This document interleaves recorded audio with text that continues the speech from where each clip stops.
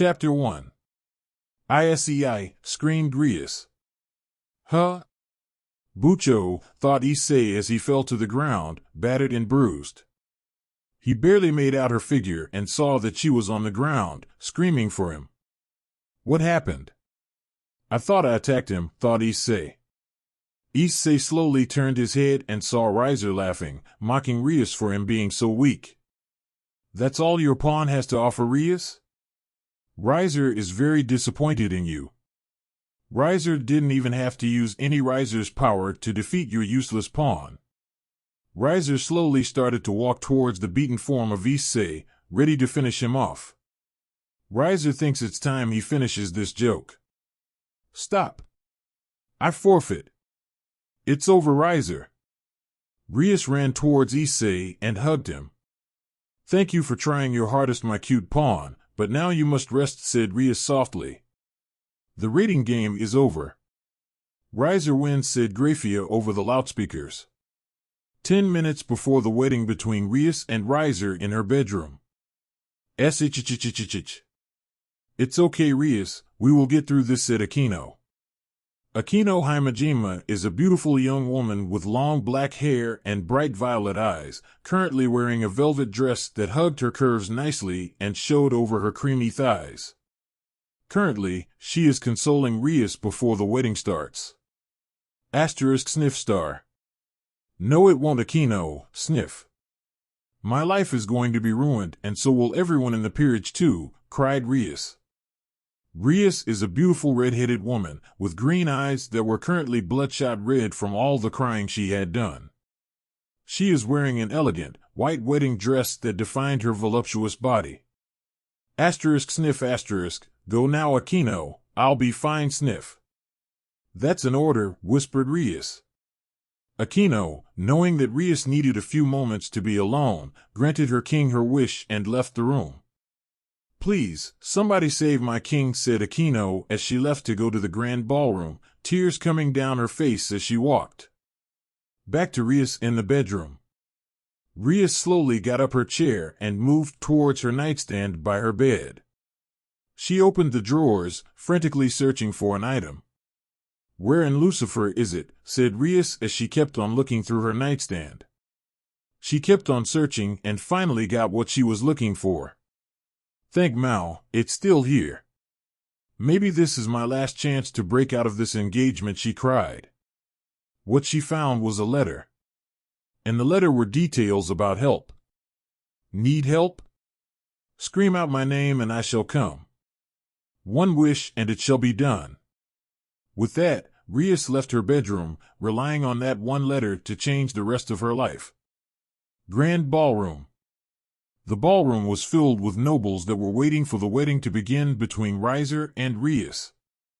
Chatter between nobles, eagerly waiting to see the joining of the houses of Gremory and Phoenix by this marriage. Off to the side of the ballroom, Rias's peerage was located. Kiba Yudo, Rias's knight, was dressed in a black tuxedo, aimlessly talking to some of his admirers, while thinking about what will happen to his king. Kaneko Tuju, a petite, white-hair girl, was Rias's rook, was dressed in a black dress, sitting in a chair eating desserts with her stoic face, all the while thinking about the outcome of this grim situation. Akino finally entered back into the ballroom and joined Kaneko. Asia Argento, a petite blonde, was sitting on the other side of Kaneko, nervously looking around the room, noticing all of the devils. She was wearing a white dress that made her look like a holy maiden. Issei Huadu, an average-looking male, was Rias's pawn, currently wearing a tuxedo. Seething, Issei said, why can't we help Bucho? She obviously doesn't want this, and we have to do something about it. Issei Kuin, said Akino. We can't do anything about it because we lost the rating game between Riser. We all don't want Rias to get married to that monster, but there is nothing we can do about it. But just as Issei was about to retort, the doors to the grand ballroom opened, revealing Rias Gremory. In front of the altar at the front of the ballroom was an eagerly waiting Riser, openly leering at Rias, thinking about what he could do to that body. Once Rias came up to the altar, she looked at everything other than Riser himself. Surzek's Lucifer, formerly Grimmery, is Rias's older and would join the two in marriage, even though he hates it himself. Now stated Surzek's, before we begin, does anyone here have any objections between the marriage of Riser Phoenix and Rias Grimmery? No one spoke out against it, even though Issei wanted to. He was currently unable to, with Kaneko knocking him out. Just when Surzek's was about to continue on, Rias screamed, "I refuse to marry Riser." Ho! What are you going to do about it, Rias? Riser has already beaten you in a rating game, stated Riser. Rias, knowing that it was her last chance, took out the letter from her chest and screamed out a name. Naruto Uzumaki. Help me. In an unknown cave. Hidden in the darkness of the cave, a pair of electric blue eyes opened and quickly disappeared. Back to the wedding. Ha ha ha ha ha ha. Nothing happened, my dear Rias, so be quiet and be married to me, laughed Riser. Suddenly, an explosion on the roof of the ballroom appeared. Boom. Guards, exclaimed Surzek's, go to the hole and figure out who caused that. Hai, exclaimed the guards as they flew up to see what caused the hole in the roof. As the guards flew up to the roof, not even a second passed and all of the heads of the guards that flew up were suddenly falling towards the ground. Ah-h-h-h-h-h-h, screamed some nobles as it was currently chaos in the ballroom. Devils were scrambling around, looking for a safe place to hide from whatever presence caused that. A figure appeared from the smoke of the explosion, and out came was a handsome young man, standing at 6 feet with blonde hair, electric blue eyes, and wearing headphones. He was dressed in a simple white shirt and black blazer with matching black pants and shoes. Who are you? Stated Surzek's as he prepared to take down the infiltrator. My name is Naruto Uzumaki, and I am here to save this pretty Oju-chan over here, said Naruto, pointing towards Rias. Chapter 2. How dare you, filthy commoner, to come into Riser's wedding, sneered Riser. Riser Phoenix is the third son of the Phoenix household and won against Rias during the rating game. He is a handsome high-class devil in his early 20s with short blonde hair and dark blue eyes. Currently, he is wearing a red blazer with matching red pants and red shoes, embracing the essence of the Phoenix. Guard, stop this peasant at once, he shouted. Off to the side of the Riser were multiple gasps as they saw who appeared before their eyes. Naruto, uttered Venalina Grimmery. She is the wife of Zeoticus Grimmery, mother to Surzek's Lucifer and Rias Grimmery, and formerly a Baal. Taking the appearance of a woman in her early 20s, Venalina has light brown shoulder-length hair, creamy pale skin, light brown eyes, and a large bust. She is wearing a white dress that shows off her shoulders, and like Rias, it displays her large chest. Holding both hands towards her mouth, several tears fell out of her eyes as she saw Naruto. Next to Venalina, another woman did the same thing as her as she saw Naruto.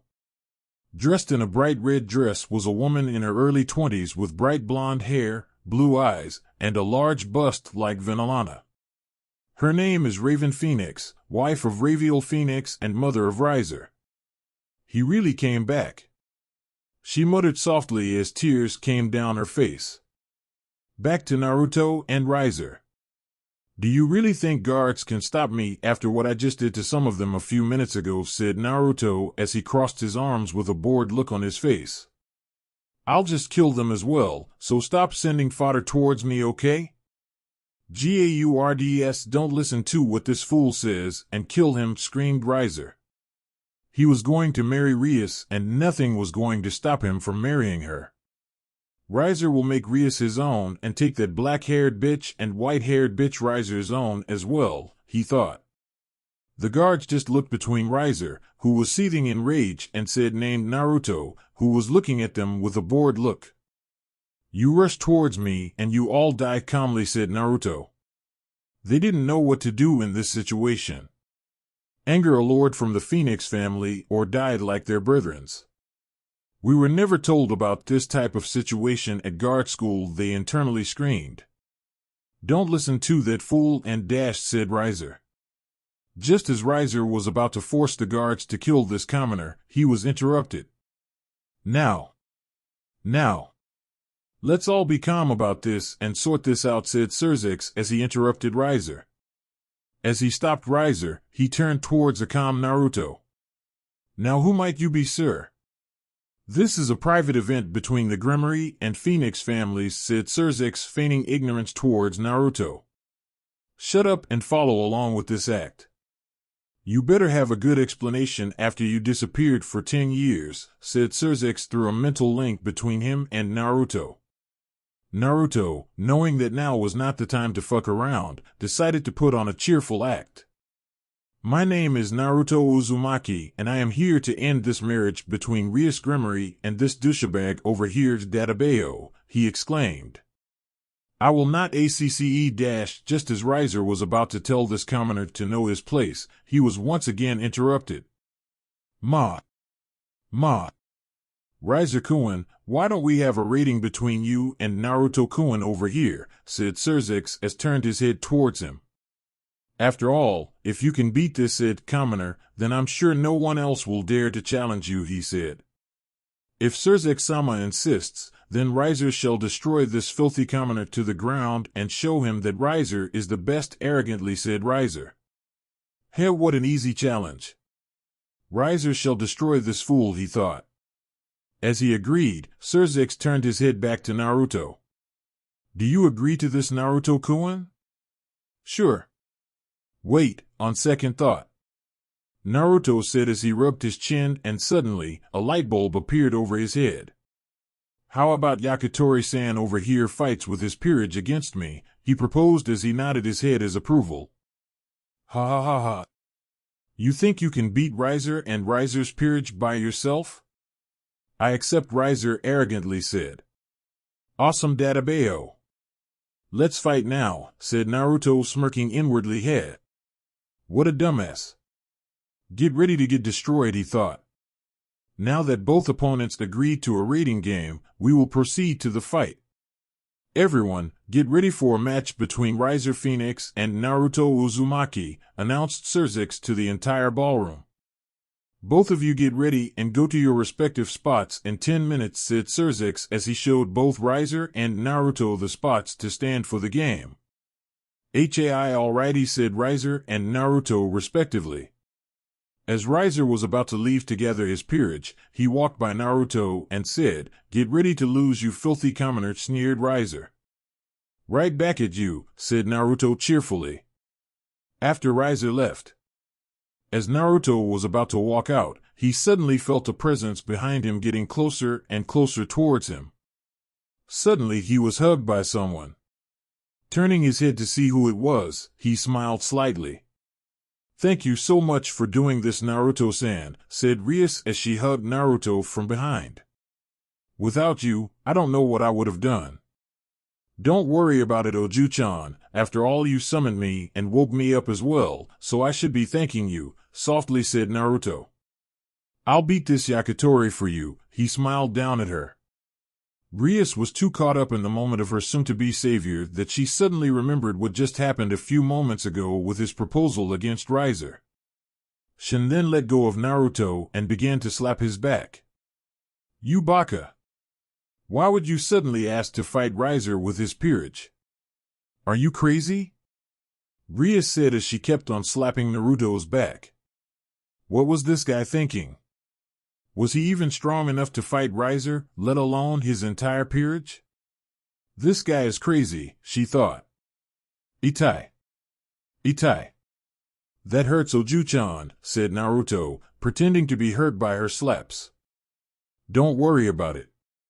Yakitori-san and his peerage are nothing compared to the mighty Naruto, as he puffed his chest out in pride. Rias ignored him and stopped slapping his back and instead started to pinch his cheek as hard as she could. Mao! Be serious about this, Naruto-san. What if you lose to him? I don't want to marry him, exclaimed Rias as she puffed out her cheeks, with tears threatening to spill. Who would want to marry a womanizer like Riser? This was her last chance to stop the marriage, and this guy wasn't even being serious. Naruto, knowing that she was worried about him, took her hand off his cheek and placed his hand on top of her head. Don't worry, Rias. Everything is going to be all right. You did call me through the letter after all, said Naruto softly as he pet her head. He smiled towards her and sent her a soft smile. Doki Doki Rias felt heat rush to her cheeks as she blushed at what Naruto was currently doing to her. Pushing those feelings to the side, she muttered, all right if you say so. You better win. Era. Does Bucho already like her blonde-haired savior? So cute, teased Akino as Kiba, Kaneko, Asia, Issei, and herself watched the interaction between Rias and Naruto. Get away from Bucho, you blonde-haired Bishounen, shouted Issei as he internally cried at seeing his master interact with this random guy. I hate pretty boys so much. They should all die, he screamed internally. Akino. There is nothing going on between me and Naruto-san, shouted Rias, a little flustered at being seen by her peerage. Right near dash, said Rias as she turned to look at Naruto, but didn't see him. Hello, pretty lady. My name is Naruto Uzumaki. Humble shinobi at your service, said Naruto as he kneeled on one knee and kissed her knuckle. He looked like a typical manga character meeting a beautiful woman. Era. Pleasure to meet you, Naruto-kun. My name is Akino Himejima. Humble sadist and Rias's queen, she said, lightly blushing at his action. No one ever had the guts to do this action towards her, as most were mesmerized by her beauty to do such a thing. Ooh, a sadist. I like that, commented Naruto as he stood back up. Just as he was about to walk towards the petite white-haired girl, a hand grabbed his ear and started to pull. Itai Oju-chan. Naruto whined as Rias started to pull on his ear. Why would you do that to my queen, Naruto-san? Exclaimed Rias. I was just greeting Akino-chan and was going to greet the rest of your peerage, he retorted, amused by her reaction. Era. Is Bucho jealous of me because Naruto-kun kissed my hand, teased Akino as she giggled in her hand, inwardly smiling that Rias's mind wasn't on the marriage at the moment. Oh? Oju-chan is jealous of Akino-chan because of little old me? I could die happily now, teased Naruto as he pretended to be lightheaded. No. I'm not jealous, Rias said as she nearly screamed. Noticing her slip-up, she quickly composed herself. Anyways, Naruto-san, I would like for you to meet the rest of my peerage. I was going to do that, but you interrupted me, Oju-chan, teased Naruto, earning him a slap on the back of the head courtesy of Rias. Kaneko Tuju, said Kaneko in monotone as she continued to eat sweets. Kiba Yudo. A pleasure to meet you, Naruto-san, said Kiba as he smiled at his fellow blonde. Asia Argento. It's a pleasure to meet you, Naruto-san, stuttered Asia as she nervously bowed towards Naruto. My name is Issei Hayudu. You better stay away from Bucho, Naruto team.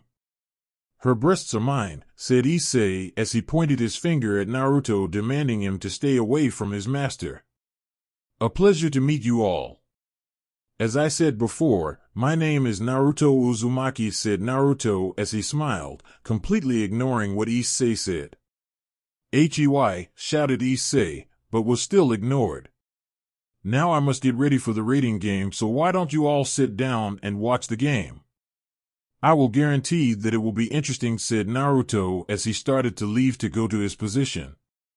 Before he left, he assured Rias that everything was going to be okay. Don't worry, Oju-chan, I got this, so just relax and take your mind off this marriage, he said softly as he left.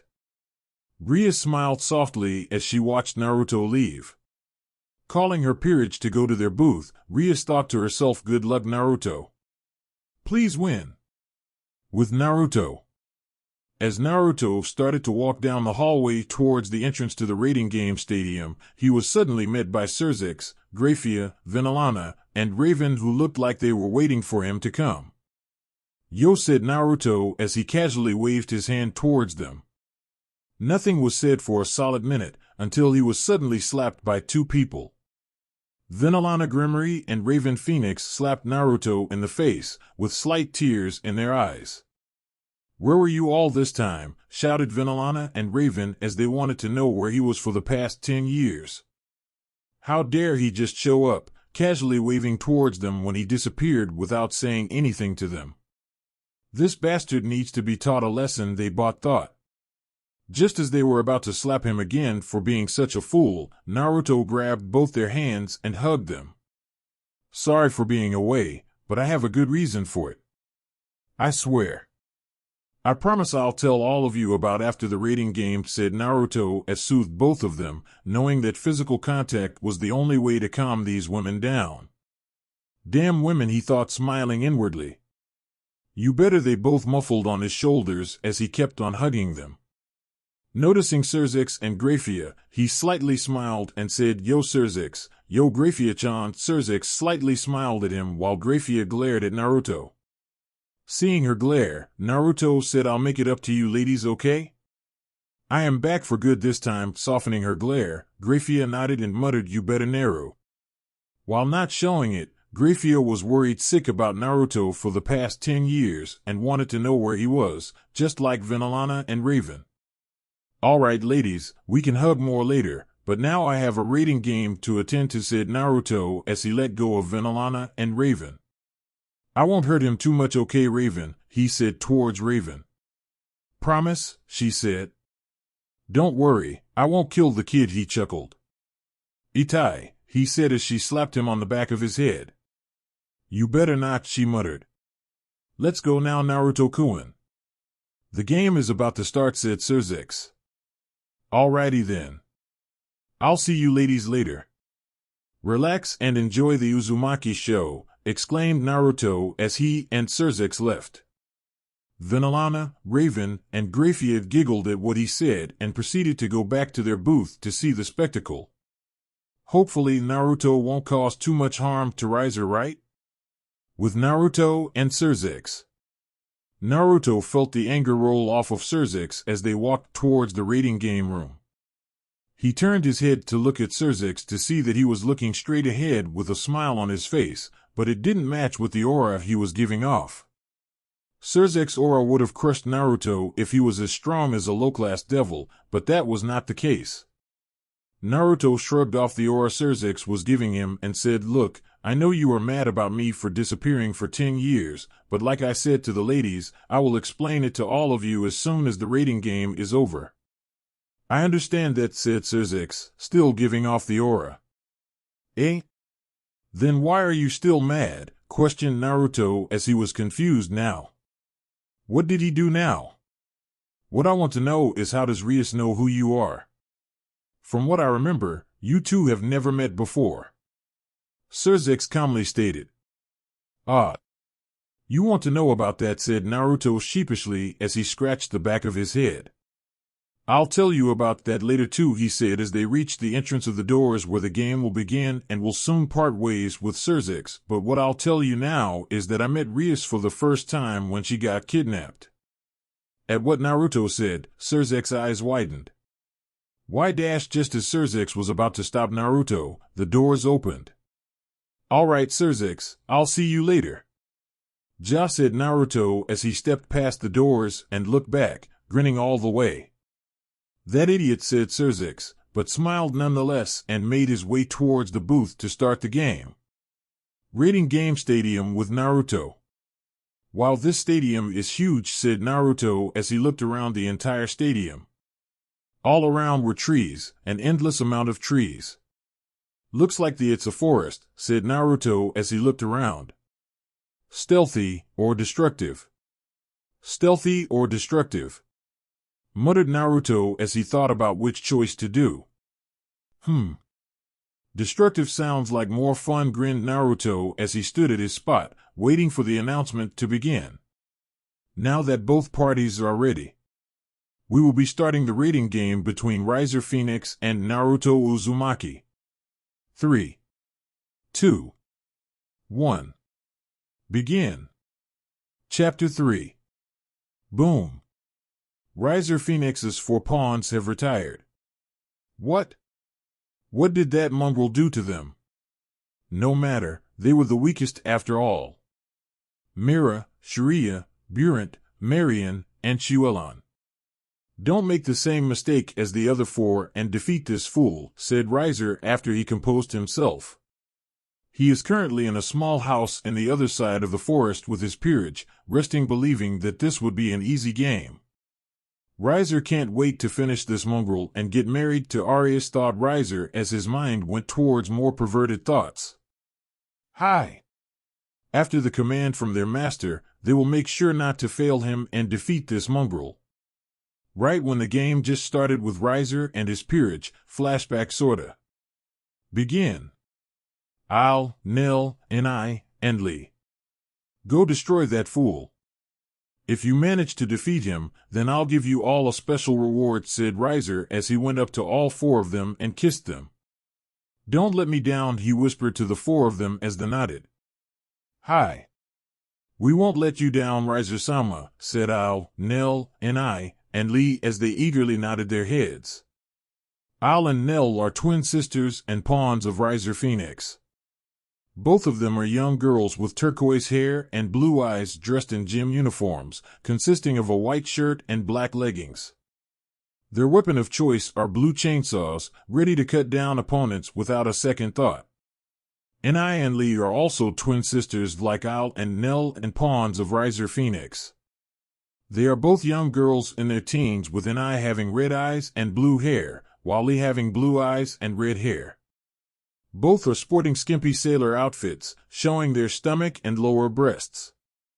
Their weapon of choice are fighting gloves and leg guards.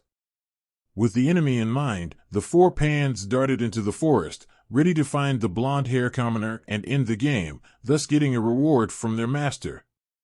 With Naruto. Looks like Yakitori-san made his move, huh, said Naruto as he was standing still looking straight into the forest. I'll just listen to some music, since none of them are worth my time, muttered Naruto as he put on his headphones. Maybe I should read too, he said as he took out an orange book. Naruto remembered Issei being a pervert and decided to show him something special. Oi! Brown-haired pervert! Look what I have, shouted Naruto as he showed Issei, who was in the booth with the rest of the Grimoire Peerage, the orange book. In the Grimoire/Phoenix booth.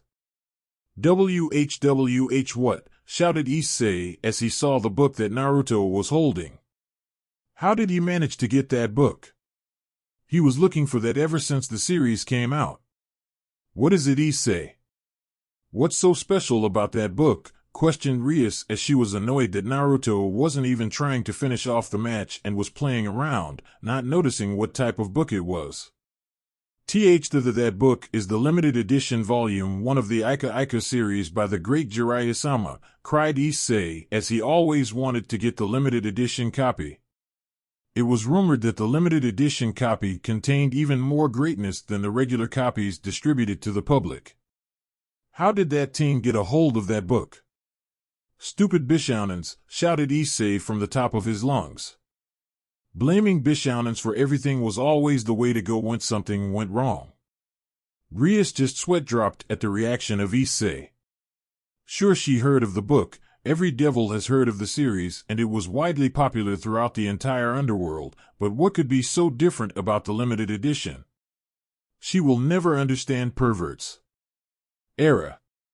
Narukuin really is confident about this match, said Venelana as she, Graffia, and Raven suddenly appeared. Mother? Graffia? Raven-sama? Where were you all this time?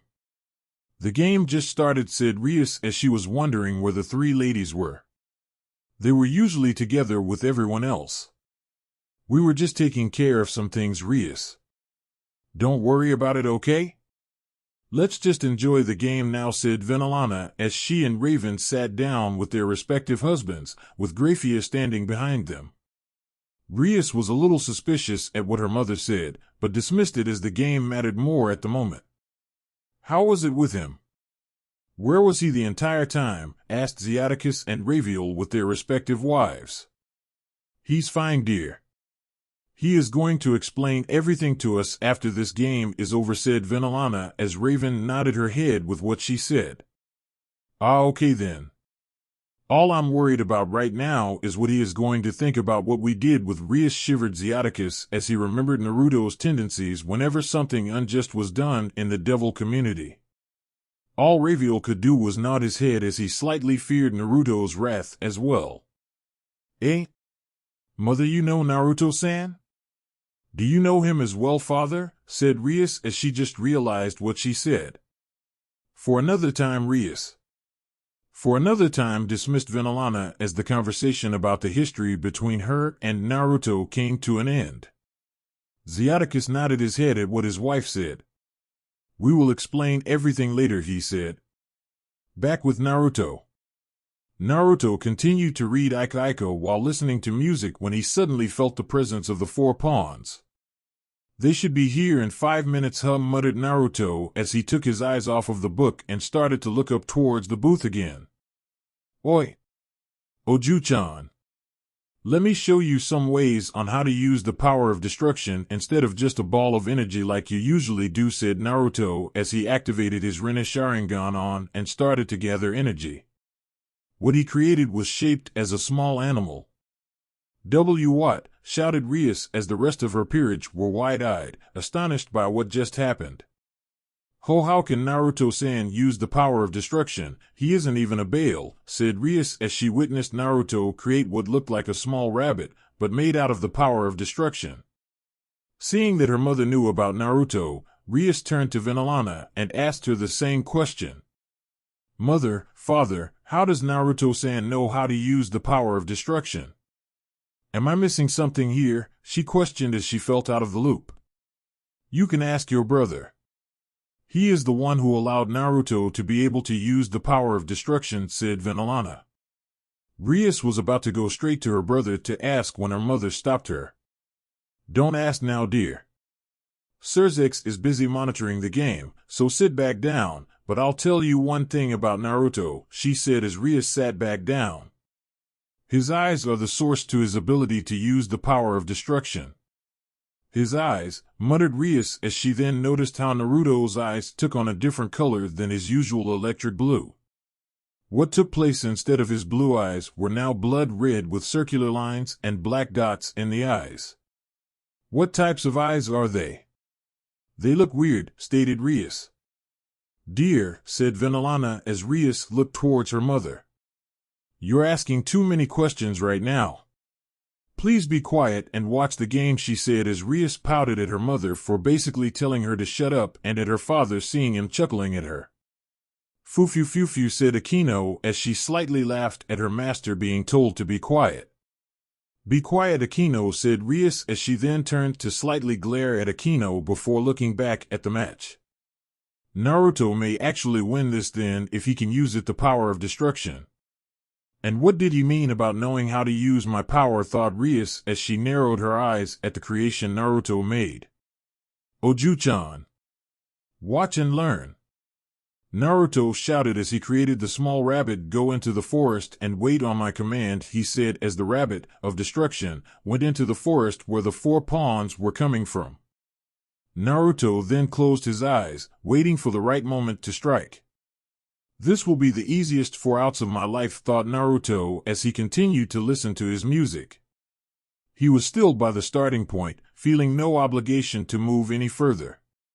Back with the pawns. We're almost there, shouted Issei and Lee as they were quickly closing down on Naruto. It looks like he is still by the starting point, said Nell and Owl when suddenly they all sensed something coming and stopped. Wah! It's a rabbit. Kill, shouted both Issei and Lee as they saw the rabbit of destruction looking at them. Is a rabbit supposed to be black and red? Questioned Nell as they went closer towards the rabbit. I want to kill it, shouted Issei and Lee as they suddenly rushed towards the rabbit. With Naruto. Naruto opened his eyes and muttered out explode. With the pawns. Wait, shouted Nell as she noticed the rabbit was acting strangely. Don't touch the rabbit. It was too late for that as both Issei and Lee hit the rabbit, causing the rabbit to do something. Questioned Issei and Lee as they looked back towards Nell and Owl. Suddenly, Boom. Riser Phoenix's 4 pawns have retired. Present. Go. You 5 better destroy him, shouted Riser as Mira, Shiria, Burant, Marion, and Shuelon left the small house to track down Naruto. In the Grimmery/Phoenix booth. How is that possible? Shouted Rias as she witnessed what just happened. How could Naruto defeat 4 pawns with making so little use of the power of destruction? That was impossible. How can he defeat 4 pawns with such a small thing? She nearly screamed as she said that. The rest of Rias's peerage were all wide-eyed as they witnessed how easily Naruto destroyed them. How strong is that guy? Muttered Kiba as he clenched his fists. How could Naruto easily do that when he had some difficulty with just one of them? That team, said Issei as he just witnessed how powerful that Bishounen was. Hell, even he couldn't easily defeat just 4 pawns, let alone even 1. Just how much power did this guy even have? Can I even catch up to this guy's power? How crazy strong is he? Thought Issei with gritted teeth. Strong, stoically said Kaneko as she kept on watching the game with no emotion. Era. I wonder if he would make me go boom boom, said Akino with a flustered expression as she imagined herself with Naruto dominating her. Damn woman and their crazy masochistic fantasies. At what she said, every devil in the room sweat dropped at what Akino just said. Dear, do you want to know how Naruto was able to do that? Said Vinalana as Rias furiously nodded her head towards her. Yes, mother. Please tell me, she pleaded as she wanted to know how to become stronger. Imagination, dear, stated Vinalana as she looked back towards the game. Instead of finding answers, that comment made Rias even more lost, not understanding what that meant. Just as Rias was about to ask her mother more questions, she knew not to, as her mother would just scold her even more. What does imagination have to do with anything? Argh, thought Rias as she internally screamed. Meanwhile, Graffia and Raven were just shaking their heads at what Naruto was doing. What is this idiot doing? Just end this already so we can get answers, thought both Graffia and Raven as they stared at Naruto standing still when he suddenly started to walk into the forest. With Naruto. So boring, moaned Naruto as he deactivated his Rinne Sharingan and started to walk into the forest. Where were these people? How long were they going to keep him waiting, because there was only so much that he can take? If they won't come to me, then I'll just go to them and beat them up for making me wait, angrily muttered Naruto as he kicked some rocks around. Hummed Naruto as he immediately noticed 5 presences just a few hundred meters ahead of him. Looks they noticed that I was walking towards them and started to hide in hopes of catching me off surprise, mused Naruto as he suddenly stopped walking. Deciding to play along with their plan, Naruto decided to continue walking through the forest, feigning ignorance of the presences nearby. Ahead of Naruto where the 5 members are. He's almost coming. Get ready to attack, said Shuelon as the rest of the members got ready to attack. As Naruto was getting closer towards them, they started to gather their powers in hopes of striking him all at once, giving him no chance to counterattack. 3, 2, 1, mouthed Shuelon as Naruto was almost to them. Go! As Naruto was walking towards them, he noticed that they were still waiting for him to come closer to them. Looks like they are planning to attack me all at once. They're not even hiding the buildup of their energy, thought Naruto as he continued walking. Go! Finally, thought Naruto as he pretended to be shocked by their hidden attack. Shuelon, Mira, Shiria, Burant, and Marion appeared from behind the trees and bushes and started to rush Naruto. Die for disrespecting our master, shouted all 5 of them as they all rushed towards Naruto. All of them managed to hit Naruto, causing a shockwave to occur around them. Boom! The attack caused by all 5 of them led to a buildup and dust all around them and the trees to shake wildly, clouding the 5 women and Naruto. Did we cough hit him? Shouted Mira as they were coughing from the dust and debris all around them. Asterisk cough, I think we did, shouted Shiraya. Was that all? Boredly said Naruto as he looked at them all. I'm pretty sure that little kids can hit harder than you five combined, he stated as he looked at the shocked faces of the five women. What? Muttered Shuelon as she looked at the uninjured form of Naruto. We used our strongest moves to attack him and it didn't even do anything? Those were your strongest moves? Questioned Naruto as he was a little surprised by the prospect. They were really weak for strongest moves, you know. Let me show you what I showed those other four little girls, and maybe you girls can see the difference between our power, stated Naruto as he activated his Rinne Sharingan again. I'll make some a little bigger for you girls this time, he smirked as he started to gather the power of destruction in his hands. I call this power the ruin of creation. How is that possible? Cried out Burent as the other four were just as shocked that this blonde nobody had the ability to use the power of destruction. You're not even a Baal, shouted Mira. This was totally unexpected and they didn't expect that this guy would be powerful, but it seems that they were wrong and severely underestimated him. Don't worry about it right now, girls. Let's attack him now while he is gathering power, shouted Shuelon as the rest of them got out of their stupor and nodded their heads. Attack him now, shouted Shuelon as they rushed Naruto for a second time in hopes of catching him midway of him gathering his energy. Chakra chains, muttered Naruto as chains erupted from behind his body and rushed forward, stopping the girls and effectively chaining them. What is this? I can't break free, screamed out Mira as she struggled to break free from the chains. As she struggled, the chains tightened its hold on her, hurting her even more. Arg! Screamed out Mira. Resist and it will hurt even more, said Naruto as he was deciding on what type of creation to make. In the Grimmery/Phoenix booth. What are those chains with the blue aura around it? Questioned Rias as she, along with everyone else in the booth, saw what he did to the members of Riser's Peerage. Meanwhile, Kaneko widened her eyes in shock, replacing the stoic face with one of surprise and a little bit of fear. He's using chakra, said Kaneko as every devil in the booth turned to her. Chakra, muttered Rias, thinking about what it meant to use that. Does that mean that Naruto-san knows how to use senjutsu as well? Said Rias as she turned to her mother, looking for answers from her as she seemed to know a lot about him. Who knows, dear? Maybe he can. Venelana mysteriously replied as Rias pouted at the vague answer she got from her mother once again.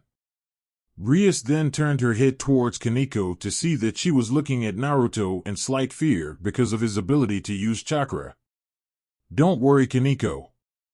I'm sure Naruto-san won't go drunk in power if he knows how to use senjutsu, assured Rias as Kaneko relaxed slightly, but still held a little amount of fear. Okay, Bucho, said Kaneko as she continued to stare at Naruto. With Naruto. Let us out, shouted Shuelon, Shiraya, Mira, Marion, and Burent as they still struggled to break away from the chains. What are these chains made out of? They're so strong, thought all of the girls.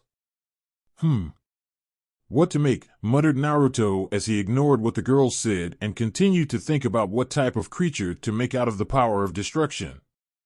A dragon sounds good, said Naruto as he brought his fist to his hand, satisfied with the decision. A dragon? Ha! Like you can create a dragon, said Mira haughtily. Instead of getting a retort from Naruto, all she got was a smirk that sent shivers down her spine. Don't worry, ladies, this dragon is going to make it quick and painless, said Naruto as he sent an evil smirk to them. With his Rinne Sharingan activated, he whispered, Power of Creation the dragon, and quickly, a large dragon made out of the power of destruction formed. Note, think of Black Rose Dragon from Yu-Gi-Oh! 5DS, but completely black and red. Rah! Screeched the dragon as Mira, Shuelon, Burent, Shiraya, and Marion all stared in shock as the dragon of destruction towered over them, radiating in power. The chakra chains suddenly stopped binding them and disappeared, giving the girls an opportunity to try and run. Run, roared Shuelon as the rest of the girls broke out of their daze and ran in the direction of Riser's base. Head chuckled Naruto as he watched them deeper into the forest, knowing that it was useless doing so. Attack! Strike them down now, commanded Naruto. Ra! Exclaimed the dragon of destruction as it flew high into the sky and dived towards the girls.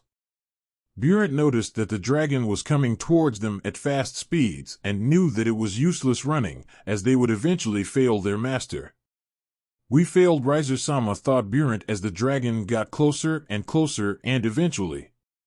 Boom! The entire arena violently shook like an earthquake as the shockwave caused by the dragon was enormous, covering the entire arena in a shroud of dust, clouding everything up.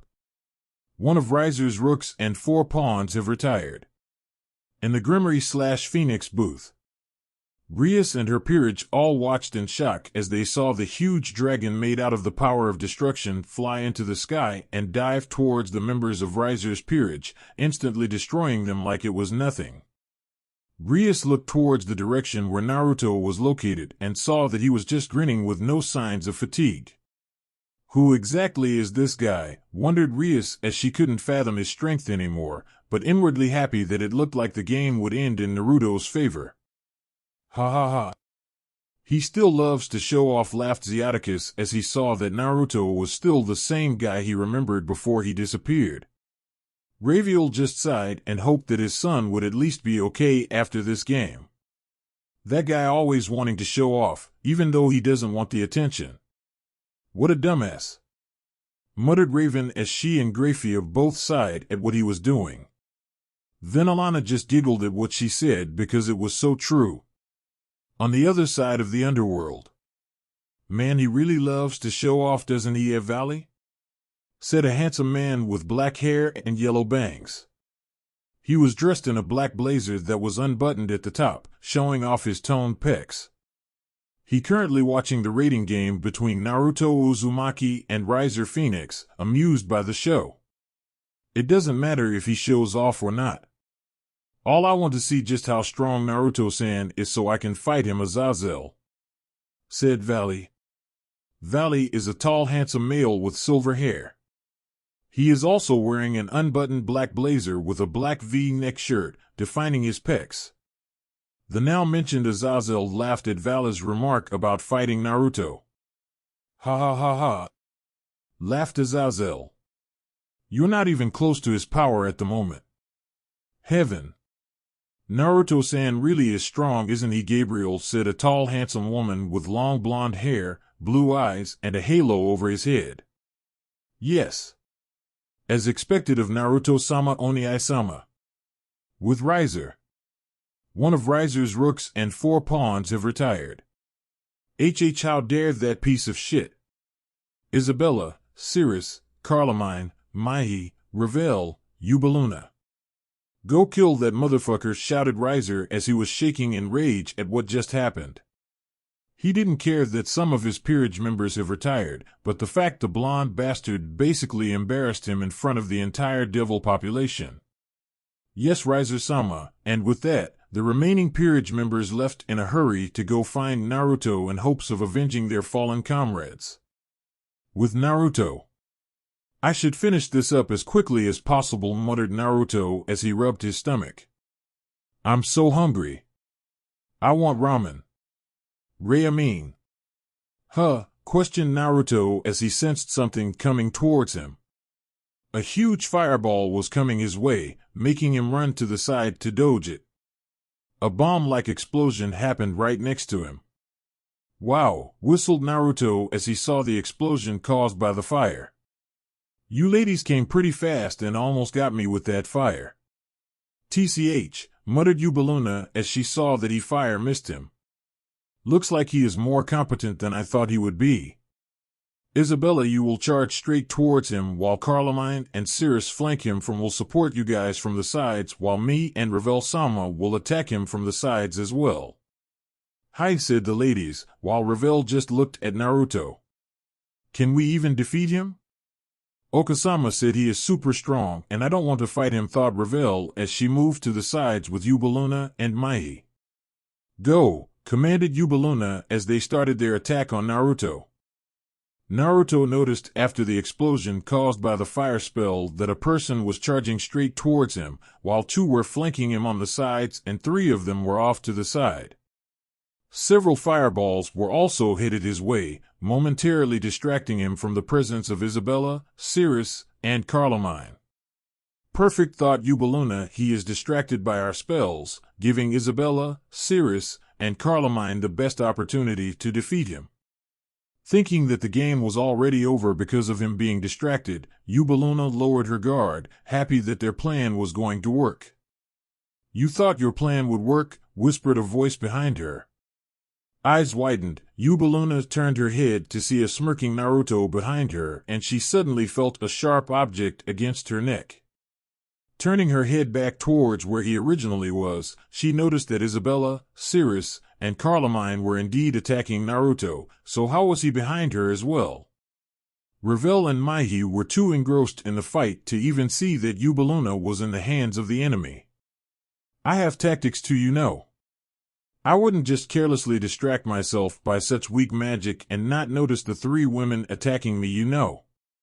You also might be wondering how there are 2 of me right now, right, judging from your surprise, whispered Naruto. That over there is a clone of myself. Look over towards your 2 companions over here.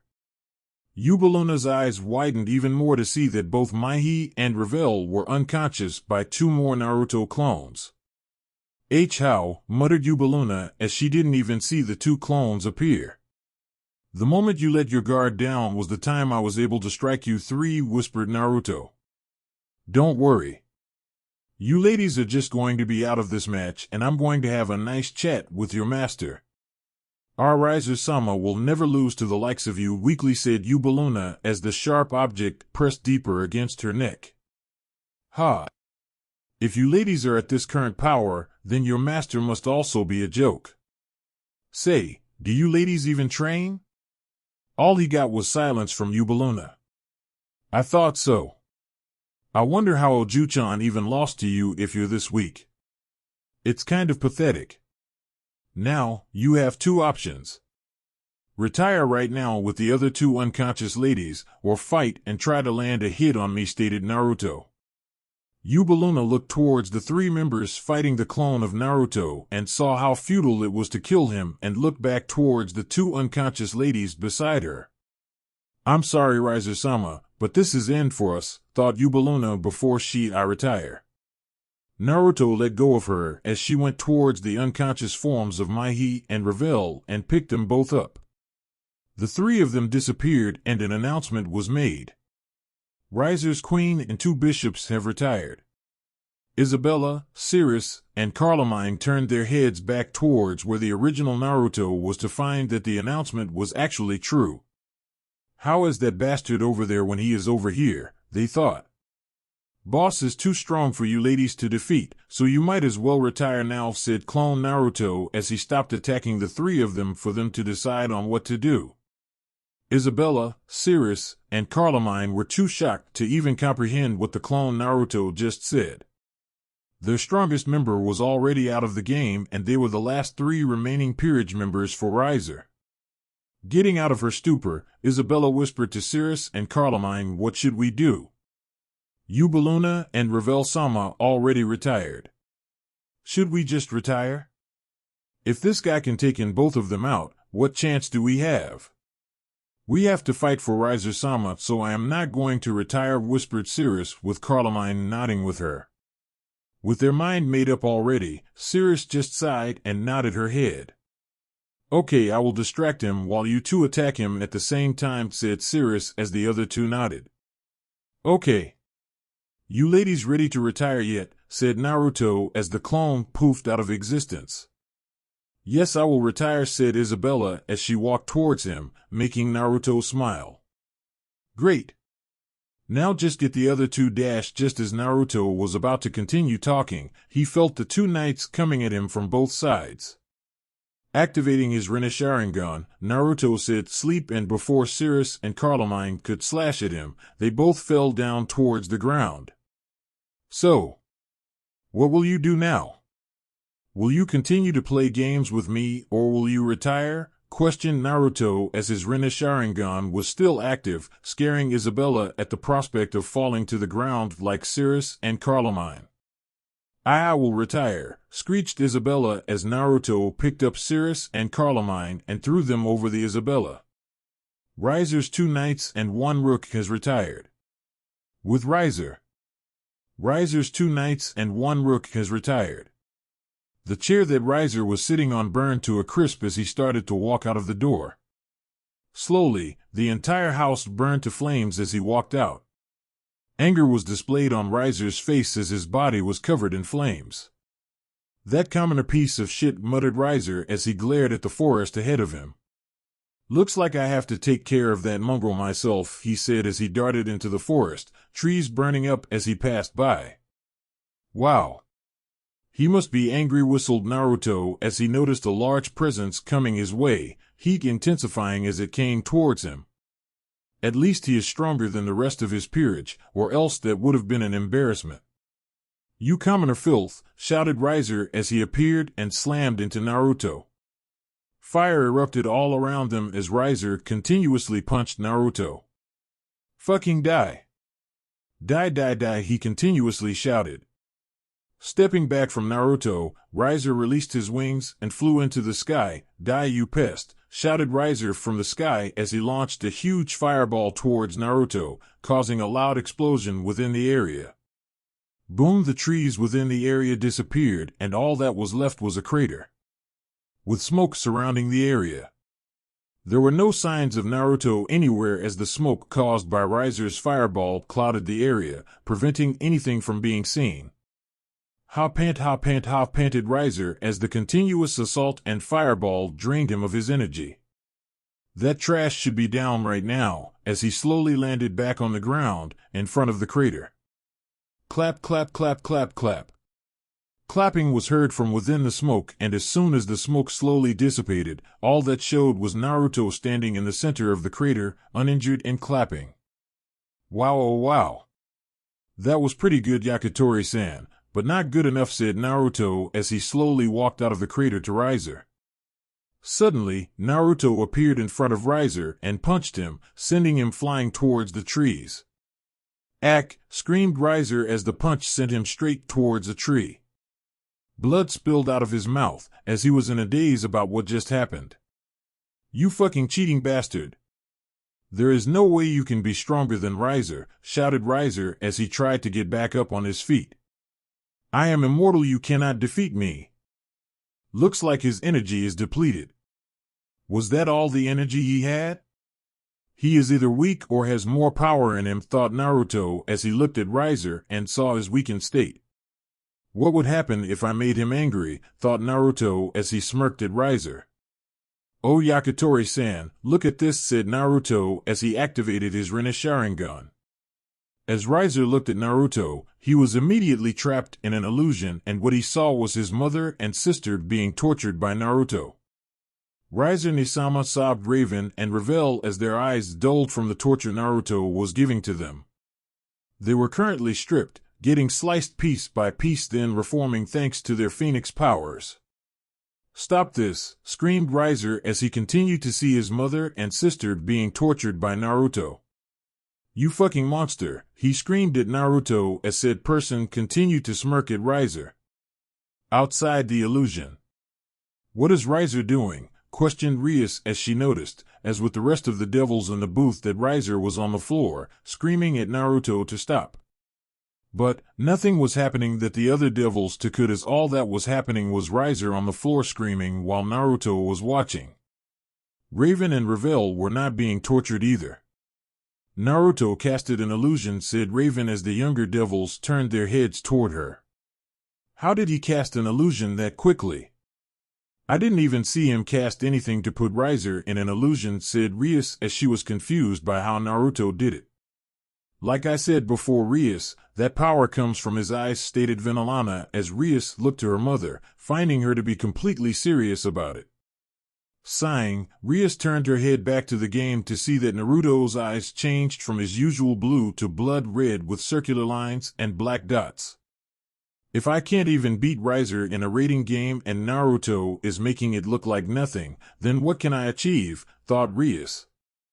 Back with Riser and Naruto. Stop. Just stop this, muttered Riser as rage started to build up within him once again. Ho! Why should I stop doing this? What are you going to do about it, Yakitori-san, said Naruto as he crossed his arms over his chest and looked towards Riser. Good. Keep it up, thought Naruto as he felt the anger roll off of Riser as he slowly stood up. You piece of shit, said Riser as he slowly got up. A red aura started to form around Riser as he looked at Naruto. A look of pure rage was etched across his face. The power that Riser was emitting was growing by the second. The fatigue that once plagued his body was now replaced with something else. In the blink of an eye, Riser was in front of Naruto and a fist was connected with Naruto's face, sending him backwards towards the trees. Gah! Shouted Naruto as blood came out of his mouth. His strength suddenly became insane, said Naruto as a look of pure excitement was etched across his face. Before he could do anything else, Riser was once again in front of Naruto, hands encased in flames. He slammed his hands in between Naruto's head, all the while shouting Phoenix Rage, throwing Naruto across the field towards more trees. In the Grimmery/Phoenix booth. Naruto, shouted Rias as she looked at the scene, worried that Naruto was going to die because of Riser. How did Riser suddenly get so strong? He looked worn out just a few minutes ago.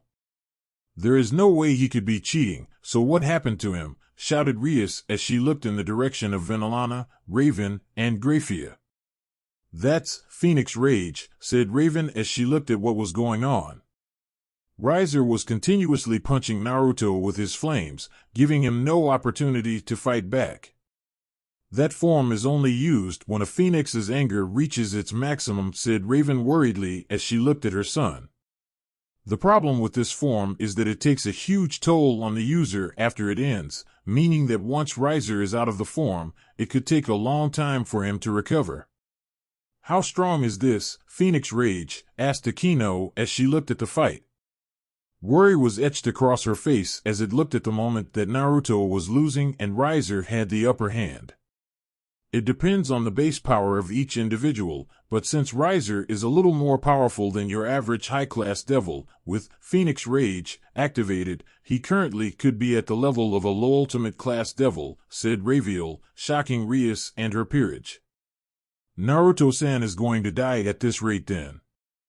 We have to end the game, shouted Rias as she became increasingly worried at Naruto not being able to do anything against Riser's attacks. Mama. Calm down, Rias. Naruto is going to be okay. I think, said Xiaticus, only to be smacked on the back of his head by Venilana. This only served to make Rias worry even more. Her freedom was on the line here, and this was no time for jokes. Rias is worried, and you think it's funny to joke right now, scolded Venilana to Xiaticus as he comically put his head down in shame. Don't worry, Rias, Naruto is strong and won't lose to him, soothed Venilana as Rias slightly calmed down by her mother's soothing words. Please be okay, Naruto prayed Rias as she hoped he could retaliate. With Naruto and Riser. Ha ha, panted Riser as Phoenix Rage was slowly leaving his body. Asterisk cough, those were some hard-punched spit, said Naruto as he spit some blood out of his mouth. The current state of his body was battered and bruised as he emerged from the trees, walking towards Riser. Naruto's body suddenly started to heal at a rapid pace, leaving no trace of any sort of bruising from Riser, except for his clothes. Too bad, Riser, but I also have a fast healing factor as well, smirked Naruto as his smirk widened at seeing Riser's shocked face. How are you so strong? Shouted Riser as he started to use his last remaining energy to use his ultimate attack on Naruto. Still have some fight left in you, eh? You almost did a number on me too if you were just a little bit stronger, said Naruto as he watched Riser form his attack. Gur. Grunted Riser as his energy was quickly draining from charging his attack. You're gonna die by this attack, muttered Riser as the ball of flame grew in size, stopping at the size of a basketball. The ball of flame was small, but was very dense, formed by Phoenix Rage, making it even stronger than usual.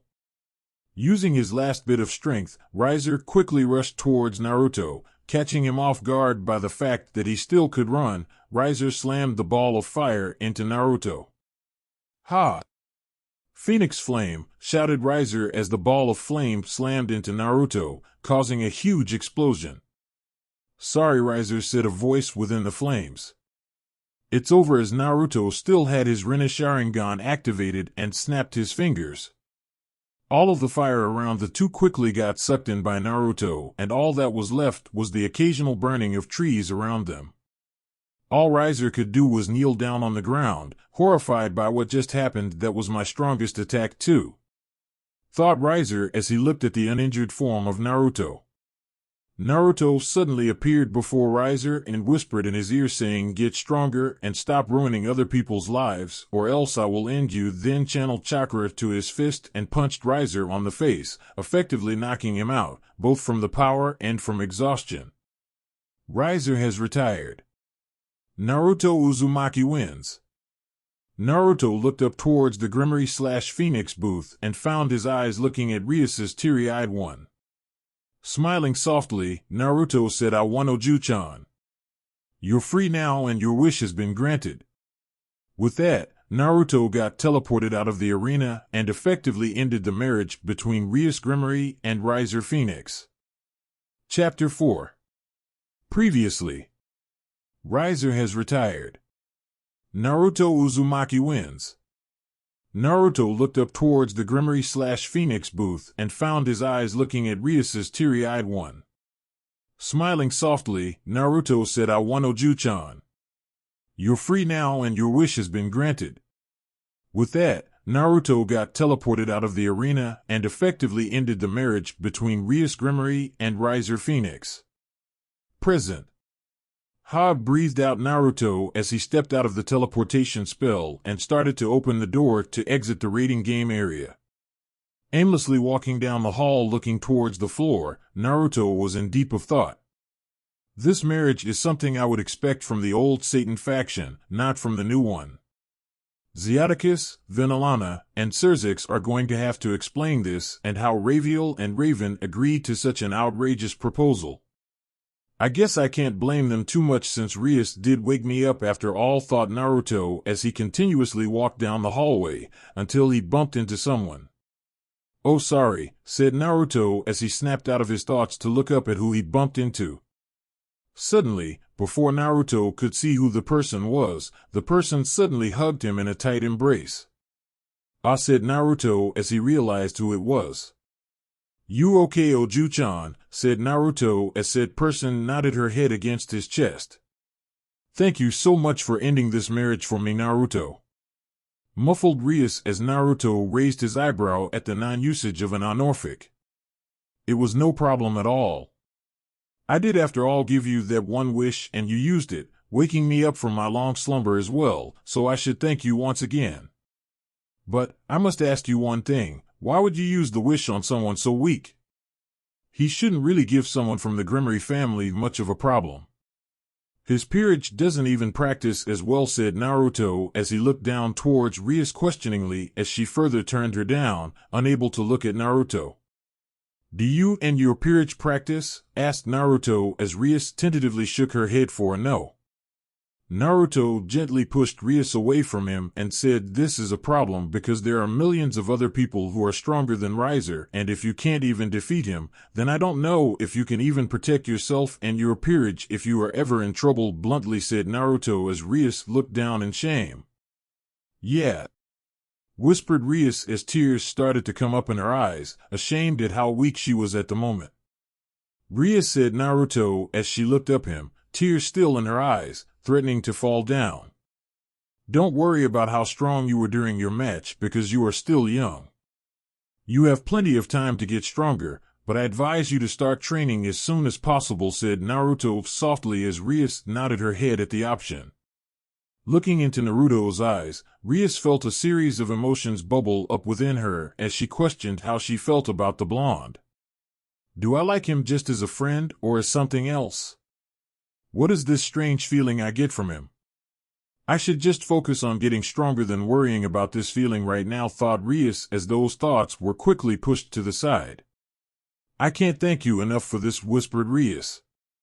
Let's just go find your parents and your brother because they some explaining to do, said Naruto as Rias nodded her head.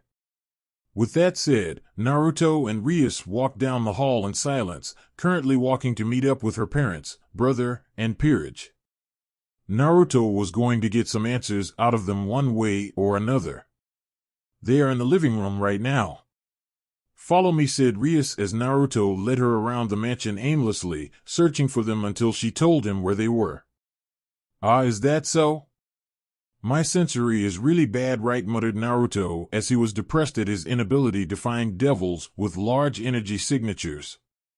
I really need to practice and get into shape again, muttered Naruto as he followed Rias to where they were all waiting. We've arrived, said Rias as she opened the doors to the living to find Venelana, Xiaticus, Raven, Raviel, Cerzix, Graffia, and her Peerage. Ah, you two have finally arrived. We have been waiting for quite some time, said Cerzix as he welcomed both of them as they entered. Che, said Naruto as he looked to the side, ignoring everyone else's present, finding the wall to be more interesting than anyone at the moment. Yeah? Why are you angry? Stuttered Cerzix as he was confused as to why Naruto was suddenly ignoring. There wasn't anything going on at the moment, so there shouldn't be any reason as to why he was angry. Why did you allow Rias to get put into an engagement that she didn't want? Didn't I teach you better than to act like the old Satan faction? Scolded Naruto as he turned his head away from the wall and glared at Cerzix, who in turn started to sweat at his glare. When Naruto gets angry, he really gets angry. I couldn't do anything about it because since I'm the new Lucifer, I'm no longer the head of the Grimmery household, and if I tried to act upon, the elders would have tried to accuse me of favoritism, said Cerzix. If he tried to prevent the marriage between Rias and Riser, then it would cause trouble within the devil community to see that their leader will show favorites instead of being impartial. Are you stupid? Said Naruto incredulously as Rias and her Peerage were shocked at Naruto for insulting Cerzix. He was insulting the current Lucifer. Meanwhile, Xiaticus, Venelana, Raviel, and Raven were a little ashamed as they were the ones who caused this mess. Graffia just shook her head and sighed as she knew what Naruto was going to say next. You are supposed to be the strongest devil in the underworld and you're afraid of some old geezers? If something wrong happens in the community, then you're supposed to fix it, including this marriage, said Naruto as he pinched the bridge of his nose, tired of politics. Aha. Yes, I'll keep that in mind the next time the elders try to take charge of something, said Cerzix as he sheepishly rubbed the back of his head.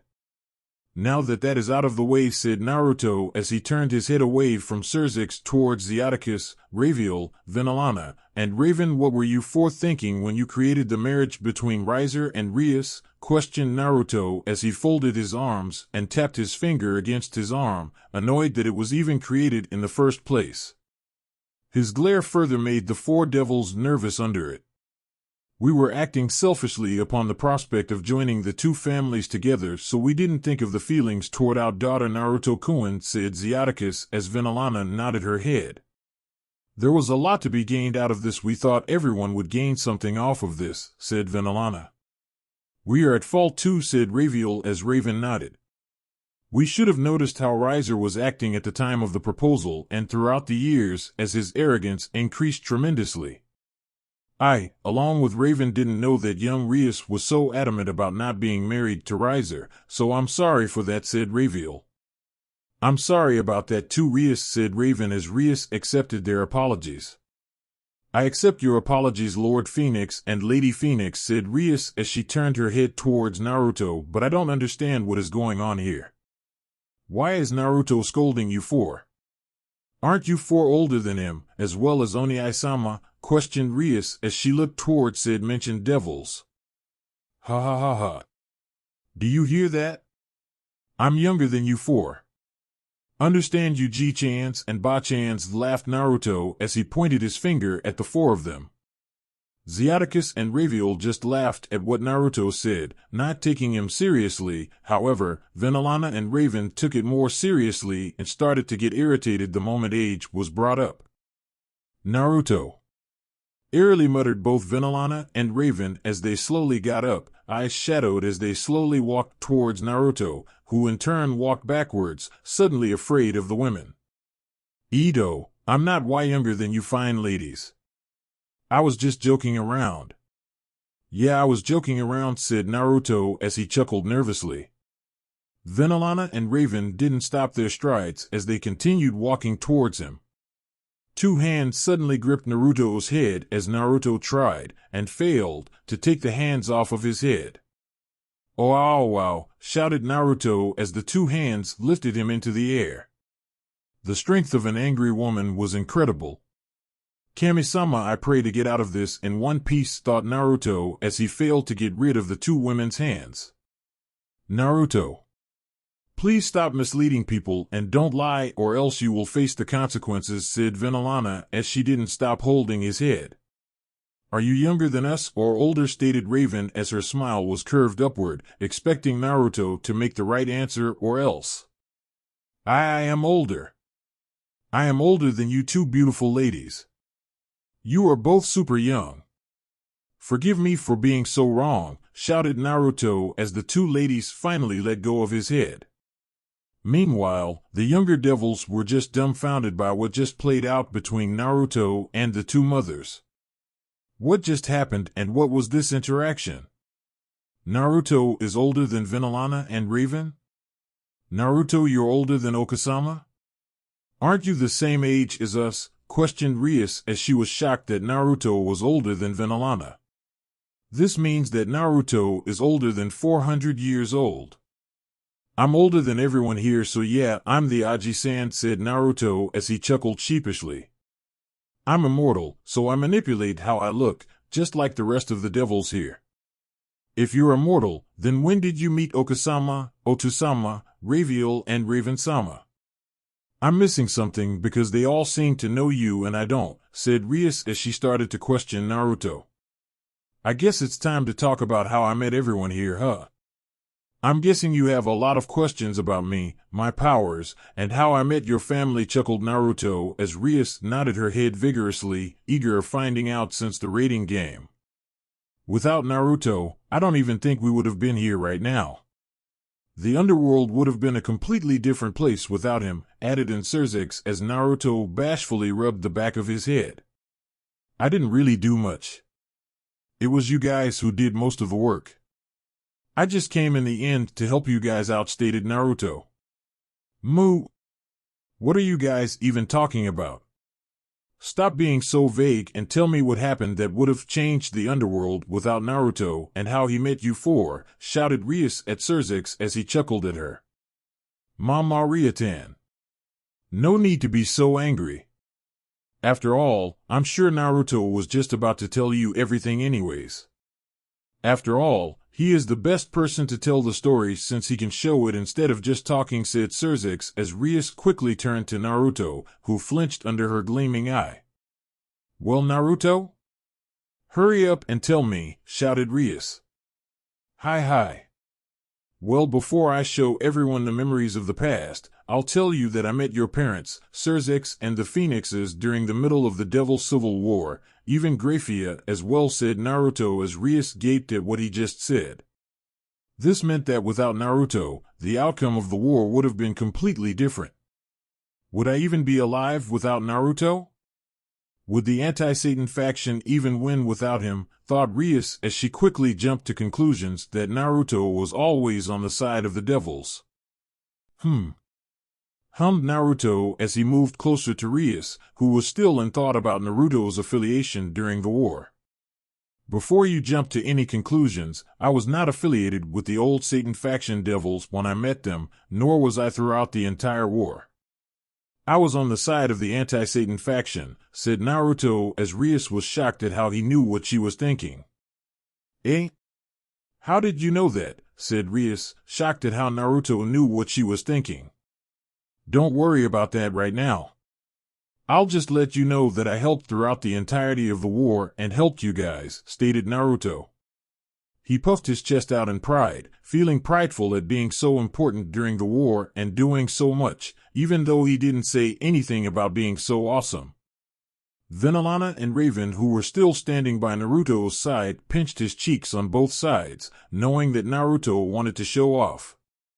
"Ow, wow, what did I do?" shouted Naruto as his cheeks were still being pinched. "Stop trying to act so cocky. I know that you want to show how awesome you are," said Venalana, as she said awesome with heavy sarcasm. Raven giggled as she saw the face Naruto was making and let go of his cheek, as did Venalana. "So mean," muttered Naruto as he hung his head down in depression at being so called out so quickly. His awesomeness was not to be played with. "Just hurry up and show me your memories," said Rias as she grew tired of waiting and wanted to know what happened during the Devil Civil War already. This guy was flirting around with her mother and the Phoenix, and she was getting annoyed by it. "What's this feeling I'm getting in my chest? It kind of hurts," thought Rias as she felt a burning feeling. Was this jealousy or something else? Okay.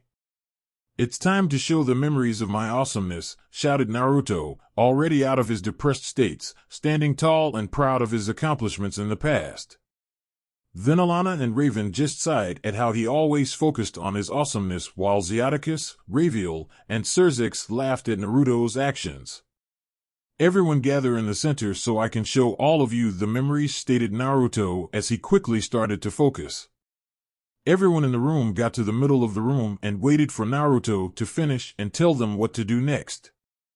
"Now everyone close your eyes and immediately, you will see the events unfold," said Naruto calmly as they did what he said and closed his eyes. Naruto focused his chakra and pulsed it towards the middle of the room, where the rest of the devils were. The devils in the middle of the room felt the pulse of chakra and slowly, their minds started to drift away. Suddenly, in each of their minds they saw the beginning of the introduction between Naruto, Xiaticus, Venalana, Raviel, and Raven during the Devil Civil War. Memory introduction, middle of the Devil Civil War. Shit, cursed Xiaticus as he, Raviel, Venalana, Raven, and few other devils were gathered in a tent. Xiaticus was currently dressed in a dark red military outfit with black combat boots, short red hair, and a goatee. "What are we going to do? Some of our forces got flanked by the enemy devils, and our numbers are slowly losing," said Venalana, worried by what was currently happening. Venalana was wearing a combat bodysuit that hugged her curves nicely, hair in a ponytail, and dark red boots. She did not want to lose the war and didn't want any more devils to die because of this war. "We need to retreat or else more of our forces will fall. We should gather Cerzex, Seraphol, Falbium, and Ajuka here to discuss more on what to do," said Raviel as he was in a dark orange military combat suit with short blonde hair and black combat boots. "We need to see if any more of our forces are getting attacked as well, or else we can't bring the four over here to discuss more," calmly stated Raven as she, like Venalana, was dressed in a bodysuit that hugged her curves nicely with black combat boots. Her blonde hair was in a braid draped over her shoulder. "Bring all of the injured devils to me so I can heal them as fast as possible," said another devil. Dressed in a light blue combat suit, with black hair and glasses, was Stephen Citri, current head of the Citri clan. "I'll help to bring the injured devils over here, along with Venalana and Raven," said another devil. Also dressed in a light blue bodysuit that hugged her curves nicely was a woman with long black hair and glasses. Her name is Serena Citri, wife of Stephen Citri. The other devils in the room nodded their heads at the plan given to them.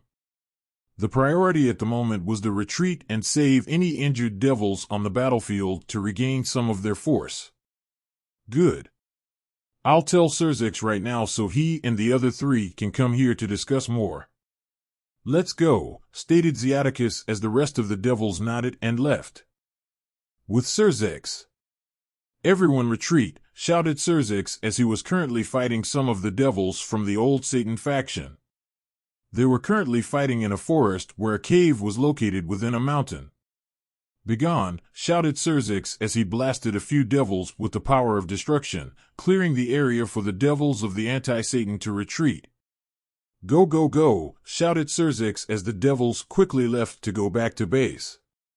Before Serzix could go with them, he was blasted by some energy, sending him flying towards a cave by a mountain. "Gah!" gasped Serzix as he went deep into the cave, crashing at a wall, causing a rumble within the cave. Suddenly, the cave collapsed in front of him because of the shockwave caused by his hard crash. Light quickly left the cave and Serzix was trapped. Shit, cursed Serzix as he didn't see any light coming from outside the cave. Looking around, he noticed that the cave went deeper inside and a faint glow was emanating from deep within it. Curious about what that light is, Serzix started to make his way deeper inside the cave and saw that the light that was emanating from within the cave were blue flowers that gave off a faint glow, and a tombstone was in the middle. "Here lies Naruto Uzumaki, the master of awesomeness and power," said Serzix as he sweat dropped at what the description said. This was either something fake or the person who created the tomb was incredibly stupid. "Huh?" questioned Serzix as something just appeared before him, and what appeared was a piece of paper. "You have located my sanctuary.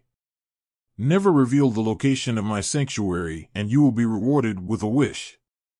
If you want to use your wish now, shout Naruto Uzumaki, rise and I shall come. If you ever reveal the location of my sanctuary, then you will die as a result," read Serzix as he read the consequences and reward. Serzix deeply thought about the wish and noticed that this Naruto Uzumaki could help him win the Devil's Civil War.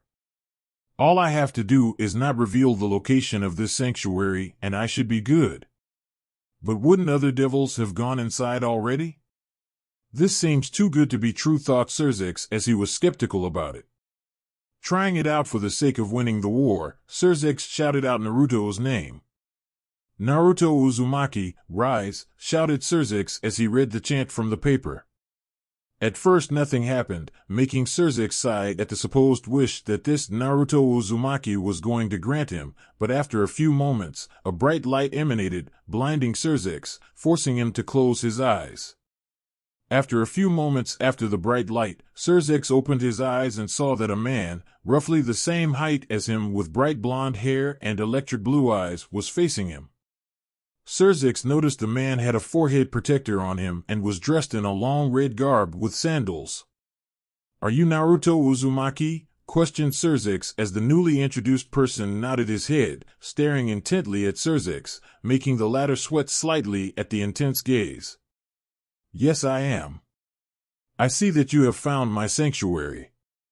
Congratulations, you are the first one to do so in a century, so that must mean that you are strong," stated Naruto, impressed that someone has finally been able to find his resting spot in a century.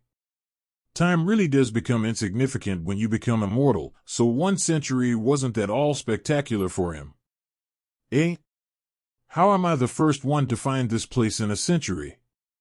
Shouldn't this place have been easy to spot because of the fact that it's in a cave? Any devil could have already went in the cave to spot this, so how am I the first?" spouted off Serzix as he was greatly confused by Naruto's statement. "Calm down, you idiot," said Naruto as he grew irritated by Serzix's questions. "No normal devil could see this sanctuary because it is covered in an illusion that only the strongest can identify. If any weak being were to enter this cave, they would only wander deeper into the cave, not being able to see the tomb or flowers," said Naruto as he pointed towards the tomb and blue flowers that emanated a faint glow. "So, what wish do you wish to make for me to grant?" "I will be able to grant you 1 wish of your desire," said Naruto as he stared intently at Serzix, waiting for an answer to be given to him so he could quickly grant him. "Well, you see," said Serzix as he stared back at Naruto, "I currently need help right now. There is a Devil's Civil War going on at the moment between those who support the old Satans, Lucifer, Asmodeus, Beelzebub, and Leviathan, while there is the opposing side who wants to get rid of the old Satan ways. I am in the anti-Satan faction, and right now we are losing. Please help end this war and defeat the anti-Satan faction, shouted Xerxes as he bowed to Naruto, hoping that he would grant his wish. Rise up, said Naruto as he didn't know his name. Xerxes Gremory, stated Xerxes, head still down on the ground. Rise up, Xerxes Gremory. I shall grant you your wish. It is a pretty selfless wish that you desire. Are you sure that this is the wish that you want to be granted and not anything else like more power, fame, or money? Questioned Naruto as Xerxes shook his head at all those suggestions. No. I wish for the anti-Satan faction to win this war and to change the ways of the devil community. I want there to be change within the devil community, and the first step towards doing so is to defeat the old Satan faction, said Xerxes, strong on his belief. Okay. I shall help you win this war and change the fate of the devil community, said Naruto, feeling a sense of nostalgia at what Xerxes said, reminding him of when he was younger and aspired to do something similar. Take me to them now, and I shall eliminate them all, said Naruto as Xerxes shook his head. First, we have to go to my parents. They called me to group back up to think of a strategy. After we do that, then we will strike at the enemy, said Xerxes as Naruto nodded at what he said. Let's get out of here now. Before Xerxes could go back towards the entrance of the cave, a large blast landed on the side of the cave, effectively creating an opening to the outside. Let's go, said Naruto as he went towards the path that he blew up towards the outside, while Xerxes could only stare at what he just did, amazed at his power. I couldn't even sense him charge up his power to create such a large explosion. How strong can this guy be, thought Xerxes as they left the cave. So where is this base of yours where the rest of your people will meet up? Questioned Naruto as Xerxes told him the location. Close your eyes and picture the place suddenly, said Naruto as Xerxes looked skeptical at what Naruto was going to do to him. Don't worry about me trying to do something to you.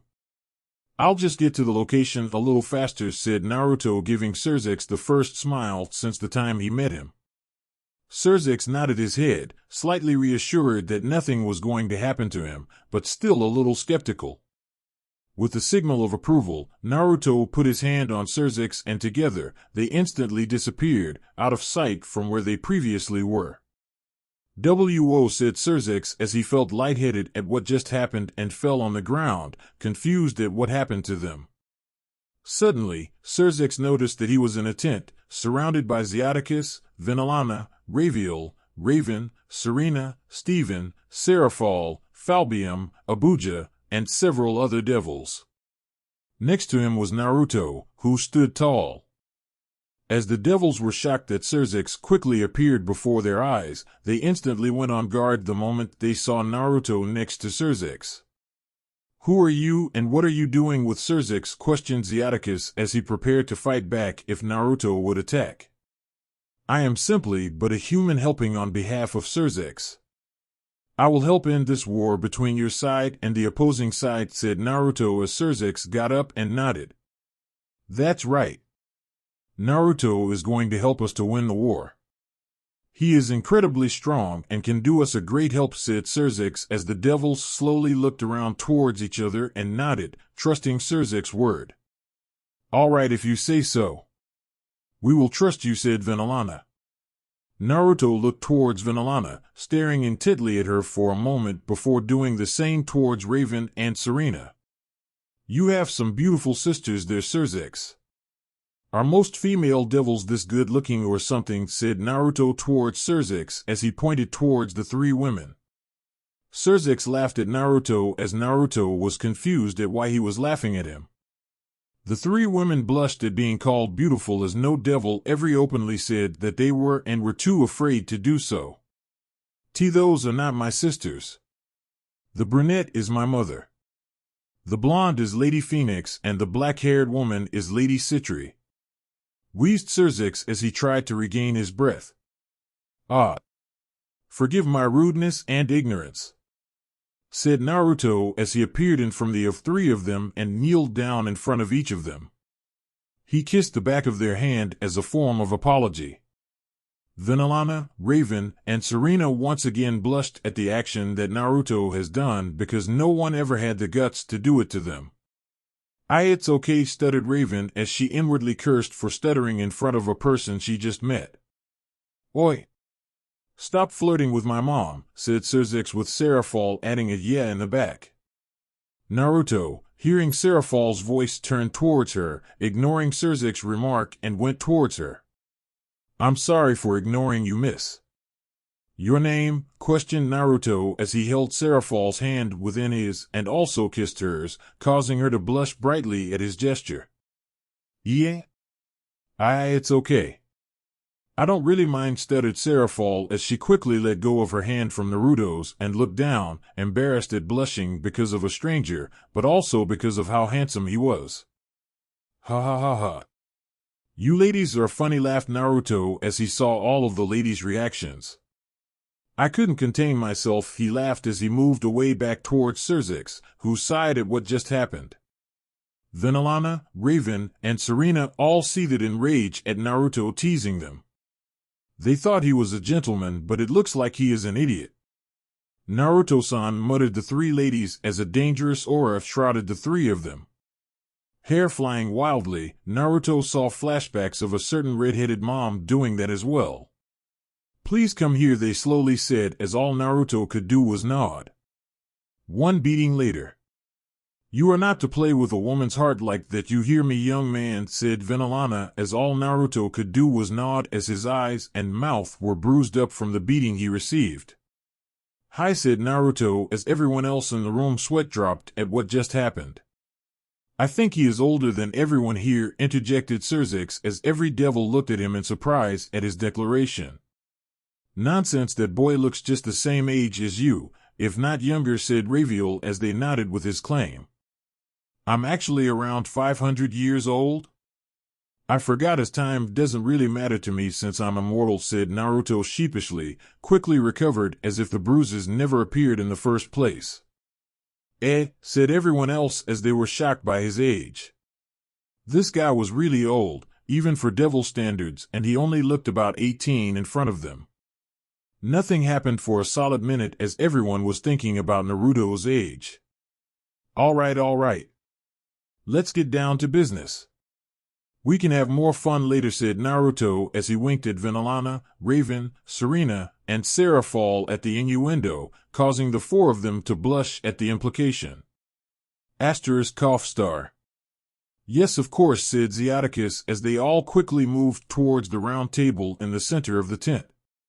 The anti-Satan faction is currently surrounding us on all sides and will keep on advancing at this rate since we have retreated, he said as he pointed on the map where the anti-Satan faction took over. We need to quickly gather our forces and use brute force towards the west and east so we can pincer them. Sirzex, you will go with Naruto-san and Ajuka west, while Seraphol and Falbium will east. Hi, they said as they quickly left towards their respective destinations, confident in destroying the old Satan faction. After the four young devils and one immortal left, Zeoticus instructed Vanillana, Raven, and Serena to continue getting injured devils from the battlefield to bring to Steven, while him and Raviel went up north to stall time. Raviel and I will try to delay the forces north as much as possible while the west and east do their work for the pincer to work, said Zeoticus as everyone left in the tent nodded their heads and started to work. With Naruto, Sirzex, and Ajuka.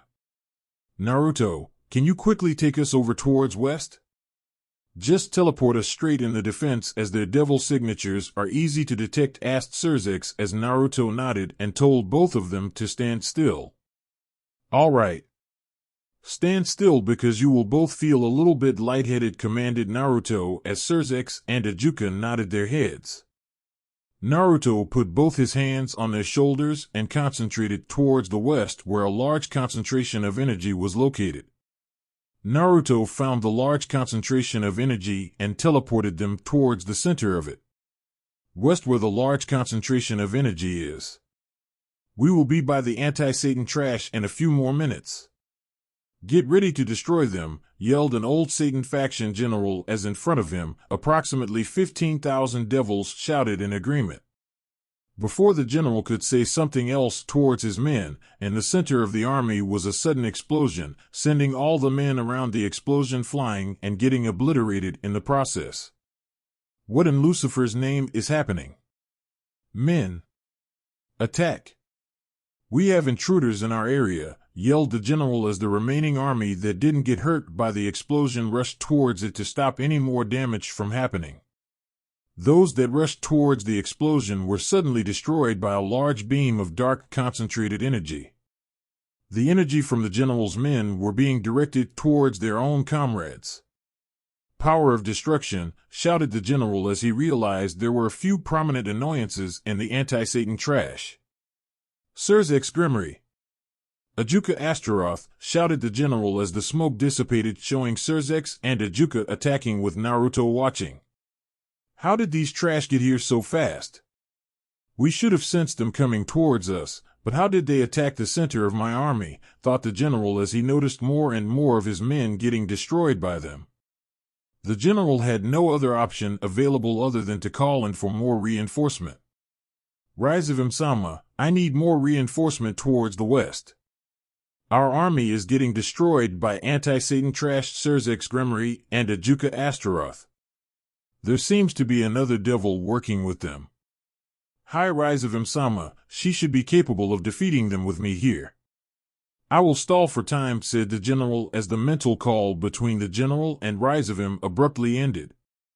Now, muttered the general as more devils were getting destroyed. Attack with all of your might. We are representing the old Satan faction and will not lose to some trash. Go, my men, and fight till the very last end, shouted the general as the remaining army gained strength from the general and rushed towards the trio. TCH, muttered Sirs as he and Ajuka continuously attacked devil after devil, stamina slowly draining from him. He looked towards his side to see Ajuka facing the same problem as him, as their stamina would eventually run low. Reinforcements would surely arrive and they would have to eventually retreat, so preserving stamina was the utmost importance. Looking behind him, Sirs noticed Naruto watching them fight, doing nothing. Oi! Naruto! Help us fight them!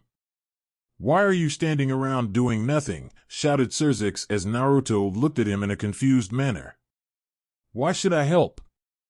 Aren't you guys more than able to defeat these weaklings?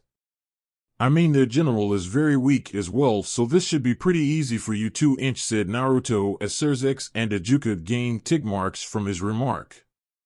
Just help us, you baka, yelled both Sirs and Ajuka. There are a lot of them and we have to preserve our stamina for when reinforcement arrives. They are surely to be stronger than these guys, shouted Ajuka as Naruto sighed at their justification. Hi. I'll fight these weaklings and you guys can gain your stamina back. You guys can fight the reinforcements then, said Naruto as he let Sirs and Ajuka continue fighting until there was a reasonable distance between them and the old Satan faction devils. Watch and learn, young devils, for I will show you the ways of my awesomeness, said Naruto in a sage-like manner while Sirs and Ajuka sweat dropped at his response. Naruto closed his eyes for a brief moment and opened his eyes to reveal that his usual warm electric blue eyes to be ice cold, ready to kill. Gathering chakra, Naruto held up a kunai and shouted Kage Bunshin no Jutsu, and over 50 identical versions of Naruto appeared. Attack, said the original Naruto as all the clones vanished and started to obliterate the devils. Wow! Muttered Sirs and Ajuka in shock as they witnessed the massacre of the devils by an army of Narutos. I didn't even sense a large amount of energy come from Naruto, and he is already this strong. I wonder what his true power is like if he can do this without breaking a sweat, said Sirs. Yeah, muttered Ajuka as he balled his fists at what he was witnessing. He needed to get stronger and gain more stamina fast, or he would never get anywhere in life. As the old Satan faction army was quickly depleting, the general was shocked at the rate at which it was happening. Who was this random guy and how was he so strong? This makes no sense. How is this trash so strong? I've never even saw him before fighting with the anti-Satan faction, thought the general as he had to stall time for the reinforcement to quickly come. Now Aji-san. I think it's time for you to die, said Naruto as he killed the last remaining devil of the army and turned to face the general of the old Satan faction army. You should just come over here and die a quick death because you're weak, boredly said Naruto as he stared at the general. Grrrr, muttered the general angrily as he glared at Naruto, furious at him for severely underestimating him. How dare you think that I will just let you kill me, you mongrel? I will destroy you, shouted the general as he shouted and rushed towards Naruto, forgetting about stalling for time. Reaching Naruto, the general sent a flurry of punches towards Naruto's body, successfully landing all of his punches on him. Concentrating his energy towards his right fist, the general sent a large amount of concentrated power towards Naruto's face, sending him flying away from him. Ha! Ha! Ha! Panted the general as the attacks drained him of his energy. He looked ahead to see that Naruto stopped himself and was standing a few meters away from the general, not moving at all. I must say, you pack quite a punch, said Naruto as he spit blood out of his mouth and started to walk towards the general. I'm sorry for underestimating you, Aji-san, because you're pretty strong. As Naruto continued to walk, all the general could do was look on in shock at what happened. What the fuck just happened?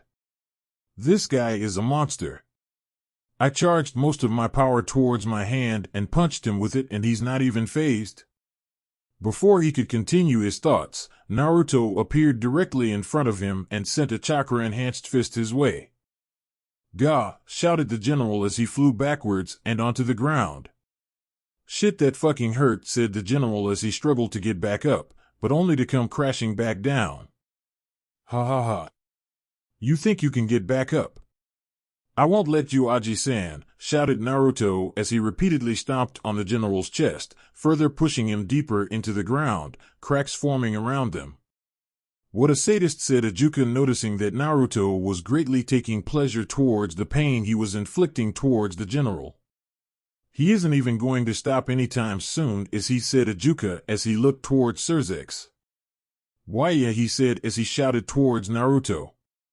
Oi! Naruto! I think he is already down now. Huh, said Naruto as he snapped out of his sadistic tyranny and saw the general lying on the ground, barely breathing and badly beaten up. Ah! Sorry, said Naruto as he let his sadistic side get the better of him. Well, it looks like someone else showed up, so I guess I just finished just in time, said Naruto as he looked ahead of him. A mysterious figure appeared in the distance, and what slowly showed was a beautiful woman with long silver hair and a braid. She was wearing a tight battlesuit that was all black that hugged her voluptuous figure nicely. She had an hourglass figure with shapely hips. Her face was unblemished, and the only makeup she wore was bright red lipstick. Her silver eyes stared down Naruto. Get off of the general, you trash, said the mysterious figure as she suddenly appeared in front of Naruto and punched him towards Surzex and Ijuka. Well, there, said Surzex and Ijuka as they broke Naruto's fall that was heading their way. Who is that pretty woman, said Surzex as he was mesmerized by her beauty. I believe she is the reinforcement to come help, coughed Naruto as he coughed up blood. Shit. She is pretty strong. Plenty times stronger than that so-called general over there, said Naruto as they saw the woman healing the general. Are you all right, sir, said the woman as she healed the general. Yes. Thanks to you. You have saved my life, so I thank you, Graffia, said the general as the now-named Graffia nodded her head at the general. Be careful. The blonde-haired man is strong, possible even stronger than the Grimmery or Astaroth, so be warned, I don't know if you can take 3 of them on together. Don't worry about me. Just rest and gather your strength, said Graffia as she finished healing the general and stood up, facing the trio. You guys are fighting this one, right? If you need help then I will, but for now I will watch, said Naruto as Ijuka and Surzex nodded their heads in agreement. They let go of Naruto and walked up towards Graffia, waiting to see her reaction. "So you two will be fighting me, huh? Get ready to die," muttered Graffia as her silver eyes flashed a bright red before she rushed. Chapter 5. Previously. A mysterious figure appeared in the distance, and what slowly showed was a beautiful woman with long silver hair and a braid. She was wearing a tight battlesuit that was all black that hugged her voluptuous figure nicely. She had an hourglass figure with shapely hips. Her face was unblemished, and the only makeup she wore was bright red lipstick. Her silver eyes stared down Naruto. "Get off of the general, you trash," said the mysterious figure as she suddenly appeared in front of Naruto and punched him towards Surzex and Ajuka. "Well, there," said Surzex and Ajuka as they broke Naruto's fall that was heading their way. "Who is that pretty woman?" said Surzex as he was mesmerized by her beauty. "I believe she is the reinforcement to come help," coughed Naruto as he coughed up blood. "Shit. She is pretty strong. Plenty times stronger than that so-called general over there," said Naruto as they saw the woman healing the general. "Are you all right, sir?" said the woman as she healed the general. "Yes. Thanks to you. You have saved my life, so I thank you, Graffia," said the general as the now-named Graffia nodded her head at the general. "Be careful. The blonde-haired man is strong, possible even stronger than the Grimmery or Astaroth, so be warned. I don't know if you can take 3 of them on together. Don't worry about me. Just rest and gather your strength," said Graffia as she finished healing the general and stood up, facing the trio. "You guys are fighting this one, right? If you need help then I will, but for now I will watch," said Naruto as Ajuka and Surzex nodded their heads in agreement. They let go of Naruto and walked up towards Graffia, waiting to see her reaction. "So you two will be fighting me, huh? Get ready to die," muttered Graffia as her silver eyes flashed a bright red before she rushed. "Present. Dying in the name of Lucifer," whispered Graffia as she rushed towards Surzex and Ajuka with the intent of killing them both. Gathering an immense amount of demonic energy, Graffia created several dragons made out of ice. "Ice of the devil, dragon," said Graffia as she commanded the dragons of ice to rush towards Surzex and Ajuka. Surzex and Ajuka were not prepared for the female devil to suddenly rush towards them and could only defend themselves from the ongoing attack. As the dragons rushed towards them, Surzex was barely able to produce some of his power of destruction to destroy the dragons before it could attack him. "Ajuka! Get behind me fast!" yelled Surzex as Ajuka did what he was told and went behind Surzex. Luckily, he was able to make it in just before the dragon got to him, and Surzex was able to block the ongoing attacks. Boom! The dragons shattered in a flurry of icicles raining down in the area. All that was seen was an ice cloud surrounding Surzex and Ajuka with icicles raining down on them. "Shit," cursed Ajuka as he saw that the attacks still kept on coming even though they destroyed it. "These ice dragons are a pain in the ass. I will deal with these annoying icicles," said Ajuka as he summoned his magic. "Kankara Formula Number 1, Protect," shouted Ajuka as a flurry of equations and formulas appeared above them, guarding against the ongoing icicles. Off to the side with Naruto.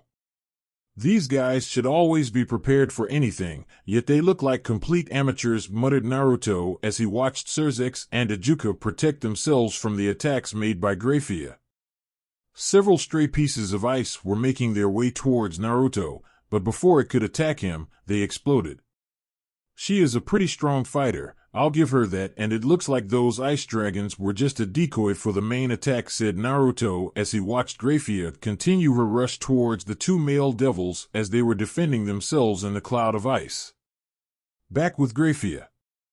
"Ice of the devil, blizzard," said Graffia as a powerful blizzard was created, enhanced with her powerful devil energy to make it even deadlier. Surzex and Ajuka couldn't handle the onslaught that Graffia was giving to them as the blizzard and the icicles hurt them every so often. Shit, her ice really hurts, said Serzex as a flurry of ice kept on hitting him, adding on to the layer of demonic energy made it even worse. Serzex and Ajuka's clothes were being shredded, giving the ice the chance to directly penetrate their skin. Serzex! We need to retreat a little to regain some control, shouted Ajuka as he realized that they were going to get nowhere with the ice surrounding them.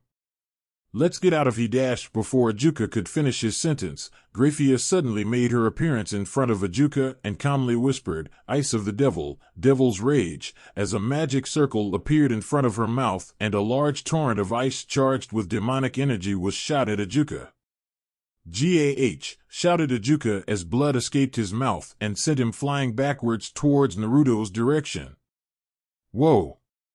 muttered Naruto as he caught Ajuka, who appeared to be okay, except for the blood escaping from his mouth.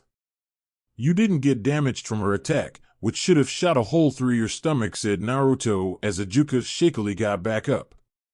"Hey, I managed to create a full-body defense formula that is capable of taking one attack before breaking. Unfortunately, I won't be able to make another one right now as it's in its prototype phase and will take a while to make," said Ajuka as he scraped the blood off his mouth and rushed back to Serzex. "With Serzex." "Grrgh," grunted Serzex as he was still fighting the blizzard. "How the fuck is this blizzard still going on? Her magic should be draining quickly with this type of spell. This is insane," he said as he continued to struggle to find his way out of the blizzard. Having enough of this annoyance, Serzex gathered his power of destruction and blasted it all around him. "Ha!" shouted Serzex as he shot the power of destruction in all directions in hopes of destroying all the ice around him. The blizzard started to slowly disappear, making Serzex sigh in relief of finally stopping it. "If you think that you stopped my blizzard," said a voice behind him, causing him to snap around, only to find nothing. "Think again," said the voice now in front of him, causing him to see Graffia, who was smirking at Serzex. Before Serzex could even say a word or fight back against Graffia, she had already summoned her powers. "Ice of the devil, howling dawn," said Graffia as a light blue orb the size of a ball appeared in front of Graffia and shot towards Serzex. As Serzex saw the orb coming straight towards him, he noticed that Graffia had already left from where she was standing. "How the fuck did she leave so fast?" thought Serzex as he shifted his focus towards the oncoming orb. Quickly gathering his energy, Serzex used his power of destruction to try and negate the oncoming orb. "Ruin the extinct," shouted Serzex as he shot the condensed power of destruction at the orb, causing the two to collide, ending in him being blown away from the destruction. Like a nuke, everything within the vicinity got annihilated, blowing debris all over the place and creating a large crater from where the two orbs collided. Ajuka, who was rushing towards Serzex at the time, quickly moved out of the way towards Naruto, who continued to watch the explosion happen. "Quick! Get out of here, Naruto! The explosion is going to reach this area too," shouted Ajuka as he saw Serzex flying towards them. Looking around, Ajuka couldn't even spot Graffia within the area or the general, meaning that she probably got him to safety. "You worry too much," Ajuka lazily said Naruto as he slowly got up and jumped up, catching Serzex, who was flying towards them, and created a barrier. "Power of creation, God's barrier," said Naruto as he created a barrier surrounding the three.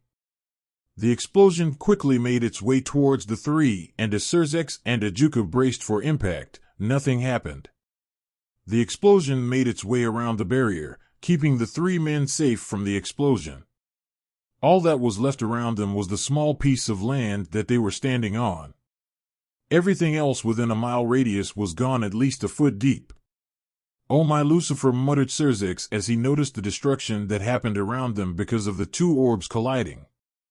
"I expected my ruin the extinct to completely stop her orb, but instead, hers was just as powerful as mine, causing the explosion." "How strong is she?" said Serzex as it was the first time he felt helpless against an enemy devil. "Looks like she is just as strong as both of you, but both of you can defeat her. I don't understand why both of you aren't working together to defeat her." "You're allowing her to fight each of you individually," said Naruto as Ajuka and Surzix looked at each other before looking back at Naruto. They both were trying to help each other, but with Graffia's abilities unknown to both of them, they didn't know how to approach her. Instead, they both got caught off guard by how strong she was and found her abilities to be quite annoying. "Well, we didn't expect her to be so strong and were caught off guard by her abilities, so we had no time to work together," said Ajuka sheepishly as he rubbed the back of his head. Naruto just looked at Ajuka with a deadpanned look. Where is she now, this Graffia woman, because before the explosion went off, she suddenly disappeared. "The general is gone too," said Surzix as he looked around the destroyed area. No signs of life was found within the area, only craters and debris all around them.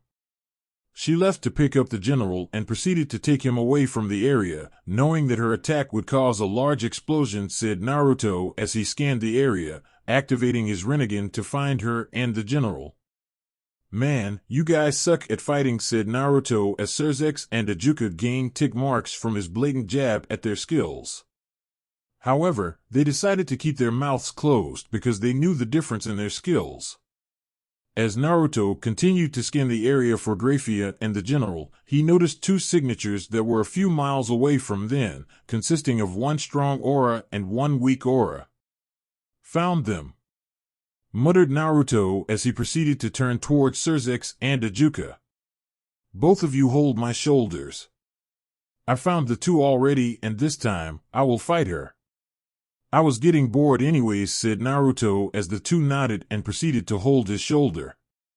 Instantly the three disappeared, leaving only the small piece of land that they were standing on in the midst of all the destruction. With Graffia and the general. "Why did you save me, Graffia-sama?" "You don't need to save a weak devil like me weakly," said the general as Graffia gently laid him down on the ground after they escaped the explosions. They were currently in the forest, hiding from everything. "I saved you because you are still part of our faction and I shouldn't leave a comrade behind," said Graffia as she gently smiled at him. "Don't worry and just rest, we still have a long way to go before we get back to Lucifer-sama. I don't intend to fight them anymore because they have strength in numbers." The general nodded at Graffia's response, finding it to make sense. "If we do run into them again, just be wary of the blonde. He is stronger than the two that you have fought. If you do fight him, then I don't think you will make it out alive," whispered the general as he slowly drifted into unconsciousness. As Graffia listened to the advice the general gave her, she noticed while fighting the two devils that the blonde was indeed not fighting her and instead observing from a distance. She noticed that when some of the icicles from her spell were about to land on the blonde, he blocked it with little effort, proving that he was competent and potentially powerful to make it seem like her icicles were nothing. Era. You sure are a strong fighter, Graffia-chan. Do you want to have a fight with me, or do you want to surrender?" whispered a voice right next to her. Graffia squeaked in surprise as she was so lost in thought to not notice that someone was next to her. Quickly regaining her composure, Graffia jumped back to further assess who was next to her. The general was still next to the person that she jumped from, and when she looked at who whispered in her ear, Graffia noticed that it was the blonde and the two devils from before. "How did they come here so quickly? I was sure that I hid my presence and went far enough for them not to detect me," thought a shocked Graffia as Naruto waved his arm beckoning her to come back over. "Oh, aye. Come back, Graffia-chan. I was just joking about fighting," yelled Naruto as Graffia's eyebrow twitched at the blonde calling her with such an affectionate tone. Who was this guy to be so carefree when they were in the middle of a war zone? Surzix and Ajuka were no different as they sweat dropped at Naruto's change in behavior when talking to the female devil. Graffia ignored what Naruto was yelling at her and decided that her top priority was to get the general back into her possession so she could escape back to Lucifer. Charging her demonic energy, Graffia started to cast magic spells. "Ice of the Devil, Glacial Rage," uttered Graffia as magic circles appeared on the ground near Naruto, Surzix, Ajuka, and the general. "Jump away!" yelled Xerxes as he and Ajuka jumped from the vicinity of the magic circles, while Naruto just picked up the general and jumped up. As Graffia finishes her magic spell, large glaciers appeared from the ground where the four were previously at. The size of the glaciers were very large and proved to be inefficient in hurting the three, but Graffia had other ideas. "Ice of the devil, devil's rage," shouted Graffia as a magic circle appeared in front of Graffia's mouth, shooting a large torrent of ice as the three were still in the air. "Power of creation, God's barrier," said Naruto as a barrier appeared to block the torrent of ice coming their way. Graffia stood shocked at how the blonde easily deflected her magic attack as it was one of her stronger attacks in her arsenal. Before she could attack any further, Naruto appeared in front of her. "Graffia-chan, you have no chance of winning, and I know that you want your general back, so you should give up," said Naruto in a playful tone before he slammed Graffia into the ground with one hand while holding the general over his shoulder with the other. "Arg!" yelled Graffia as the attack proved to be stronger than she imagined. Blood came out of her mouth as she shakily stood back up in front of Naruto. Quickly gathering her energy, Graffia shot icicles towards Naruto, and knowing that he only had one hand available, she used that opportunity to jump away to gather her senses. "Wow! You're smart and beautiful. What a good combination," said Naruto as Graffia lightly blushed at the compliment, but otherwise brushed it off after. "I guess you're after this guy, right?" said Naruto as he lifted the general to show her his body. Graffia gave no comment about it being her true objective, but with the slight tense of her body, Naruto knew that she was after him. Bingo, thought Naruto as he knew what he had to do. "I have a deal for you," said Naruto as Graffia gave no comment, but didn't do anything either to show that she was listening. "If you beat me in a battle, then I will surrender and let you have the general while you both can escape," he said, shocking Xerxes and Ajuka at the absurd proposition. If he lost, then they would be the ones at the back foot. "However, if you lose, then you will surrender yourself to me and me alone, so you won't have to worry about the anti-Satan faction killing you." "I am not sided with the anti-Satan faction, but merely assisting a devil within it," said Naruto as Graffia pondered at the deal. If she accepted the deal, there was a chance that she would be able to win, and if she didn't win, then she would just be with the blonde, who supposedly wasn't sided with the anti-Satan faction. "How can I trust you to not be sided with the anti-Satan faction, and will those two interfere with our fight?" said Graffia as Naruto shook his head at her. "Those two will not interfere, and I will show you how serious I am about not being sided with the anti-Satan faction," said Naruto as he quickly bit his thumb and drew blood while creating a seal. Chanting a few words, the seal glowed and disappeared. "That seal that I just created is an insurance for you. If I do win and turn you in, then I will die. The only way for the seal to break off is for you to submit to me to show that you don't feel threatened by the prospect. I promise that if I do win, then I will only have you serve me." Graffia, Ajuka, and Xerxes were surprised by how dedicated Naruto was to ensure that Graffia would not die if he were to win the match and to also ensure her escape if she were to win. Graffia couldn't help but feel something swell in her chest when she noticed the dedication the blonde had to ensure that she would not die if he were to win. Feeling compelled to trust the blonde, Graffia decided then.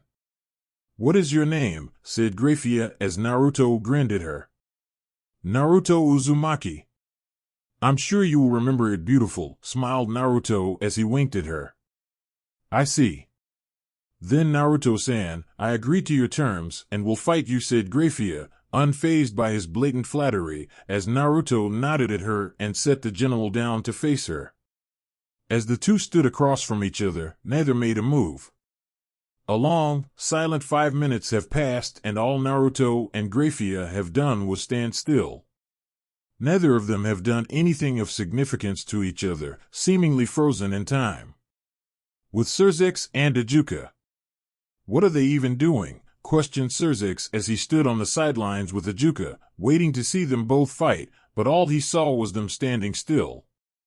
He thought that they were going to fight, so was he missing something? Ajuka, still focusing his eyes towards Naruto and Graffia, told Surzix why they were exactly doing that. They are gauging each other's powers to see who will attack first. They both understand that if one of them strikes first, then the other will have the advantage to counter and most likely take control of the entire match. Everything lies within the first attack, stated Ajuka as his calculated eyes narrowed at the sudden spike of power from Naruto. Is Naruto going to attack first? I noticed that his energy has sharply increased. Wouldn't that mean that if he attacks first, then Graffia would eventually win? Asked Surzix as Ajuka sighed at his constant questioning. Not necessarily. There are many factors to this match. We still don't know who is the more powerful one in this match. It could be Naruto or Graffia, so even if one were to attack first, they could utterly destroy the other one. I was just speculating based on if they were on equal fighting levels, said Ajuka. As he was talking, he noticed a slight change in Naruto's stance, making it seem that he will be striking soon, and looking at Graffia, he noticed that she shifted her stance as well, seemingly understanding Naruto's intentions. With Naruto and Graffia. As Naruto changed his stance, he suddenly rushed towards Graffia. Amaterasu, whispered Naruto as jet black flames rushed towards Graffia, who in turn used her powers to try and block the oncoming attack. Ice of the Devil, glacial wall, said Graffia as a large wall appeared in front of her, seemingly blocking the flames. However, as little as a second passed and the wall of ice broke from the sheer force of the flames. Barely escaping in time, Graffia jumped towards the side to escape the oncoming flames. Before she could regain her concentration of her surroundings, Graffia felt an invisible force attack her from behind, pushing her into the ground. Slowly getting up, Graffia noticed that Naruto attacked her from behind, even though he was in front of her just moments before. Surprised, my dear Graffia? Questioned Naruto as he watched her downed form slowly get back up. My flames were just a decoy for you to get distracted and for me to attack you from behind with my Shinra Tensei. Pretty neat, huh? He said as Graffia got back up. Why are you telling me this, Naruto-san? You are telling your secrets to an enemy, coldly stated Graffia as she refocused on the fight. I won't get distracted that easily anymore. So cold, smiled Naruto as he got back into his fighting stance. With no sort of indication, whether it was a spike in power or change in stance, Naruto rushed once again. Shinra Tensei, whispered Naruto as an invisible force made its way towards Graffia. This time, Graffia was ready for the push made by Naruto and made countermeasures to evade the attack. Understanding his attack, Graffia used her wings to fly up in the air to avoid the attack and charged up her magical power. Ice of the Devil, Devil's Rage, shouted Graffia as a large torrent of ice made its way towards Naruto. Power of Creation, God's Barrier, calmly whispered Naruto as a barrier surrounded Naruto, blocking the ice from attacking him. As the ice cleared away from him, he noticed that Graffia was no longer in the air. Suddenly he saw a blue orb just a few feet away from him. The same attack used against Surzix was coming his way. Shit!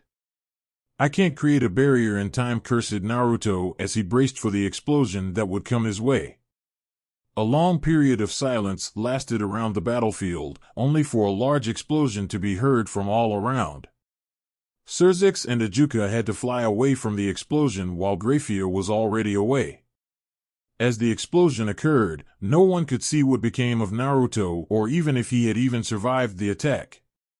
As the dust and smoke cleared the area, the three devils heard a voice from within the explosion. I guess I shouldn't have explained my techniques, huh? Said Naruto as when the smoke cleared, what they saw was Naruto with gashes and bruises were surrounded by blood.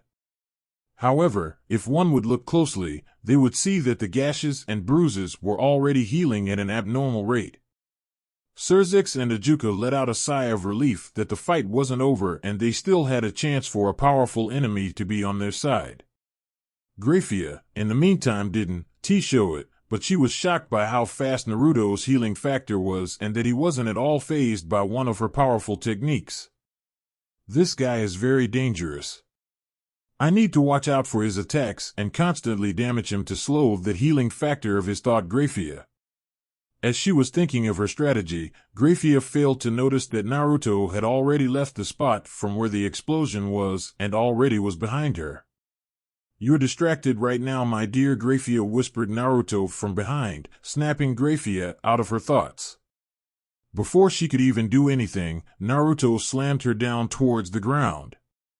As Graffia was falling towards the ground, in hopes of breaking her fall, she used her wings to reduce the damage, but what shocked her was that Naruto was already waiting for her down below. Grinning at her, Naruto focused his energy towards his hand, and when Graffia was a few moments away from him, he punched her in the stomach, sending her back into the air. "Arg!" shouted Graffia as blood sprayed out of her mouth from the force of his punch. Dazed from the punch, she never noticed that Naruto was behind her once again, waiting with a blue spiral ball of energy. "Rasengan," said Naruto as the blue ball of energy was launched onto her back, sending her down to the ground. Struggling to get up, Graffia now had a hole gaping in her stomach. Graffia had to resort to use her healing magic to heal as quickly as possible. "Devil's Blessing, heal," whispered Graffia as a hue of green magic surrounded her hand, where she then put it near her stomach.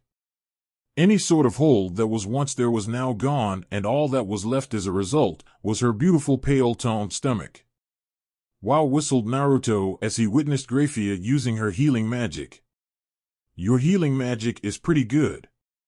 "Almost as good as mine," he said as Graffia had a small scowl at the comment.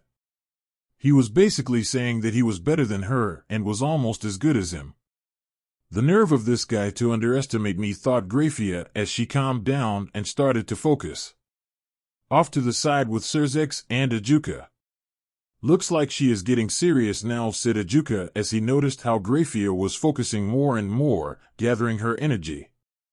She wasn't serious before, because it looked like she was pretty serious when she was getting beaten up by Naruto, said Surzex as he thought that Graffia was just weaker than Naruto and couldn't really put much of a fight against him. No, she was never taking the fight seriously, but merely gauging how strong Naruto was. It looks like it failed for her because she ended up taking a lot of damage. "I'm sure that Naruto wasn't taking the fight seriously yet either and still isn't," stated Ajuka. "Do you think this fight will end soon?"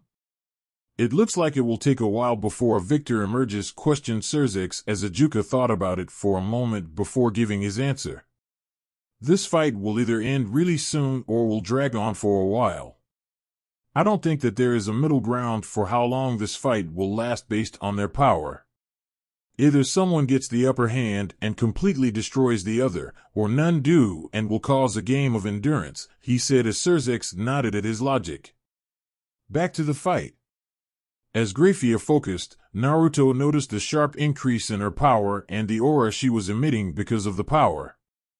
"She is starting to get serious now. Hopefully she will give me an amazing fight," thought Naruto as he too started to focus and build up his energy.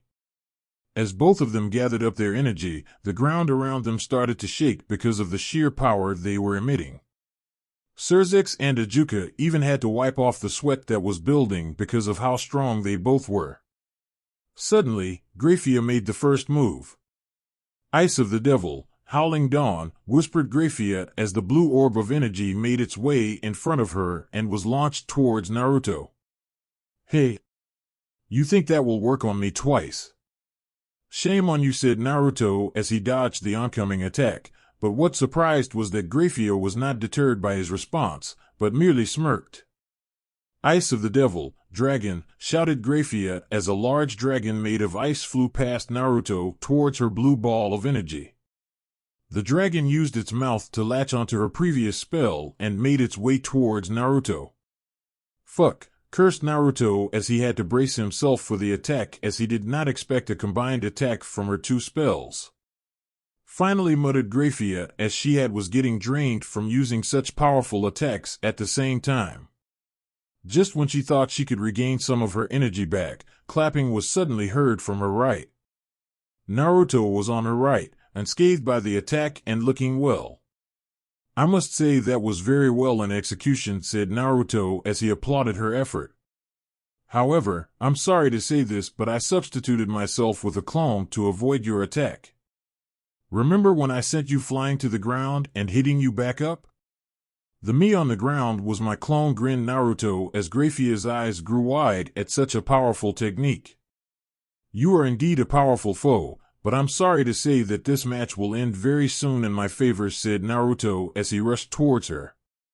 Graffia, having been drained of her energy from her spells, closed her eyes and braced herself for an attack to hit her, but it never came.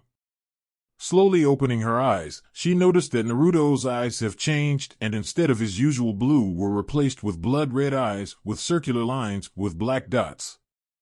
She heard him mutter, "Tsukiyomi," before she went unconscious. Inside Tsukiyomi world, Graffia's eyes opened as she saw herself surrounded in a pitch-black area with Naruto being the only living being seen.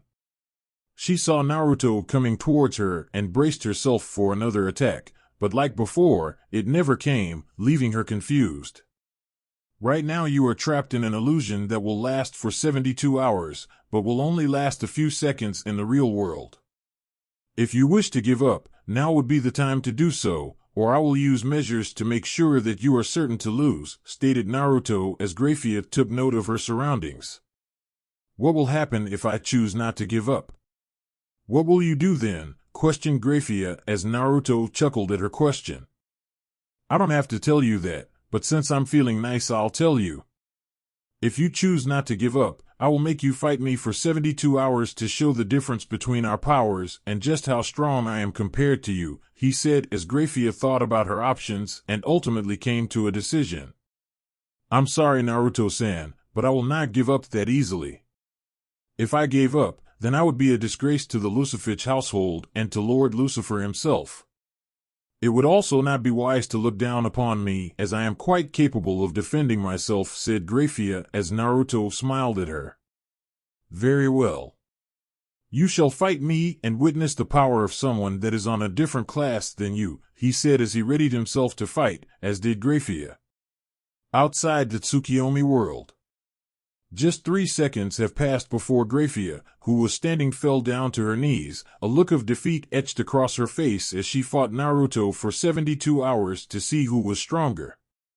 Naruto, who was standing in front of her, crouched down and used his hand to lift her chin up to face him. Do you admit your defeat now and serve me for eternity, or will you perish on the battlefield? Whispered Naruto as Graffia looked Naruto in the eyes and gave her answer. With Surzex and Ajuka. What just happened? Questioned Surzex as he noticed that a few seconds ago, Graffia was putting up a fight against Naruto and the next few seconds was of her standing still then falling to her knees. It looks like it's over in favor of Naruto, but I didn't think it would happen this fast. I would have expected Graffia to put more of a fight against him, said Ajuka as he noticed the way the blonde waited for Graffia to open her eyes to look at him in the eyes. Maybe it has something to do with the way his eyes changed, thought Ajuka as he grew more curious about learning Naruto's powers. Well, whatever happened, we should go to them right now as they are coming towards us, said Surzex as he and Ajuka flew over to them where Naruto grinned at them and Graffia was as stoic as she could be. Both of you, say hi to Graffia Lucifich, she is now helping you guys, cheered Naruto as he put his arm around Graffia, who lightly blushed at the action. However, muttered Naruto as the air grew heavy, if your fellows wish to scorn her or make her try to do something I deem unreasonable like execution, then I will not hesitate to kill them and abstain her from helping you guys, said Naruto. Of course, said Surzex as he nodded his head furiously. I will make sure to tell our allies that Graffia is now helping us and will make sure that she doesn't receive any negative treatment. If anything does happen, please let me punish them first, pleaded Surzex. Fine. Sighed Naruto, making Surzex and Ajuka breath a sigh of relief from the potential unnecessary deaths on their side. Well, what are you waiting for? Let's go back to base and end this war as fast as possible, said Naruto as he still had his arm around Graffia, who made no effort to get it off. Yes. Let's, said Ajuka, before he remembered something. Wait, what about the general? What will we do with him? He said as Naruto and Graffia both forgot about him. All of them looked towards the downed form of the general. I think we will have to kill him, said Naruto as he looked down to Graffia, who was facing an inner turmoil of killing her ex-comrade. Is that okay with you, Graffia?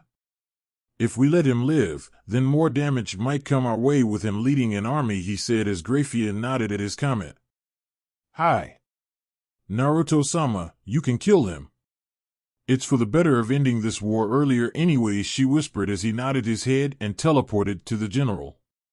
Quickly stabbing him in the heart, Naruto closed his eyes and made his way back, officially ending an ally of Lucifer. Ajuka, noticing how Naruto finished, created a magic circle to teleport them all to the base camp. Also, said Naruto as he stood next to Graffia, don't add the sama in my name.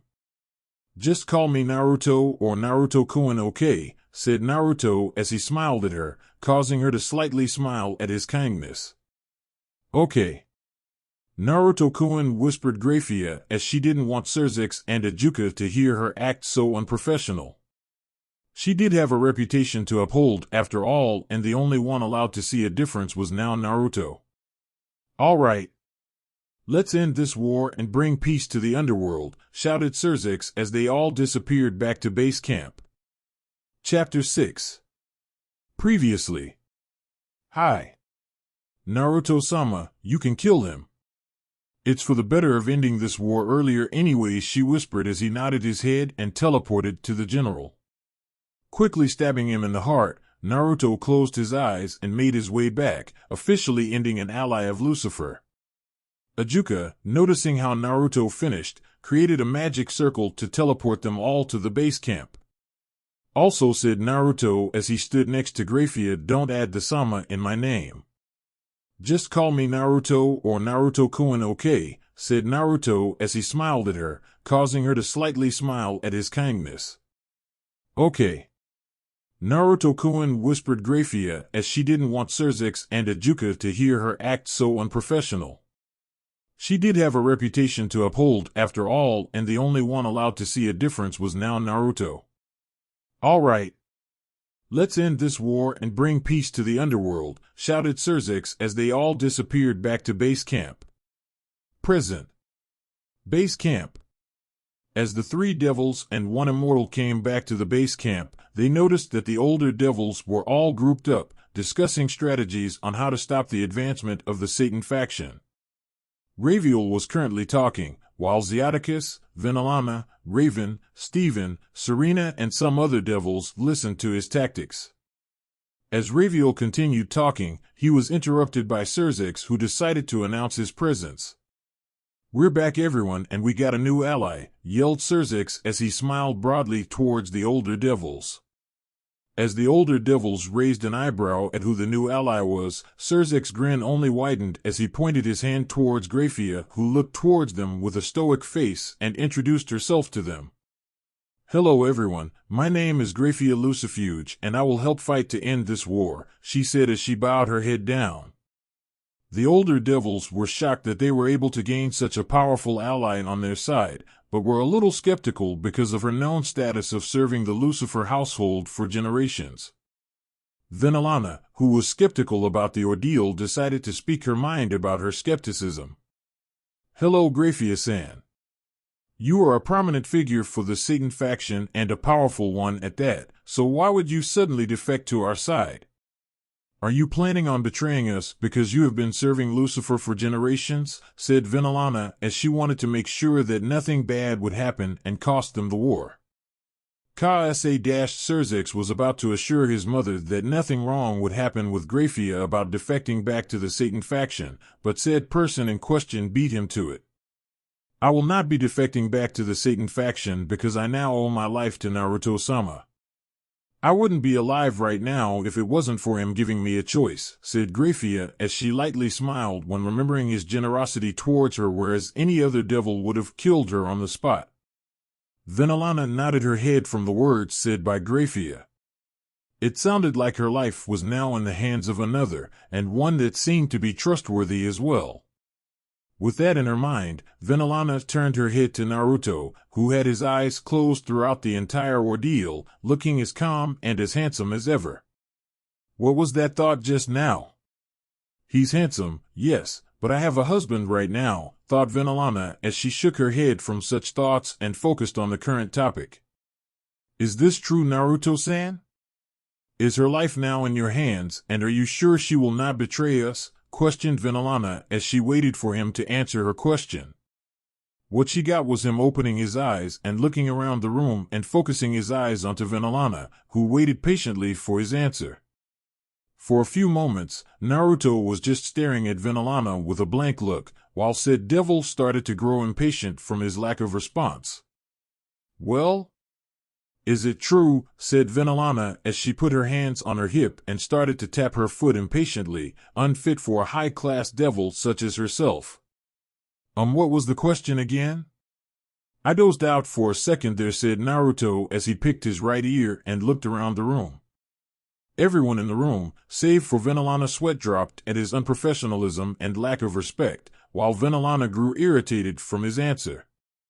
Taking a deep breath to calm herself, she repeated her question for him again. It would be unwise to throw a fit about his rudeness when they were in the middle of a civil war. I repeat, are you sure that Graffia-san will not betray us and her life is now in your hands? She said as Naruto nodded his head at her question. Of course she won't betray us. She is now mine and I am confident that everything that is mine will stay mine and no one else's, said Naruto as Graffia lightly blushed at how possessive he already was of her when they were just enemies a few moments ago. I see. Then I will trust you with your word, said Venelana as she, along with Raven and Serena, thought that his possessiveness was an alluring trait of his. With that topic out of the way, Raviel put them up to speed with what they were currently planning and continued his strategy about what would happen. Naruto, who was standing next to Graffia, whispered, "Don't worry, Graffia. I will make sure that nothing bad happens to you. I will keep my word on that." Those words made her blush again, something that Naruto caught and chuckled at her shyness. Seraphol and Falbium, who were leading a separate army, came back to base camp to confirm their lead over the old Satan faction. They made their way toward Surzex, Ajuka, Naruto, and Graffia, where they were told of Graffia's allegiance towards them. As Seraphol listened to the strategy, she remembered the encounter she had with Naruto and blushed at the memory. What made her blush even more was the fact that she was standing next to him and felt the power coming off of him. Power attracts female devils after all. Fall. Seraphol, said Surzex, snapping Seraphol out of her stupor. Everyone was looking at her with confused looks about her lack of response, making her blush out of embarrassment. Yes, she said as Surzex sighed at her failing to understand the plan that they were about to execute. This plan would be the turning point in the war that will drastically change everything for them. You, along with Graffia, will use your ice to halt the forces of the old Satan faction army, while I, along with Naruto, will obliterate them as fast as possible to drastically decrease their numbers.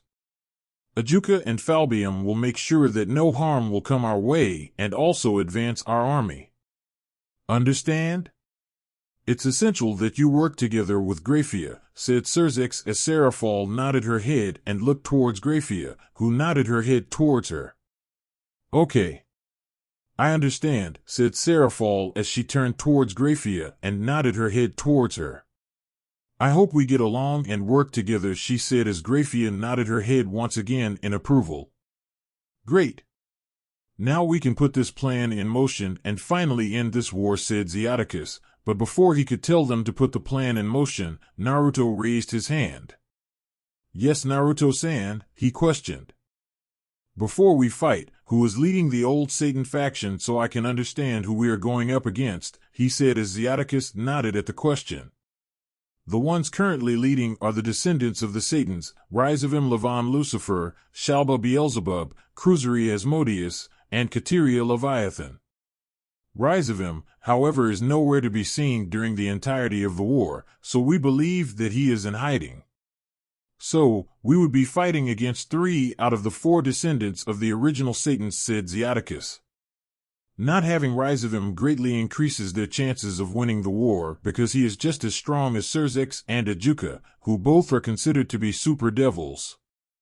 Naruto, whose original task was to assist Surzex to end the civil war, understood that the war was coming to a close and that his time with helping them would be over. However, he felt compelled to stay longer with them, even after the war is over.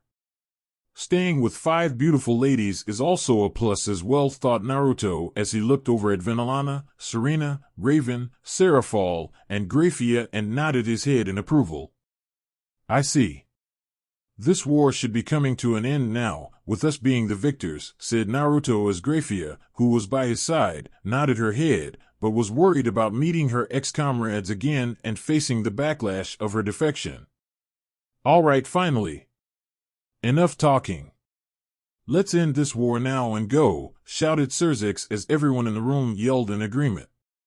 As they all started to teleport to the ally camp closest to the old Satan faction base, Naruto reassured Graffia about her decision to defect. Don't worry about what your ex-comrades think about your defection. After all, this wouldn't have had to happen if they thought about preserving the devil race, whispered Naruto as he seemingly read her thoughts and worries. Hi Naruto-sama. I'll try not to, whispered back Graffia, making Naruto nod his head in satisfaction. Thinking about their encounter and fight, Graffia couldn't help but be happy that she was not under the oppressiveness of the old Satan faction and now with a person that has been nothing but generous and kind towards her. He is a really nice person, thought Graffia as she looked down at her hands to hide her smile. Ally base camp near old Satan faction. Okay. Now that we are here, let's make sure that everything goes to plan, said Raviel as everyone else teleported into the base camp to make sure that everything goes smoothly for them. The rest of our army should be coming in just a few moments. That means that there will be approximately 50,000 of us fighting the main location for the old Satan faction, he said. Let's keep the injuries to a minimum by grouping up. Make sure that no one is ever alone because that gives the enemy an opportunity to slowly deplete our forces, which is something that must be prevented, said Steven, who is leading the medical unit for the anti-Satan faction. Everyone there understood how serious he was to be in groups because of how he has to deal with the injuries with his team. Shortly after his talk, the rest of the Devil Army teleported around the base camp to get ready for the upcoming fight. All right, Graffia and Seraphol, you two will be on the front lines freezing everything in our path, while Surzex and Naruto will destroy afterwards.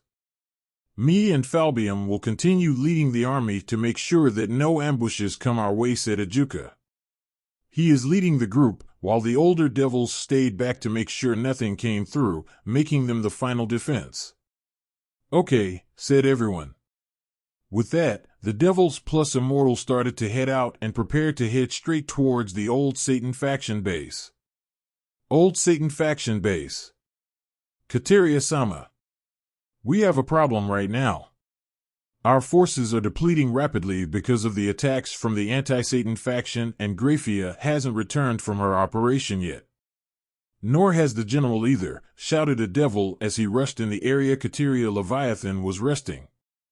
Stupid anti-Satan faction trash. Graffia hasn't come back either? She either died or defected. Go now and gather all the troops. I will call in Cruisery and Shalba to help, said Kateria as she got ready. Kateria is a tall, beautiful woman with long brown hair tied in a bun and a voluptuous figure. Her outfit has a slit down the middle, showing her large assets. Where the fuck is Rise of him? He should be helping us out with this shit, cursed Kateria as she called Cruisery and Shalba to help attack. Cruisery, Shalba. We need to attack the anti-Satan faction now or else we will have to retreat, yelled Kateria through the magical speaker. Already? I will gather my troops to come there immediately. These anti-Satan trash don't know when to fucking stop, yelled Shalba through the speaker. I will gather my troops as well and will be there as fast as possible, said Cruisery through the speaker. Okay. Hurry up or else we are going to be in trouble. I can't believe we are having so much trouble against these lowly bastards, said Kateria as she ended the call. Before she could even get ready to leave her room, another devil barged in with more urgent news. Kateria-sama, the anti-Satan faction is moving towards us at a fast rate. Our forces are getting frozen over and destroyed. I've got intel that it looks like Graffia-sama has defected over to them and is working with Seraphal Citri on the offense, yelled a devil. Graffia has defected over? That fucking traitor. I'm going out right now to destroy these bastards. The other two will be coming soon, so I will fucking hold out, yelled Kateria out of frustration. She leaked out immense demonic power to the point where the room started to shake. The devil who was in the room with her quickly took his leave out of fear, leaving her to herself. Battlefield with anti-Satan faction. Ice of the devil, blizzard, ice flowers, yelled Graffia and Seraphal respectively. The devils of the old Satan faction that were rushing towards them were suddenly frozen by the attacks of the two female devils. Graffia's attacks slowed them down tremendously, followed up by Seraphal's attack, which were large ice flowers that blew up, freezing everything within its vicinity, which in this case were the old Satan faction devils. Power of destruction, rain, yelled Serzex. The devils encased in ice were all destroyed by the rain made out of the power of destruction, clearing the area in front of them instantly. The rest of the army from the old Satan faction were shocked by how quickly their offensive force got obliterated, and only 3 of their enemies were attacking them. If only 3 of their members were able to clear a large chunk of the army, what would happen when all of them attacked? The only thing the soldiers from the old Satan faction could do is stall until 3 out of their 4 leaders come to save them. While the old Satan faction were frozen in shock by what just happened to their offensive force, Serzex was having a one-sided argument with Naruto, who was not listening to what he was shouting about at all. Naruto, how could you not attack with me? We are supposed to clean up together. I'm not supposed to do all the work together, shouted Serzex, while Naruto picked his right ear, looking at anything else other than Serzex for a moment, until he stopped to look at him. Serzex, you were perfectly capable of doing the attack by yourself. Graffia and Seraphal worked together perfectly, instantly destroying those fools, so there was no need for me to waste my energy on them right now, said a straight-faced Naruto. Serzex grew irritated by how lazy he was, while Graffia and Seraphal blushed lightly from his praise. Stop being so lazy and work together. If I recall, aren't you supposed to help me defeat the old Satan faction? That was my wish after all, so you have to work together with me, argued Serzex, causing Naruto to sigh at his stubbornness. Graffia and Seraphal, who momentarily forgot about the war, were confused about why Naruto exactly would be obligated to listen to Serzex. Graffia, who was curious, asked Naruto-sama, why are you listening to Serzex-san command? Seraphal nodded at the question as well, curious because as far as the both of them could tell, Naruto was stronger than Serzex by a large margin. I am working for Serzex because he found my place of rest and awoke me. I said I would grant one wish within my power to the person who awoke me, and Serzex was the one who found me.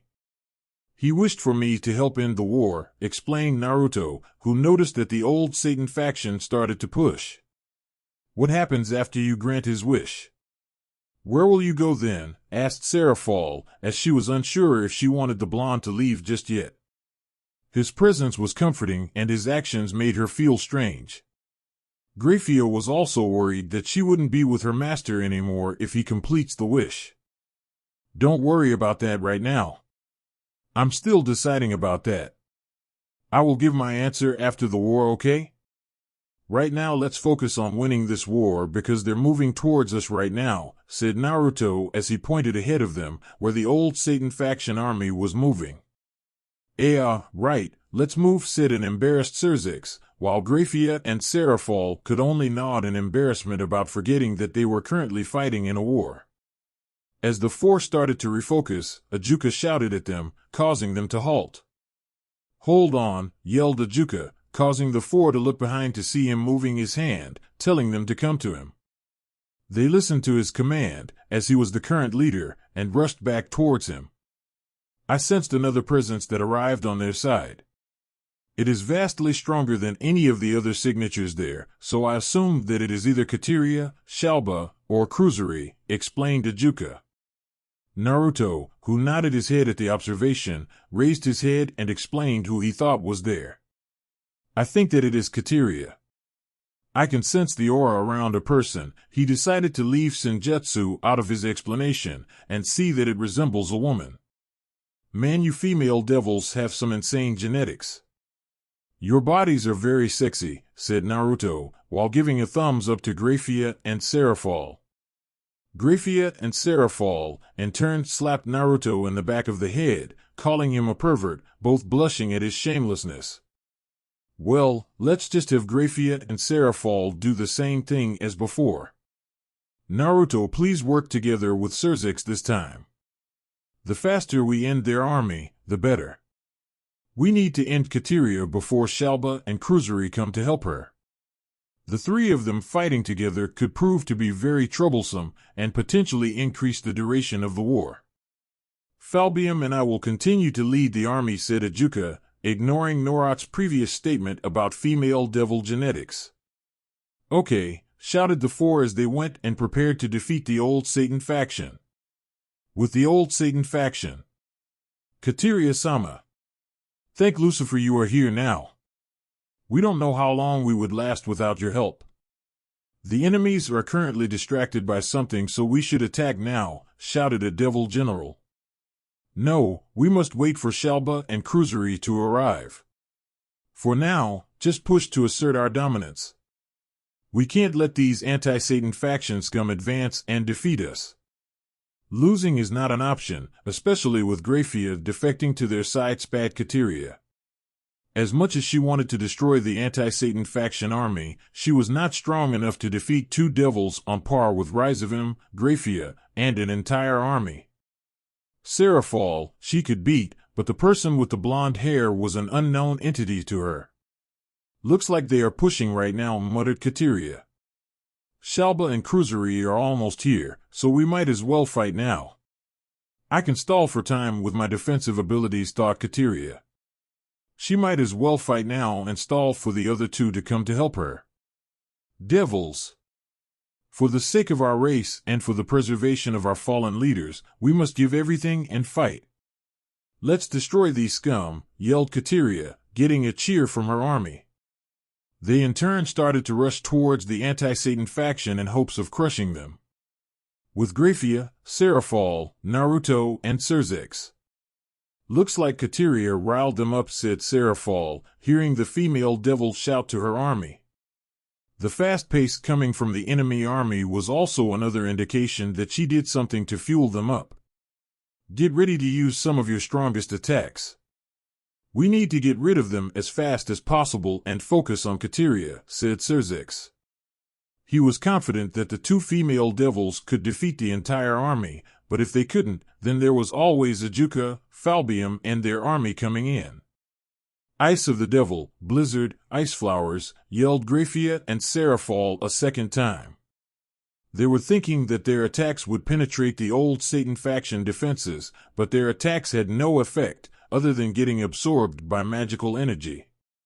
Shit, cursed Graffia. She had a feeling this would happen, as Kateria was there to defend them. This was Kateria's work.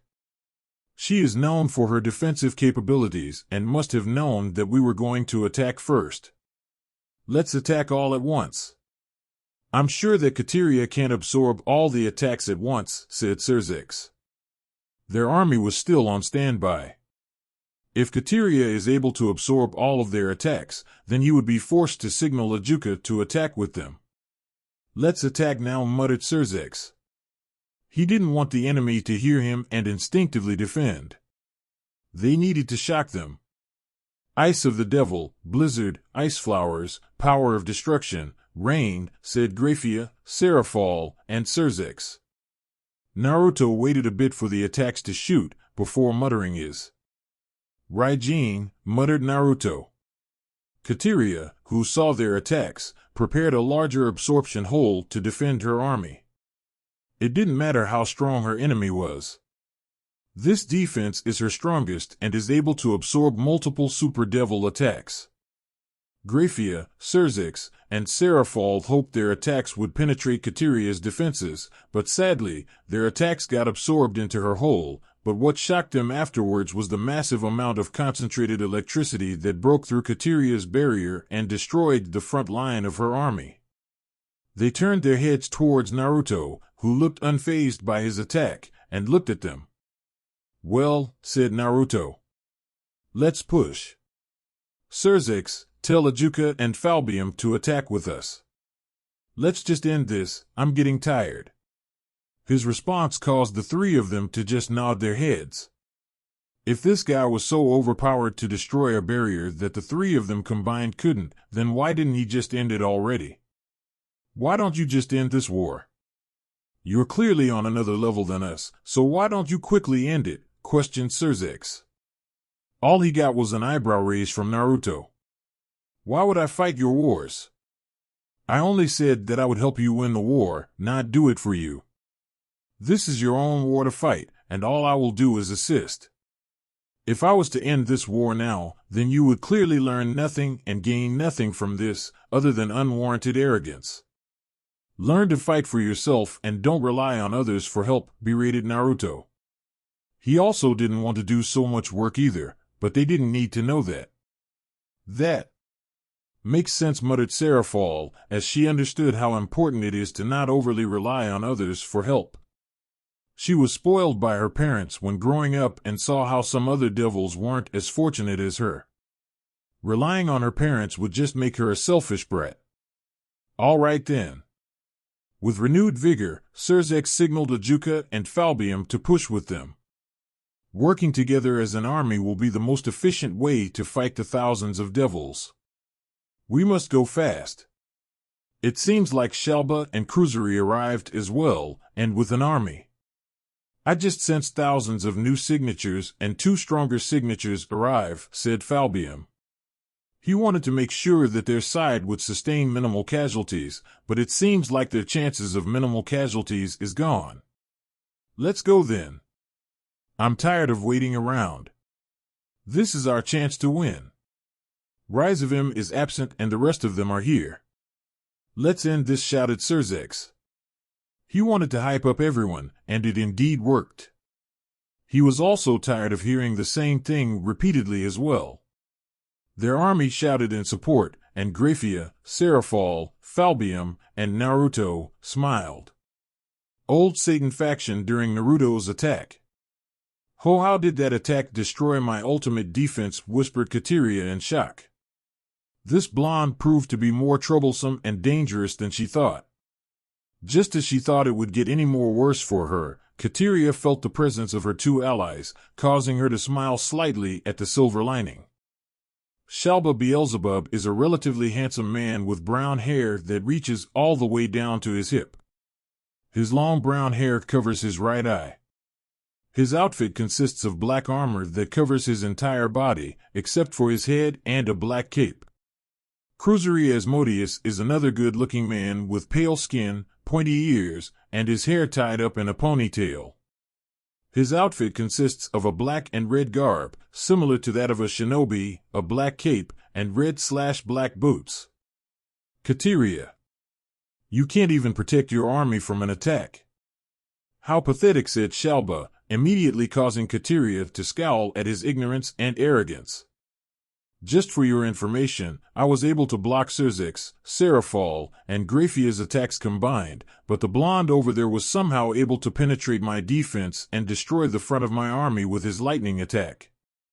He is a very dangerous enemy, so I will warn you about him. Shalba didn't take her warning very seriously and laughed at her, while Cruisery was a little skeptical about it. Ha ha ha ha. You are very funny, Kateria. Let's just get this over with and fight. I don't want to hear your jokes anymore, he said. Kateria scowled at his words, but didn't say anything because she wanted to end this war and needed him to fight together with her. Soldiers, yelled Shalba, getting the attention of the entirety of the old Satan faction army, which was about 35,000 devils. Get ready to fight. With me here now, we will win, shouted Shalba, getting shouts from the army. With that, the old Satan faction army was ready to take down the anti-Satan faction army. With the anti-Satan faction army. They're coming at us right now, so prepare yourselves, yelled Ajuka. This fight was going to be brutal, and he wanted to make sure everyone was ready for it. Ice of the Devil, Dragon, Ice Explosion, yelled Graffia and Seraphal. Their attack almost landed on the enemy army, had not it been for the defense criteria erected just before it happened and absorbed both attacks. TCH, said both female devils. Thinking the same thing, they both shouted Naruto. Destroy the barrier. We both will go attack Kateria head-on, while Ajuka and Falbium will attack Cruisery. Shalba, after you destroy the defense. Kateria's defense wouldn't be able to defend against his attack, and it would take a while before she would be able to create another one as well. Nodding at them, Naruto prepared to use the same move against them. After all, since it worked the last time, it would work again. Gathering natural energy, Naruto muttered, Raijin. A large concentration of electrical energy thundered down upon Kateria's defense, but before it reached the defense, a figure stood in between the two and blocked the attack. Shalba, who noticed the importance of the defense, jumped in to take on the attack head-on. He's widely known for his physical defense and could take a multitude of attacks, so being none the wiser, he jumped to take on Naruto's attack. Arg! Shouted Shalba. He did prevent Naruto's attacks from hitting Kateria's defense, but in turn, he felt the electric currents throughout his body, paralyzing him and prevented him from moving from his position, which was directly in front of Kateria's defense. He was in a very dangerous and vulnerable position. Naruto was a little shocked that Shalba didn't die from his attack and was impressed that he put himself in front of the strong defense made by Kateria. He's smarter than he looks, thought Naruto. While Shalba did indeed block his attack, Raijin was an attack that paralyzed its opponent when phased directly. This was his time for a second, more dangerous attack. Amaterasu, whispered Naruto. Jet black flames quickly engulfed Shalba, Kateria's defense, and the area around it. His attack killed thousands of enemy devils, destroyed Kateria's defense, and left Shalba writhing in agony. Arghhhhhhhh, screamed Shalba, as he felt his skin melting from the intensity of the flames. It was very hard for him to think of anything at the time other than getting the flames around him extinguished. Beelzebub defense, expel, screamed Shalba. A cloak of pure demonic energy surrounded Shalba and attempted to expel the flames around him by force. However, his move did nothing but strengthen the intensity of the flames. Meanwhile, Graffia, who quickly witnessed the move that would have hit her had it not been for her dodging the attack, was shocked by how even Shalba's physical defense, which he was known for, couldn't extinguish the flames. Amaterasu is an attack that creates flames that last for 7 days and nights. It is extremely difficult to extinguish, other than by the user, or by some powerful magic, said Naruto through a mental link to Graffia. Graffia was none the wiser to the oncoming voice of Naruto and momentarily froze. She had to quickly dodge Kateria's attack that was about to hit her. Naruto-sama, please warn me the next time you talk to me through telepathy. I did not know you had that ability, and it's a little disturbing. We are going to have to talk about this afterwards, said Graffia through the mental link Naruto established with her. Sorry, said an unapologetic Naruto, before he closed the clink between the two. Back to Shalba, who had no way of extinguishing the flames, was quickly deteriorating, and had to force himself to submit to get help from another member. Cruisery. Hurry up and come help me extinguish these flames, bellowed Shalba.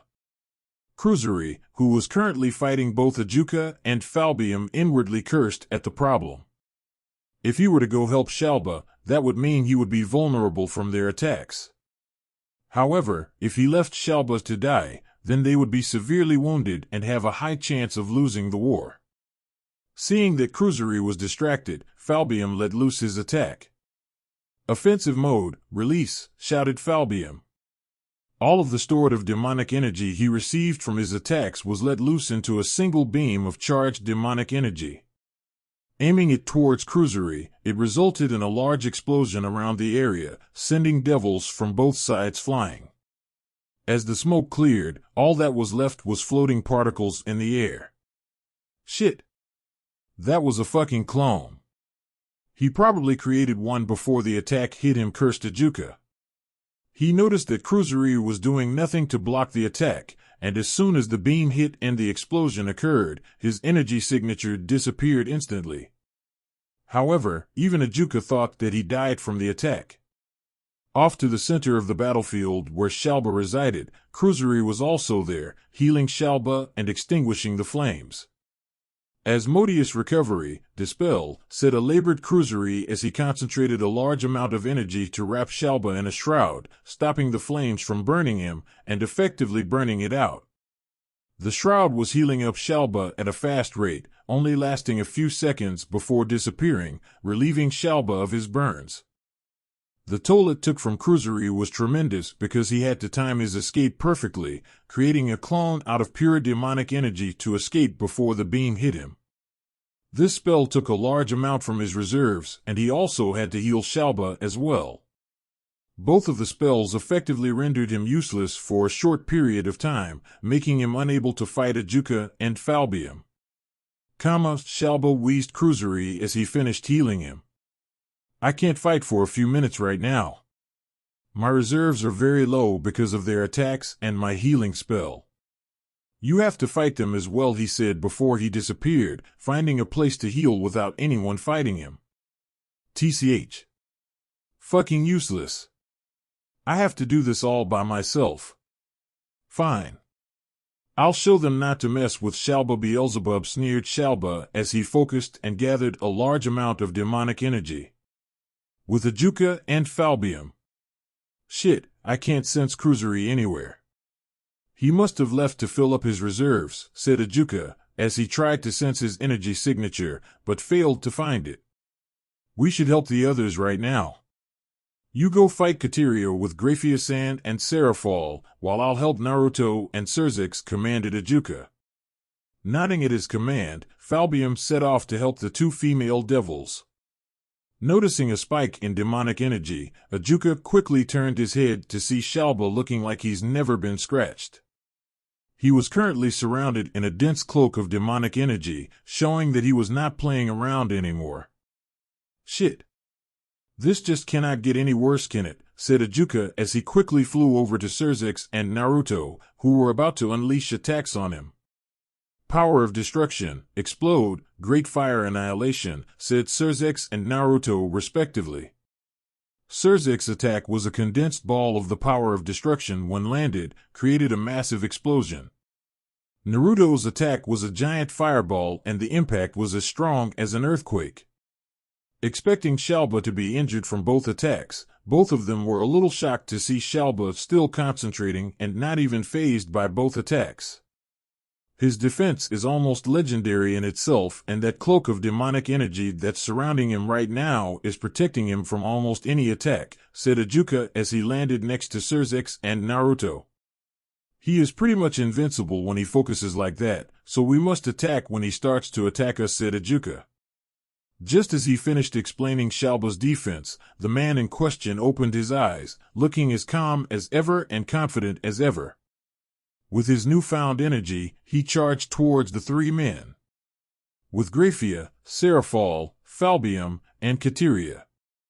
An injured Kateria was currently panting as Seraphal and Graffia were unscathed from the battle. "Give up, Kateria, and your death will be a painless one," said Seraphal as she ready to give another blow to Kateria, intent on obliterating her. "Kateria, give up now or else we will be forced to defeat you," said Graffia, as she also readied her attack. Falbium nodded at both of them and ready to attack as well. "Shut up. Especially you fucking traitor, bellowed Kateria as she charged up more demonic energy and shot it towards them. Graffia, Seraphol, and Falbium easily dodged her attack, but before they could regather their energy, Kateria was suddenly behind them, hitting all three of them on the back. Leviathan offense, piercing howl, shouted Katera. A stream of demonic energy was raining down behind the three devils, sending them crashing into the ground. That was a lucky shot, panted Seraphol as she got back up and flew back, as did Graffia and Falbium.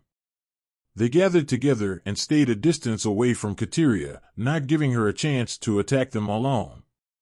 TCH, said Kateria as she was slowly losing energy from continuous attacks and defending. She would not be able to last much longer and needed Cruisery immediately. Quickly looking around, she couldn't find his presence and inwardly cursed at the problem that bastard leaving us. How dare he? I can't last much longer and need him. Falbium noticed Kateria distracted and quickly told Seraphol and Graffia the plan. Using her distracted state as an opportunity, they decided to give it their all in a combined attack on her. Quickly flying towards Kateria, Seraphol and Graffia charged their demonic energy and launched their attack upon her. Ice of the Devil, Bellow, Ice Beam, Offensive Mode, Release, shouted Graffia and Seraphol respectively. A large torrent of ice, a beam of concentrated ice, and a beam of demonic energy shot towards Kateria. Having no time to dodge, Kateria was forced to take the attacks head-on, launching her into a group of fighting devils and froze everything within the vicinity. ARGH, screamed Kateria as blood shot out of her mouth and the hole created in her stomach. With no devil capable of healing her, she had no choice but to flee the scene and abandon the army and Shalba. Quickly creating a magical circle, she shouted, "I'll be fucking back, you shitty devils. Next time, I'll end all of you and relish it, especially you fucking traitor," screamed Kateria as she pointed at Graffia one last time before quickly escaping. Graffia and Seraphol let out a sigh of relief, while Falbium let out a tired breath. A large threat was out of their way for the time being. Looking around, the only powerful figure left was Shalba Beelzebub, since Cruisery left to recover, probably indefinitely, and Kateria escaped. Looking at each other, they decided to clean up on the remaining enemy soldiers to reduce the injuries. They were confident that Ajuka, Surzex, and Naruto could finish off Shalba together. All of them together would just be pointless. With Shalba, Ajuka, Surzex, and Naruto. Shalba in his enhanced state was proving to be a difficult opponent for the two devils, while Naruto was not helping much. Surzex and Ajuka were having a difficult time working together because Shalba was not giving them an opportunity to work together. Beelzebub offense, Raging Bees, a large concentration of bees appeared out of a magic circle and shot large amounts of demonic energy at the three men. Shalba was also attacking as well, making it even more difficult for them to work together, as they were constantly dodging. Naruto. Focus on the bees while me and Ajuka will focus on Shalba. Hurry, shouted Surzex. He knew that Naruto would not help them in fighting Shalba because Naruto wanted them to gain more experience. The bees were the only option that would distract Shalba for a moment, giving Ajuka and him a perfect chance to attack. "Oh no you fucking don't," shouted Shalba as he momentarily left Surzex to go straight to Naruto, who was currently destroying the bees. As he was rushing at Naruto, he was suddenly forced to stop because of being in a bind. Ajuka, who saw Shalba rushing towards Naruto, trapped him in a bind with one of his most powerful spells. "Kankara Formula Number 10, Eternal Prison," shouted Ajuka. A formula created string entrapped Shalba, effectively stopping all of his movement. Shalba desperately tried to force his way out of the bind using his demonic energy, but it only served to tighten the bind, strangling him even more. "Both of you attack," shouted Naruto.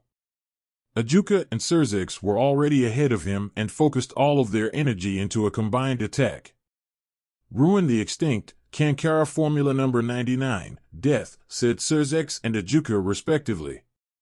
A condensed ball of power of destruction was wrapped in a stream of numbers and formulas, all surrounded with an aura of death.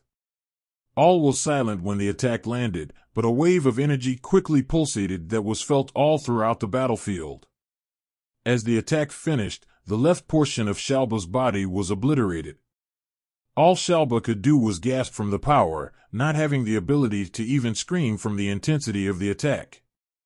Ajuka and Cerzex were very tired, breathing heavily from the combined attack and the injuries sustained from Shalba. This was easily their hardest fight in their lives, and it looks like they just won. As they were about to finish him off, Shalba quickly pulled out a scroll. A portal was erected under him, effectively sucking him in, leaving no trace of him behind.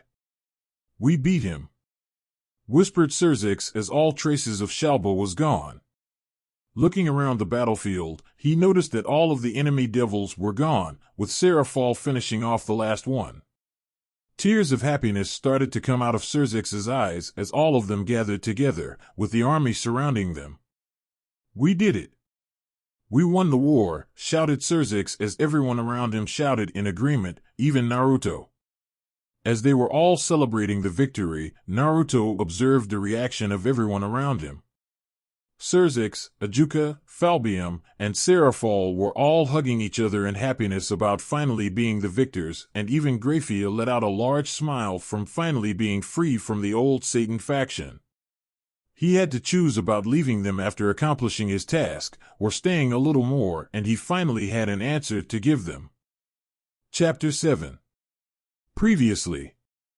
"We did it! We won the war," shouted Cerzex as everyone around him shouted in agreement, even Naruto. As they were all celebrating the victory, Naruto observed the reaction of everyone around him. Cerzex, Ajuka, Falbium, and Seraphal were all hugging each other in happiness about finally being the victors, and even Graffia let out a large smile from finally being free from the old Satan faction. He had to choose about leaving them after accomplishing his task, or staying a little more, and he finally had an answer to give them. Present. Base camp. The older devils were inside the main tent waiting for the younger devils to come back to bring information on whether or not they won the war or if they did not. Small chatter between the older male devils could be heard in the tent about tactics that could be used if they did not win, while the female devils waited in silence for the outcome. A few minutes after, a large presence could be felt outside, most likely coming from their army and the younger devils. Zeaticus, Venelana, Raven, Raviel, Stephen, Serena, and other devils came out of the tent to meet with them to see the amount of survivors remaining on their side. Astonished by what they were seeing, Zeaticus could only mutter a few words. "It looks like a large majority of our army is still alive. Did we win?" he whispered as he stood agape at the amount of devils that had survived. "I think we won," muttered Raviel as he noticed the grins coming from Cerzex and Seraphal and the smiles from Ajuka and Falbium. Naruto was looking up at the sky while walking, looking deep in thought while Graffia stood next to his side, looking as calm as ever. "We won," shouted Cerzex as he approached the older devils, causing them to gasp in surprise by the announcement. Shouts of excitement and happiness could be heard in the base camp as all the devils celebrated in victory of the war finally ending in their favor. "It's finally over. We can live in peace now," whispered Venelana as tears of happiness flowed down her face. Serena and Raven weren't faring any better as they cried in happiness as well. Zeaticus, Raviel, and Stephen were shouting in happiness, hugging each other as they could finally go back home and live their lives without the fear of being attacked. Devils around the camp cheered even louder as Cerzex and the rest of the devil army entered the camp. "Father, we have made it back with little casualties and beat the old Satan faction," said Cerzex as he, along with Seraphal, Ajuka, Falbium, Graffia, and Naruto stood in front of the older devils. "You did well, Cerzex. I'm glad that this war is finally over," said Zeaticus as he and the older devils nodded their heads in agreement. The mental and physical strain caused by the war was too much, and peace was greatly needed in the underworld. He hugged Xerxes in happiness, as did Vinalana, while the rest of the devils hugged each other. Naruto and Graffia looked at the scene in front of them and slightly smiled at the sight. It looked like they were all finally at peace and could finally be happy.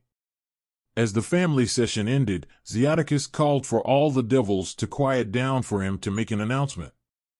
It was time to officially declare the ending of the war so that they could all go back home.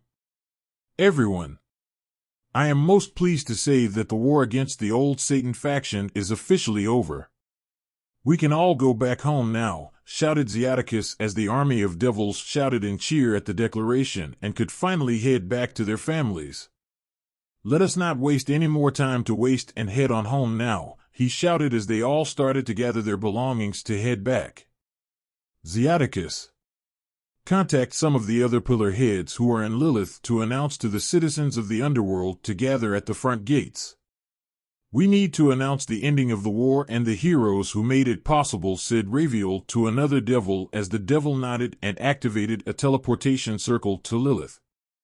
Naruto, who already had his belongings on him, decided to wait for Xerxes to finish so he could tell him that his end of the deal has been completed and would tell him what he planned to do next. Graffia also stood by his side, waiting for the other devils to finish their tasks. She had nowhere else to go and already decided that she would follow Naruto from now on. Xerxes said Naruto as he noticed that said devil finished gathering his belongings and headed towards his way. Naruto, I can't thank you enough for helping me and everyone else win the war. A lot of it was thanks to you for helping fight back against them. Please come with us back to the capital of the underworld, Lilith, for a celebration, said Xerxes as he hoped that Naruto would join him and be hailed as a hero as well. No thanks. I have done this because it was my debt towards you, and now that debt has been cleared, said Naruto as Xerxes nodded his head at the answer, although disappointed that he would not join him. Before he could ask Naruto anything else, said Person interrupted. Before you ask anything else, I have decided that I would go back with you to your home, but not to your capital. I do not wish nor need to be hailed as some sort of hero, for it is all your deeds. Fame is not needed for me, and I don't want any of that attention, said Naruto as he scratched the back of his head, not knowing what else to say to him. Ah. I see, smilted Xerxes as he was happy that Naruto wouldn't leave just yet after completing his task for him. Even though it was Naruto's job to help the anti-Satan faction, Xerxes still wanted to repay him for his tremendous effort in the victory for them. Maybe he could help Graffia since she was a prominent figure for the old Satan faction. A few moments later, all the devils had gathered their belongings and started to teleport just outside the capital of the underworld. If thousands of devils suddenly teleported inside the capital, then it would cause a lot of issues for security reasons. Graffia, stay with Xerxes when they teleport to their capital. Since you are known as being part of the old Satan faction, it would assure the other devils there that you aren't a threat, said Naruto as Graffia nodded her head before asking a question to her master. What about you, Naruto-sama? Where will you be going? Asked Graffia as she was a little concerned about not being by his side. After all, she wanted to follow him. Don't worry about me. I will be hiding from the crowds, but will be watching from a distance until we get to Xerxes' place, smiled Naruto, patting Graffia on the head to reassure her. With those words, Graffia moved towards Xerxes, who in turn nodded his head at her and back towards Naruto. All the devils in the base camp teleported to the front of Lilith to celebrate the victory of the war. Front gates of Lilith. All the devils teleported to the front of Lilith, meeting with some of the pillar heads who were waiting for them to show up. Is it true? Did the war finally end? Questioned a pillar head, as he along with some other heads were eager for the result. Yes, the war has ended and we have won. Let us go to the center to announce it to everyone in the underworld. Make sure to have it announced live to those who could not make it here, said Xiaticus as some of the pillar heads cheered and nodded.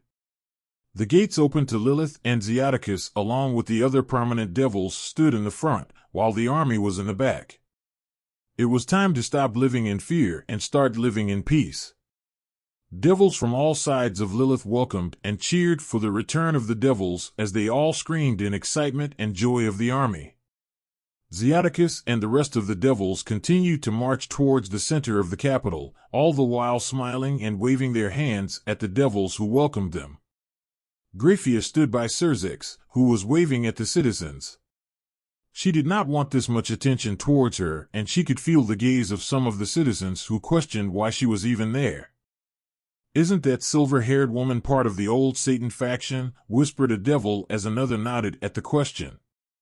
"I think that is Graffia Lucifage, who served Lucifer," whispered another as they continued to look at Graffia. Cerzex, who noticed the whispers of some of the devils, looked at Graffia and reassured her. "Don't worry about them, Graffia. I will make sure to clear up any problems that the devils have about you being an ex-member of the old Satan faction," said Cerzex.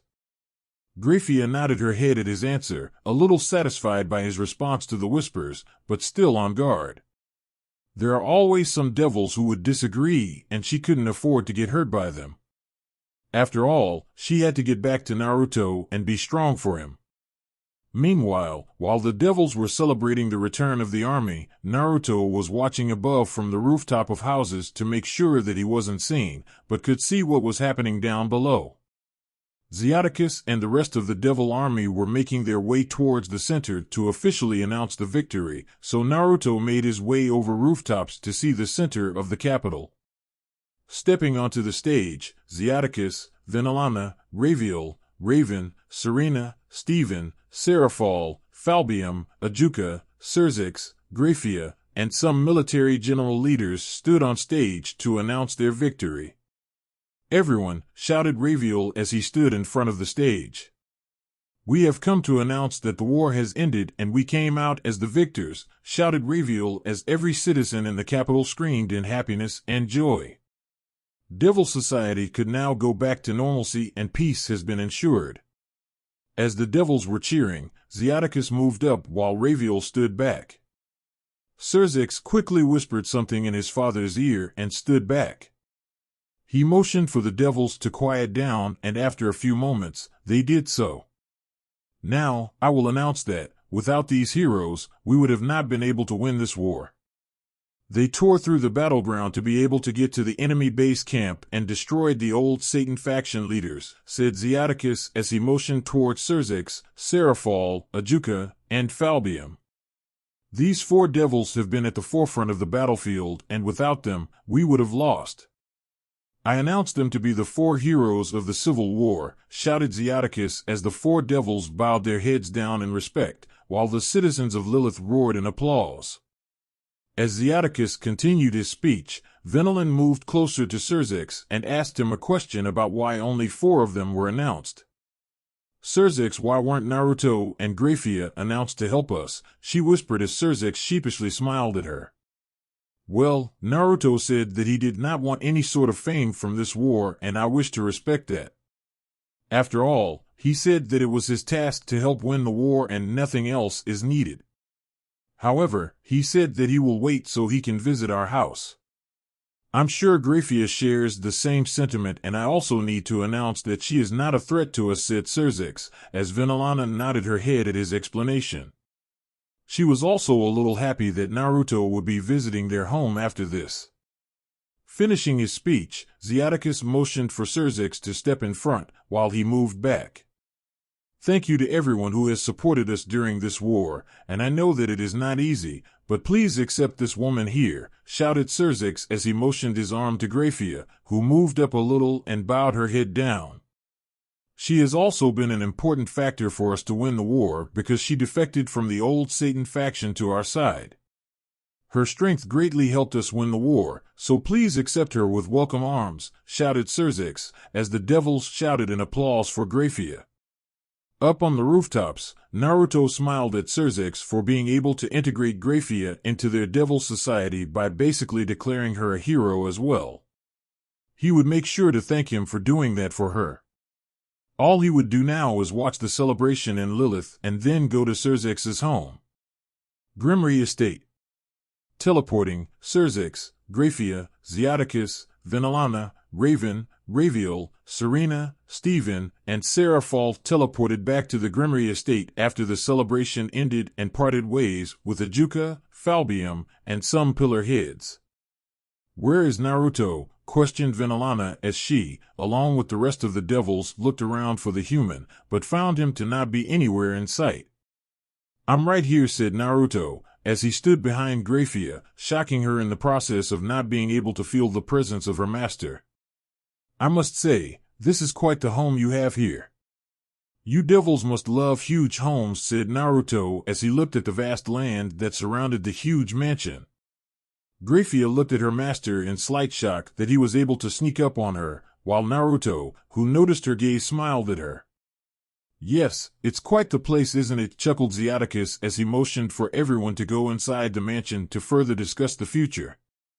"So, from what Surzex has said to me, I heard that you are not going to stay around for a little longer," said Zeaticus as all the devils sat down on the several couches in the living room. "Yes, I hope that it won't be too much of a bother for you," said Naruto as he sat down with Graffia standing behind him. No, not at all. It's the least that we could do after all the help you have given us," said Zeaticus as all the devils in the room nodded their head at that. "Naruto-kun, why didn't you want to be recognized as a hero? You have done so much to help us, and it's only fair for you to be recognized for your efforts," said Seraphol, as she hoped to learn more about his reasoning. "Well, I do not want to garner the attention of thousands of devils, and would like to remain as low profile as possible. I would also like to thank you, Surzex, for making sure that Graffia could be recognized for her efforts during the war," said Naruto. He needed to make sure that Graffia would be accepted. "It was no problem at all, Naruto. You have done so much for us, and I overheard several devils pointing out that Graffia was with us, so I needed to get rid of the stigma of her being here to avoid any other problems," said Surzex. Naruto nodded at the sound explanation. It would make devils wary of Graffia if she was suddenly here without any sort of reason. "Well, I would like to say that I will stick around for a little bit with Graffia here. However, I would like Graffia to stay here for when I leave," said Naruto, as the devils were shocked that Naruto would leave so soon.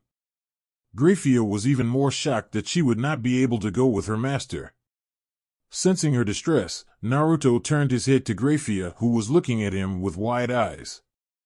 "Do not worry, Graffia, I will only be gone for a little bit and would like for you to stay here, so do not worry," he said as she slowly nodded her head, disappointed that she would not be able to be with him. "If you don't mind me asking, where will you go?" said Raven, as Venelana, Serena, and Seraphol were very curious on where he would go after staying here. They were all disappointed that he would not stay for long, and wanted to know how long he would be gone for based on his answer. "I will be going far from here. I can't exactly say where at the moment, but like I said to Graffia, do not worry. I will come back," said Naruto as he smiled at them to reassure their thoughts. With that, Naruto and Graffia continued to live in the Grimmery Estate for the past month, with Naruto departing soon after, leaving Graffia in the care of the Grimmery family. He would continue to keep in contact with them for 100 years to ease their worries, but would stop the contact 10 years following. Memory sequence complete. Present time. "Wow," said Rias, as her peerage shared the same sentiment as her. The person who fought for her and ended the marriage between Riser was one of the great heroes of the underworld, and they won because of Surzex finding him. She knew that exploring the forest by the Grimmery Estate was a good idea. "I have been meaning to ask this, but how did you know about Naruto, Rias?" questioned Venelana as she recalled that Rias shouted his name before she would be wed with Riser. All attention suddenly was on Rias, as none of this wouldn't have happened if not for Rias shouting out Naruto's name. Looking towards Naruto, Rias saw that Naruto nodded his head in approval at being able to tell the story of how they met. Looking back towards her mother, Rias started to explain what she did. Well, it was one of the days when I was younger when I used to go out to the forest near our house. I ran off from Suji, Surzex's knight, and ran into the forest to play and look for anything interesting, said Rias as Venelana, along with Xiaticus, slightly glared at her for always being so mischievous during her younger days. Cringing a little from her parents' glares, Rias continued to tell her story. I kept on running through the forest, and suddenly, I heard a growl, and to my left was a rabid wolf. The wolf was glaring straight at me and rushed me. What I did was run and hope that someone would find me. Xiaticus and Venelana exchanged glances, remembering the time that Suji came rushing back to them, saying that Rias was missing in the forest. If Rias was telling the same story, then they remembered the fear of her dying the forest full of beasts. I kept on running, and I suddenly saw a cave. Thinking nothing of it, I ran straight into the cave, and when I looked back, I noticed that the wolf couldn't get in no matter how hard it tried, so I went further in hopes that it would just go away. I saw a strange light as I went further in the cave and saw a light, and the light was coming from a tombstone. It said the same exact words as it did with Onisama's, and the same paper appeared before me. However, instead of using the wish, I left it in my pocket since I didn't really want to waste the wish. You didn't want to use the wish to try and find a way back home, questioned Akino as she wanted to know why she would save it. During that time, I was just recently engaged to Riser, and all I could think of at the time of getting the paper was to use it as a last resort if fighting him in a raiding game failed, said Rias as she was really happy that she decided to use it against Riser and not for anything else. Surzex, who was listening to Rias's explanation, turned to Naruto to ask him a question that was nagging him. Naruto, didn't you say that only the strongest could find your tomb? While I'm not saying Rias is weak, but she was young when she found you and didn't have much magical power at the time, he said as Naruto chuckled at his question. Well, Surzex, I sealed myself in the tomb to make it so that any Grimmery, Phoenix, or Citri that entered the cave would be able to find me and unseal me. Graffia could have also found me as well. Since I met you devils during the war, I knew that all of you had good intentions, so if any of you found my tomb, I could trust you with granting a wish. Also, I was actually surprised when Rias found me so quickly, said Naruto. So where were you for the past 10 years? I understand that you were in contact with us 100 years after the war, but you suddenly stopped all form of contact 10 years after it, questioned Raven. She was fine with him being away for 100 years since he still contacted them every few times a year, but the 10-year time span that he didn't greatly worried her. Well, I sealed myself back in my tomb, said Naruto as he nervously chuckled at them and scratched the back of his head. He couldn't think of any other way to say that he couldn't contact them because he was sleeping for 10 years. Rias, if my memory serves me right, you went missing in the forest when you were 10, correct? Said Venelana as she also remembered that they introduced Rias to Riser when she was 10 years old. They couldn't introduce them earlier because they were too distracted with finding the whereabouts of Naruto and momentarily forgot about the arranged marriage for a couple of years. Rias nodded her head at her mother, remembering that she was 10 when she found the tomb, and that was also during the time of the meeting with Riser. So, that means that Naruto sealed himself 2 years prior to the meeting with Rias. All this time you were in the forest near our estate and didn't bother contacting us to find you before you sealed yourself, lowly said Venelana as she glared at Naruto for not doing so. The other older female devils also glared at him for not doing so. They were worried sick and he was near them the entire time? All I could think of at the time was rest, and the only place I knew where I would be found relatively quickly would be the forest near your estate. I'm very sorry for not contacting you before my sealing, but I had little time and needed rest, he said as he bowed his head down to show his shame. Why did you need rest badly? What did you do to make you so tired? What happened? Questioned Raven as she was nearly out of her seat from the barrage of questions she wanted answered. Yes. I believe that you should answer those questions for us, Naruto-sama. You said you would tell us what happened after all, spoke Graffia as she decided that she would speak to show that she wanted answers and would not take silence for an answer. Taking a deep breath, Naruto knew that he had no choice but to give them the answers they wanted. Long story short, I was traveling around the world at the time and was simply caught off guard. A few powerful beings suddenly surrounded me when I was my most vulnerable and attacked me all at once. I would have been able to defeat all of them, but they sealed some of my movement. The only thing I could do then was to teleport somewhere else, and the only secure place I could think of was the forest near the Grimmery estate. I have made some powerful enemies and won't name who they are for the time being. If I explained all that happened during then, it would take a while, so let's just keep it at this for now, okay, said Naruto as he expressed that he no longer wanted to say anything else on the matter. Before Venelana could retort, Cerzex interrupted her. No worries. All that matters is that you're back now and you are going to stay, right? Smiled Cerzex as his smile was slightly strained, basically telling Naruto to say yes, or else he wouldn't be able to stop his mother from asking anything else. Of course. I will be staying around now, quickly said Naruto as he smiled at everyone in the room. Sighing, all Venelana could do at the moment was nod her head as she knew that the time to ask any more questions was over. All she could do now was move on from the topic and make sure Naruto wouldn't disappear like that again. She was really happy when he stayed after the war and learned a lot about him.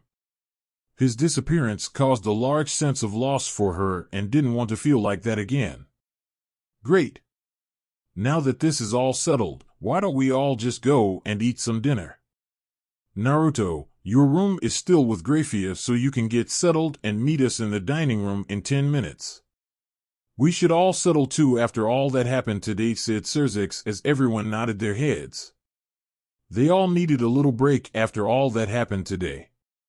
As they were getting up, Venelana and Raven passed Naruto and lightly touched him while smiling, causing him to slightly shudder at the touch. It has been a while since he felt another woman's touch after all. He smiled to Rias and her Peerage as they left the room, which in turn caused them to smile as well, though Rias and Akino were blushing a little from it. Snapping out of his thoughts, Naruto turned to Graffia and listened to her.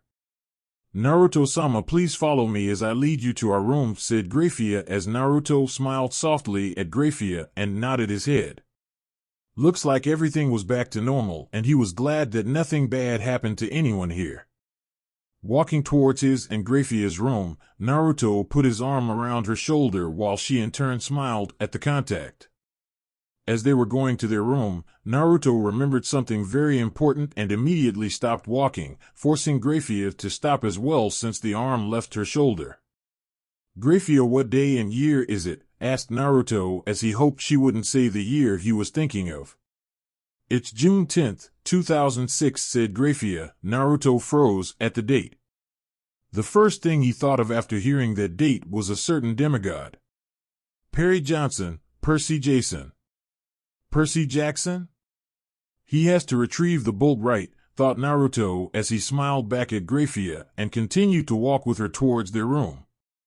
Giving it one last thought, Naruto decided to just shrug it off and would only help when the deadline approached. Whatever. I've got 11 more days before the summer solstice. I got time, he thought as he reached their room. For an immortal, he should know that 11 days will go by and not be a lot of time at all, but all he wanted to do was spend some time eating ramen and catching up with Graffia. Chapter 7. Previously. As they were going to their room, Naruto remembered something very important and immediately stopped walking, forcing Graffia to stop as well since the arm left her shoulder. Graffia, what day and year is it? Asked Naruto as he hoped she wouldn't say the year he was thinking of. It's June 10th, 2006, said Graffia. Naruto froze at the date. The first thing he thought of after hearing that date was a certain demigod. Perry Johnson, Percy Jason. Percy Jackson?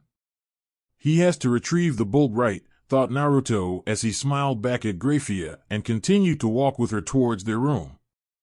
Giving it one last thought, Naruto decided to just shrug it off and would only help when the deadline approached. Whatever. I've got 11 more days before the summer solstice. I got time, he thought as he reached their room. For an immortal, he should know that 11 days will go by and not be a lot of time at all, but all he wanted to do was spend some time eating ramen and catching up with Graffia. Present, 10 days later. 10 days after Naruto asked Graffia the day and year, all that he did was relax and spend most of his time around Graffia, Vanillana, Serena, Raven, and Seraphol. They were very adamant about him making it up to them and forced him to hang out with them. He went around exploring the underworld with Seraphol, shopping with Vanillana, Serena, and Raven, and relaxing with Graffia. Naruto regularly sparred against Cersei's Peerage to train them and hone his skills at the same time. Currently, Naruto was sleeping in one of the rooms in the Grimmery estate, which also happened to be next to Graffia's room. Tossing and turning, from the perspective of a person watching him, it would seem like Naruto was having a bad dream. He was sweating profusely and was muttering words like help him or stop Hades, he didn't steal it. Naruto's dream. Hades' palace in the underworld. Give me back my mother, yelled a boy with sea-green eyes and jet black hair. He was currently holding a pen in his hand, as if ready to use it any second if something were to happen to his mother. Such disrespect. I could kill you right here, but you have my Helm of Darkness. Give me back my Helm of Darkness and I will give back your mother, said a man with long black hair and eyes filled with fire. His attire consisted of a midnight black blazer, black pants, and black shoes. He was currently sitting on a throne with a woman sitting on another throne next to him. This was Hades, god of the underworld. I told you this already.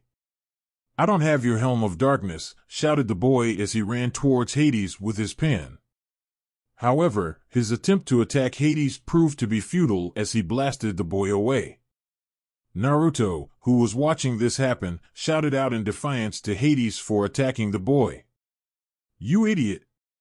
Why would you attack Hades? He'll kill you.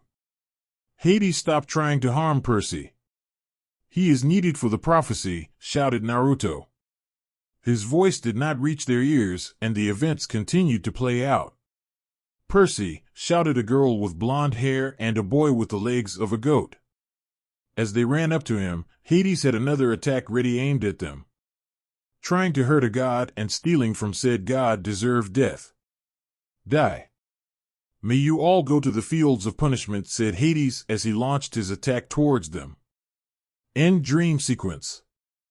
And oh, shouted Naruto as he saw the attack about to hit them, before he suddenly woke up from the dream. Sitting up, Naruto took a glance at his surroundings and found that he was still in one of the rooms of the Grimmery estate. Touching his face, Naruto felt sweat coming down his head and he was sweating profusely from the dream. Fuck. I really hate those type of dreams. Those annoying hags must want me to do something about that. Why do I even have to help in the first place anyways?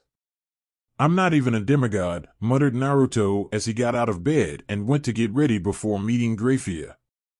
As he was getting ready, Naruto wondered what day it was, since he never kept track of time and felt the urge to find out what day it was. A knock on the door snapped him out of his thoughts as he finished cleaning himself up and opened the door to see Graffia standing in front of him. Naruto-sama, are you ready to eat now? Questioned Graffia as she looked Naruto from head to toe to see him dressed in an orange dress shirt with the top buttons unbuttoned, revealing his toned chest. He was wearing black pants and black dress shoes. Ahem, said Naruto, causing Graffia to blush at blatantly staring at his body. Looking up, she looked straight into a grinning Naruto, who was amused by her actions. I see you have noticed my look. It must be good judging from your actions, huh? Orange really is awesome, grinned Naruto. He expected Graffia to blush even more, but she was more stoic than ever before. Naruto-sama. Orange doesn't really make you look better. If anything, it makes you look uglier. I was looking at your chest more so than the shirt, said Graffia as she inwardly smirked at seeing Naruto get depressed by her choice of words. Graffia, when did you get so mean?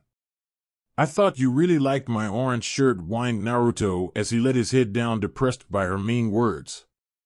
And why are you still calling me Naruto-sama? Call me how you usually call me. We are alone right now, said Naruto. He didn't expect Graffia to blush at his words, and got out of his depressed stupor to listen to her say his name.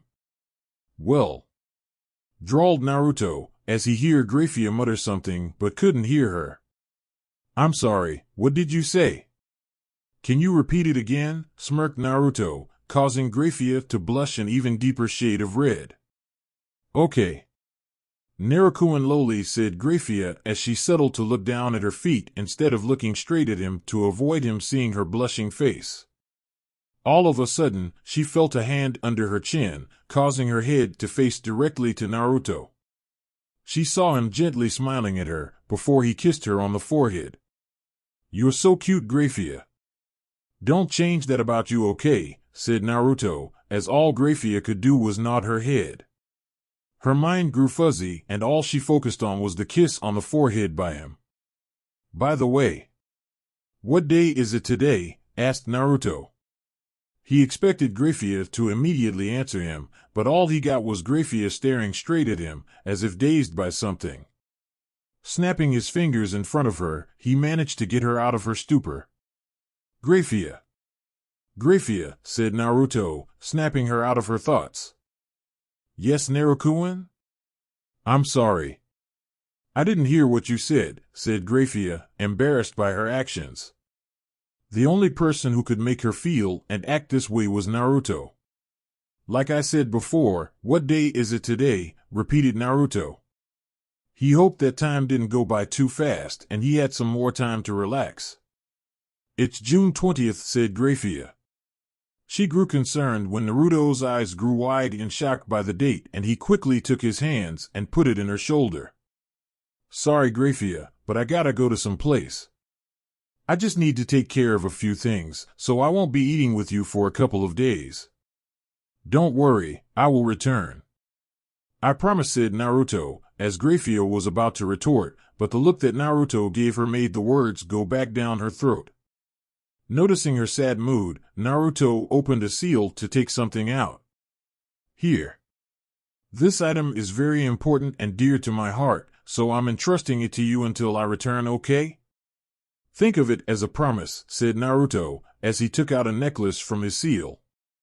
The chain itself proved to be pretty plain looking, but the gem that centered in the middle was an absolutely stunning crystal. It was a beautiful shade of blue. First Hokage's necklace. May I? Questioned Naruto, as Graffia nodded her head in approval. Getting the go, Naruto gently unclasped the necklace and put it around her neck, letting the gem resting in between Graffia's bountiful bosom.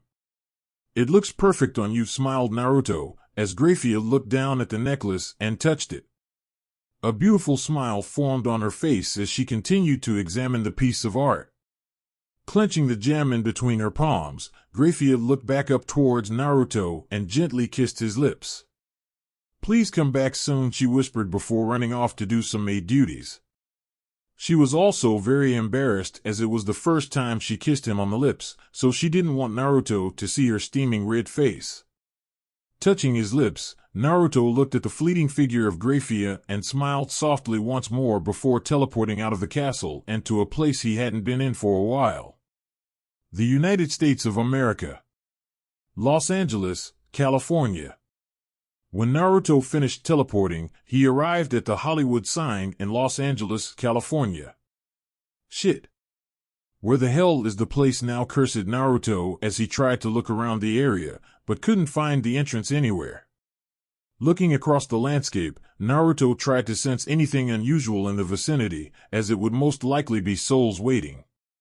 Spotting a building that was concentrated with a dense amount of energy, Naruto made his way there. DOA Recording Studios, muttered Naruto as he looked around the area to see that this was the only building. The rest of the buildings that he could see were at least a few miles away, making it very odd. Shrugging, Naruto decided to enter to see if he could find the Reaper that guards the entrance. As he entered the recording studio, Naruto noticed that there was a desk with a person standing behind it. The person was dressed in a fancy Italian suit that made him look more regal-looking even though he acted like a regular guard. There were seats lined up against the sides of the building with people sitting in them. As he looked around the studio, Naruto noticed the gloomy and depressing atmosphere, as the people were all depressed, as if they lost something. Walking up to the desk, Naruto addressed the guard to ask him a question. "Greetings, Sharon. I need to go see Hades immediately, so if you could just take me there, then it would make me grateful," smiled Naruto as he bowed his head down a little and looked him straight in the eye. "Naruto, it has been a long time. I, however, cannot take you there at the moment because there are other souls behind you that have been waiting since the last decade," said the Soul Reaper as he pointed towards the gloomy-looking people. Naruto gave Sharon a blank look at his lame excuse not to allow Naruto to enter the underworld. He knew that Sharon just wanted some more drachmas so he could spend it all on more expensive Italian suits, and he would have teleported to the underworld himself had it not been for the entrance to shift. The entrance shift ruined the location at which he would originally teleport to, and he had to do it the old-fashioned way. "I'll ask Hades to give you a pay raise. After all, I'm gonna help him, so he might as well return the favor as well," said Naruto. Thankfully, Sharon seemed to take the bait as he nodded his head at Naruto's response and gestured him to follow him towards the door behind the desk. "Very well. Let us go to the underworld and I'll take you to his palace. Make sure you ask him for that pay raise. He has not been paying me very well recently," said Sharon as he and Naruto went past the door and went down an elevator that was waiting for them. "Of course," said Naruto as they both entered the elevator to go down below. Underworld. Ding. The elevator made a sound before it opened the doors. Naruto and Sharon walked out of the elevator to greet themselves to the sight of a river in front of them that was dark and very polluted. The entire sight itself was very dark and ominous as the underworld was very gloomy with no light entering. "I always forgot that the underworld in Greek mythology was different from the underworld in the Bible," thought Naruto as he compared how different the two underworlds were. The Greek underworld was very dark and ominous, while the biblical underworld was much more brighter and more similar to human society. "The boat is right here. Let us depart," sighed Sharon as he didn't want to row the bow again and would have rather stayed up in the human world to relax. Sitting in the boat, Naruto looked to his side to see a lot of random objects floating across the river. It ranged from broken dolls to bones and rags. "The river Styx is much more polluted than the last time I've been here," frowned Naruto, as he wasn't a fan of any sort of pollution and would rather the river be clean. That's what happens when so many humans breed with each other and cause overpopulation. All of that breeding caused overpopulation and competition, making it harder for many people to survive and live a life. The harsh reality of life caused many people to give up on their dreams and work any job they can to survive. All of those hopes and dreams end in the river Styx as a result. "It's essentially the place where all the miseries of humans end up at," explained Sharon as he continued rowing the boat, nearing a large three-headed dog on the right side. "I see," muttered Naruto, as he continued to stare into the water as Sharon rowed. As he was still in deep thought, Naruto was slightly shocked when he heard loud barking that sounded very close to him. Turning his head to the right, he saw a large three-headed dog barking straight at him. The tail of the dog was wagging from side to side, as if excited. "All right, we have made it to the other side. You know how to get to Hades' palace," muttered Sharon as Naruto departed the boat and gave his thanks to Sharon before seeing him off. Looking up, Naruto noticed that Cerberus stopped barking and continued to stare down at him, as if expecting something to happen. Chuckling, Naruto summoned a clone, who was holding a red ball in his hand. "All right, Cerberus. I know. Here is a red ball to play with and my clone," said Naruto, as he left the clone with Cerberus, who barked happily at being able to play. Naruto continued to walk under Cerberus and also passed by souls who were lined up, waiting to get to their afterlife. The souls waiting were shivering in fear because of Cerberus. It was wagging its tail fiercely, and the three heads were fighting for the red ball, causing the ground to shake tremendously. "Naruto, it's good to see you again." "Are you here for Master Hades?" said a voice in front of him. "It's good to see you too, Electo, and yes, I'm here to see Hades," said Naruto as he continued walking to meet with a figure that had a woman-like figure with wings as its arms. Note: search up Furies if you want a better picture. I can't really describe one. I'm afraid that Master Hades is busy at the moment, as he is seeing to his guests in the palace, spoke Electo. She did not expect Naruto to chuckle after she said those words and instead persisted on going. "I really need to get to Hades. Those guests are also some that I need to see as well," chuckled Naruto as he would not back down and insisted to go to the palace.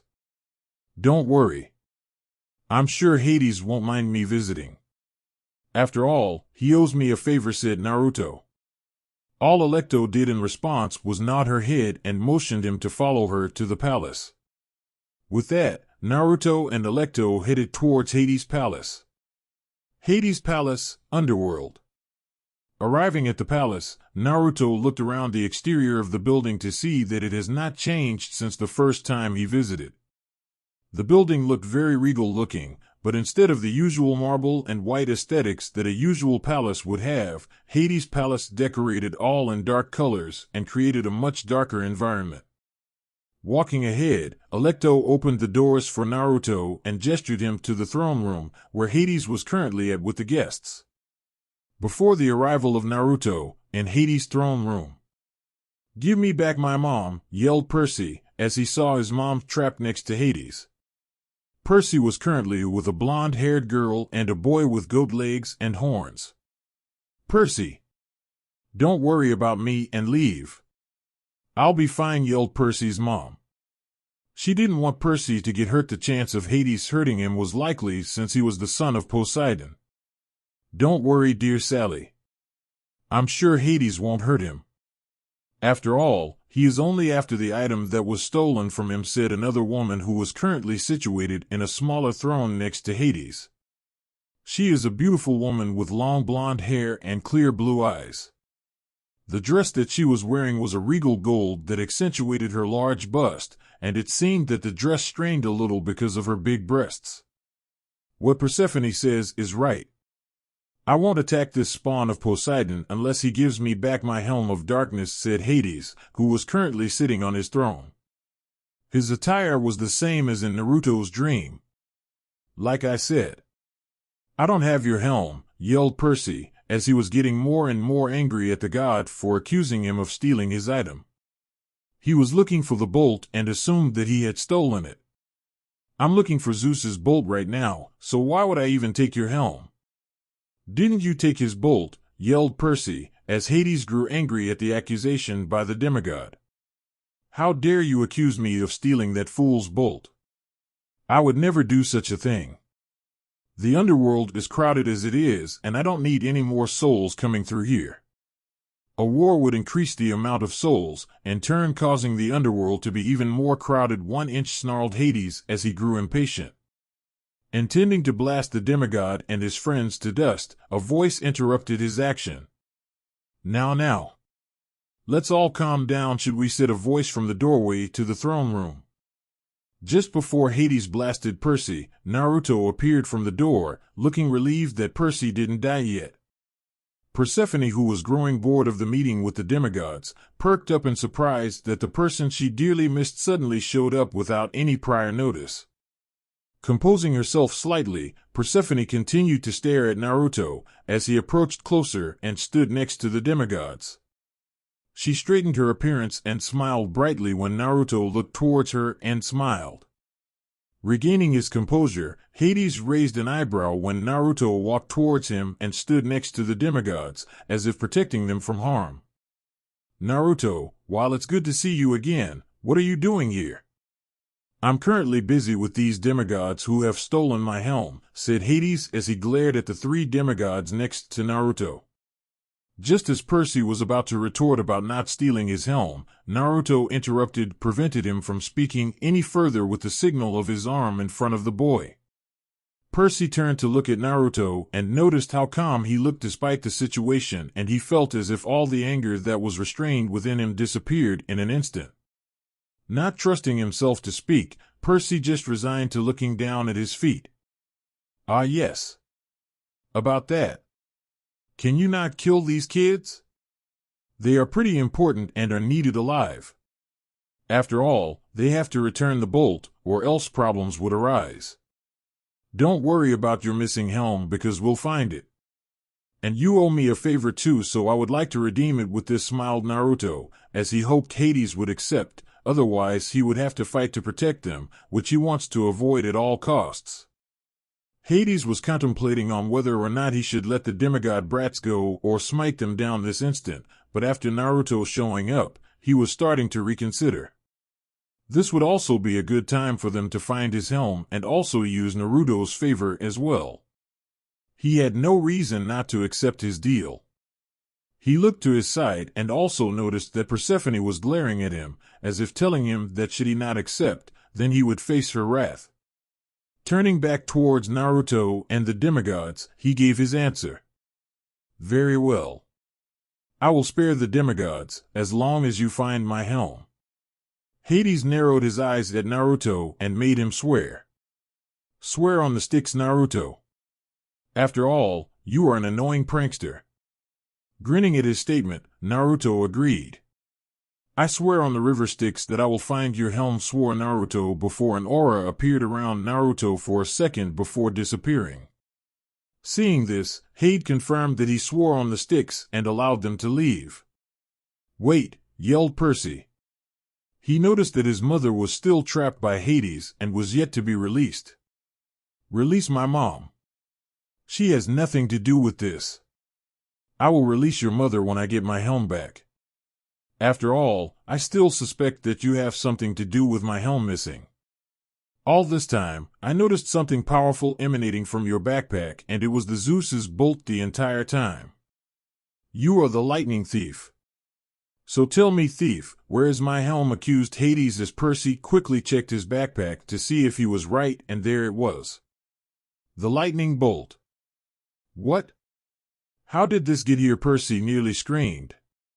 He quickly recalled the events he went through, and the time that he got this backpack was from Ares. Ares gave this backpack to him. "That traitorous god," muttered Percy as he put the bolt back in the bag and looked back towards his mother, thinking of another way to escape with her. He remembered that he had 3 pearls gifted by his dad and thought about using it to help his mom escape. Hades, who noticed that Percy deeply thinking, read his mind and lightly smirked when he read what he was thinking. "Pearls, huh? Take them out." Demigod taking out the pearls, Hades mockingly told Percy how pitiful it was to not have enough. "You have only 3? Such a shame. How will you all escape?" he mocked. "Don't worry, Percy. Just take your mom with you. Don't worry about me," urged the blonde-haired girl next to him, as the other boy with the goat legs refuted her. No. Leave me here, Percy, and you 3 can go to the surface." "I'll be fine," blurted the goat boy. Percy, who didn't want to leave his friends behind, turned to Naruto, who was currently picking his ear, while staring off into space. It looked like he didn't even know what to do and was just waiting for something to happen. Naruto, right," getting a nod of approval, Percy continued. Could you help us out and do something about this? You apparently met Hades before and seem to be friends, so can you convince him to let my mom go?" he questioned. Naruto turned to Percy and looked him straight in the eyes, as if staring into his soul. Getting a little freaked out by the piercing stare, Percy tried to regain his composure and asked again. Please." The lame response caused Naruto to blink his eyes and laugh.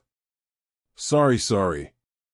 I was just thinking of something and didn't realize that I was staring for so long," laughed Naruto before he cleared his throat. "Anyways, I can't do anything about helping your mom.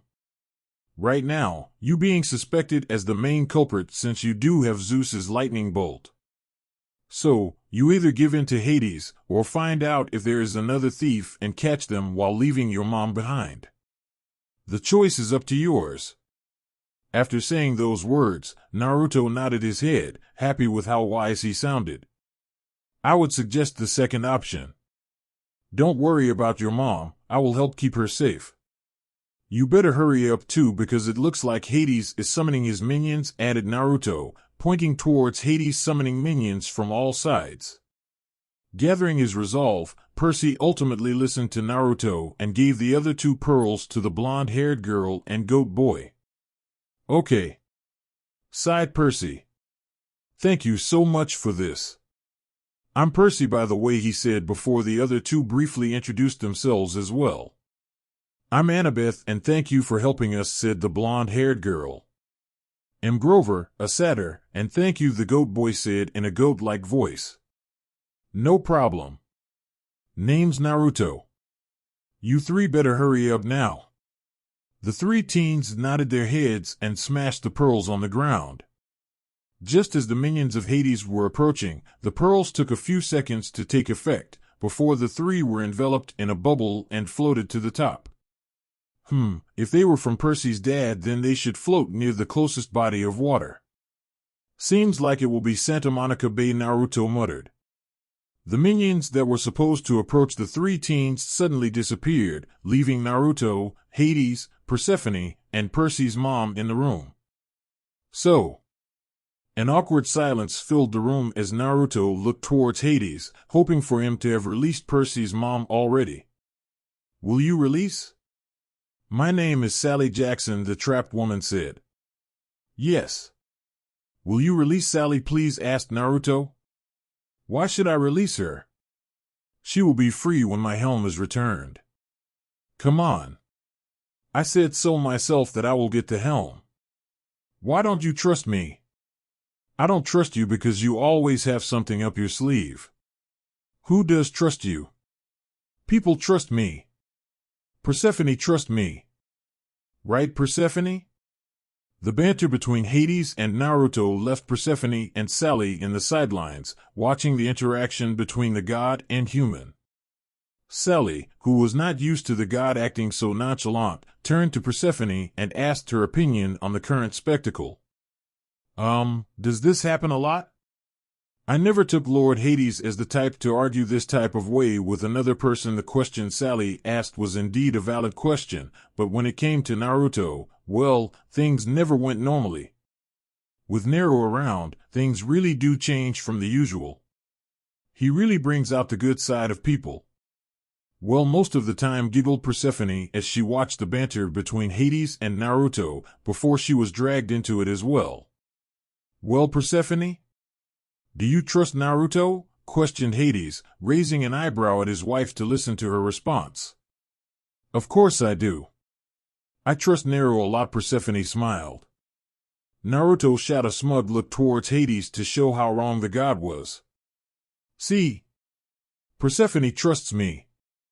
Why can't you be as awesome as her?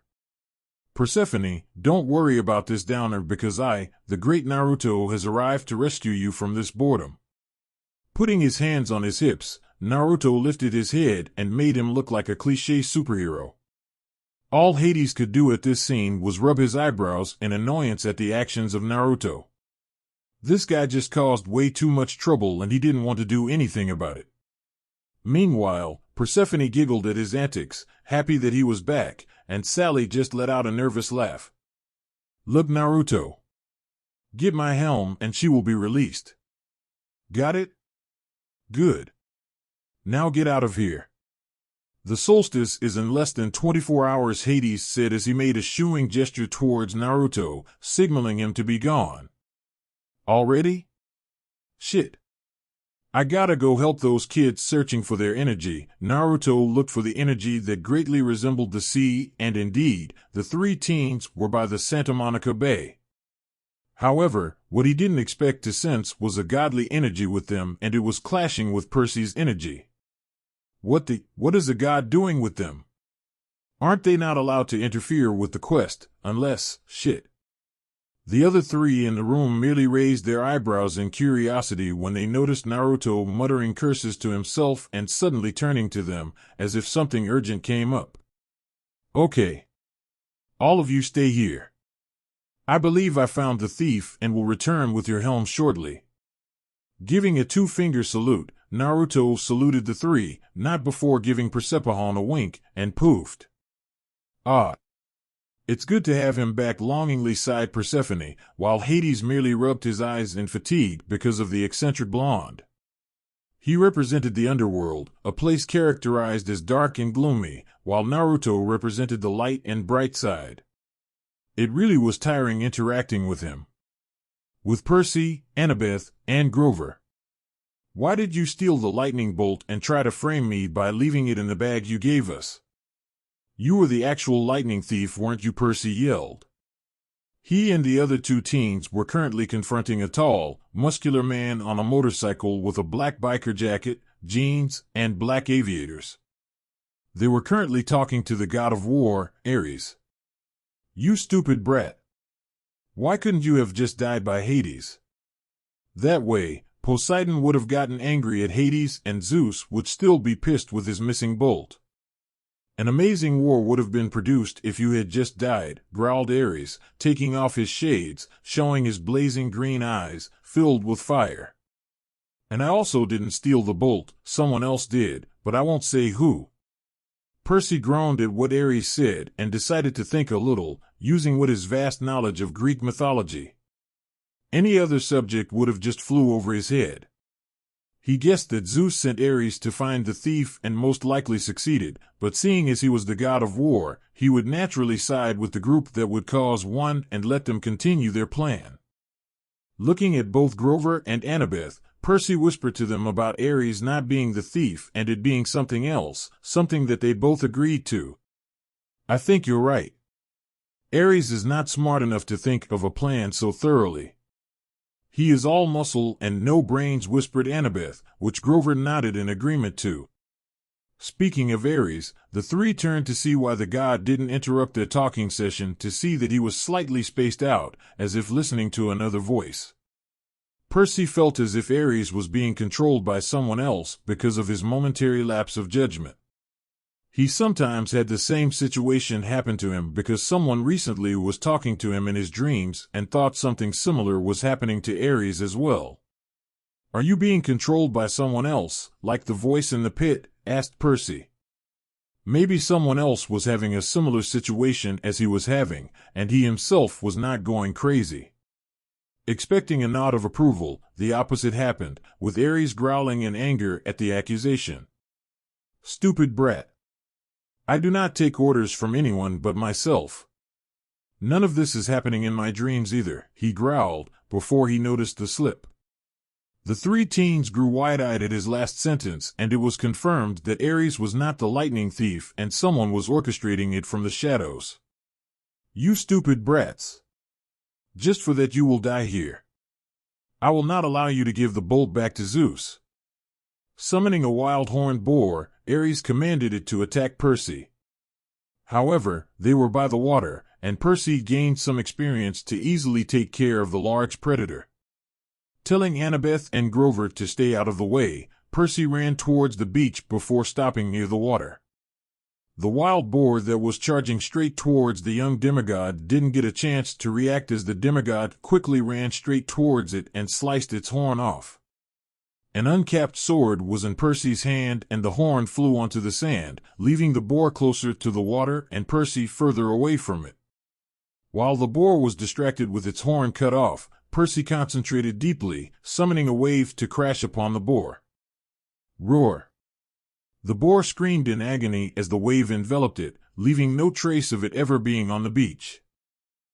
Percy took a sigh of relief that it was over, and Percy looked away from the water to face Ares, who was standing a few meters away from him. It's going to take a lot more than simple waterworks to take me down, brat.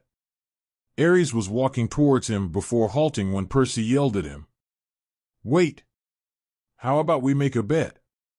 If you win, you could turn me into anything that you want and also get the Master Bolt, but if I win, then you leave and also give me back the helm because I know you also took it."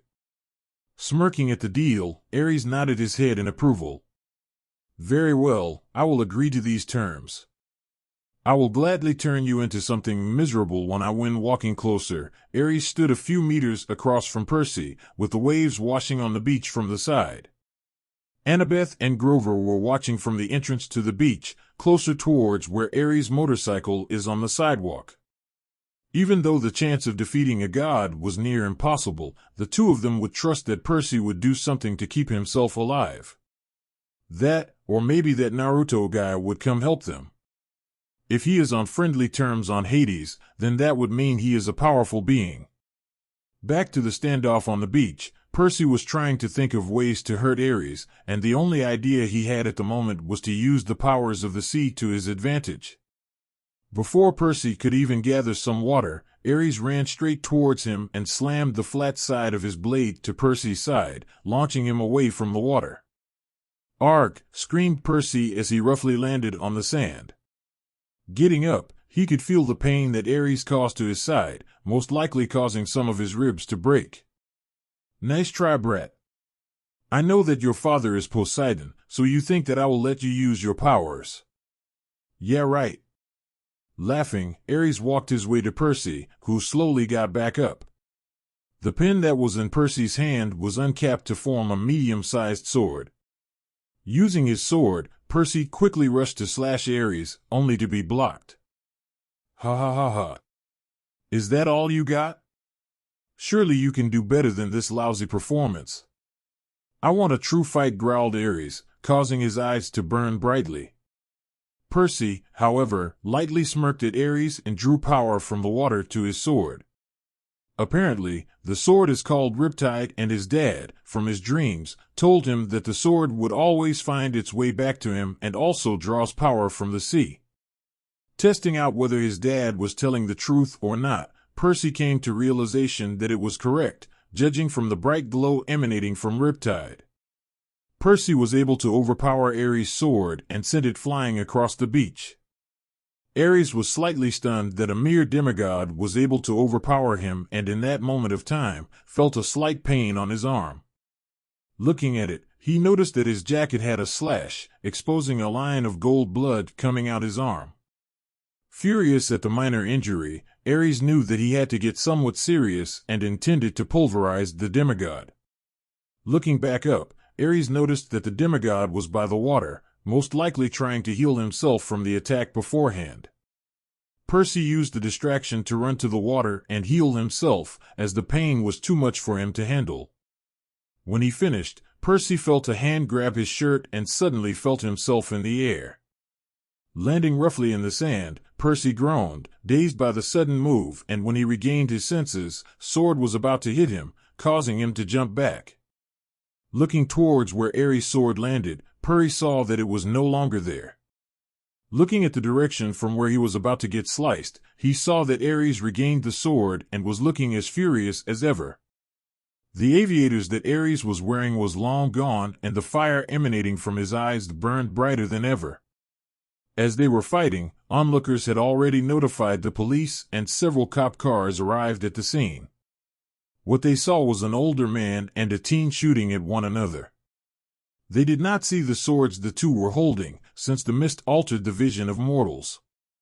Ares, noticing the mortals watching their fight, quickly put an end to all of it by burning all of the cop cars that have arrived. The crowd quickly noticed the blazing inferno behind them and quickly dispersed. None of them were ready to die yet. That moment of distraction was enough once again for Percy to run away from Ares to the water, where he would hold an advantage as opposed to if he were to stay away from it.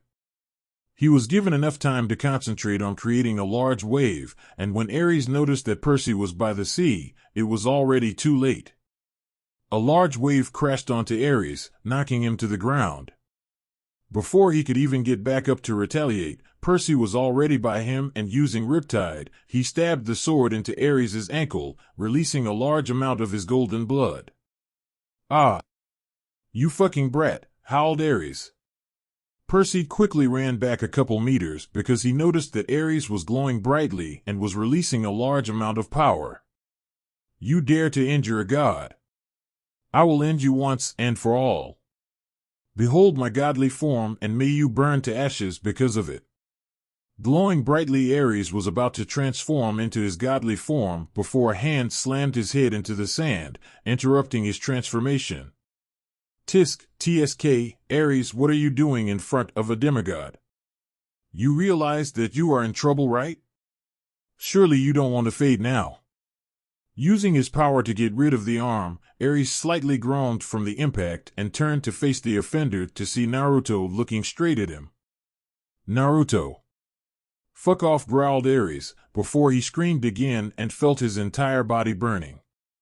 Black fire was slowly surrounding his entire body, and Ares felt himself screaming in pain for what seemed to be an eternity, before seeing dark.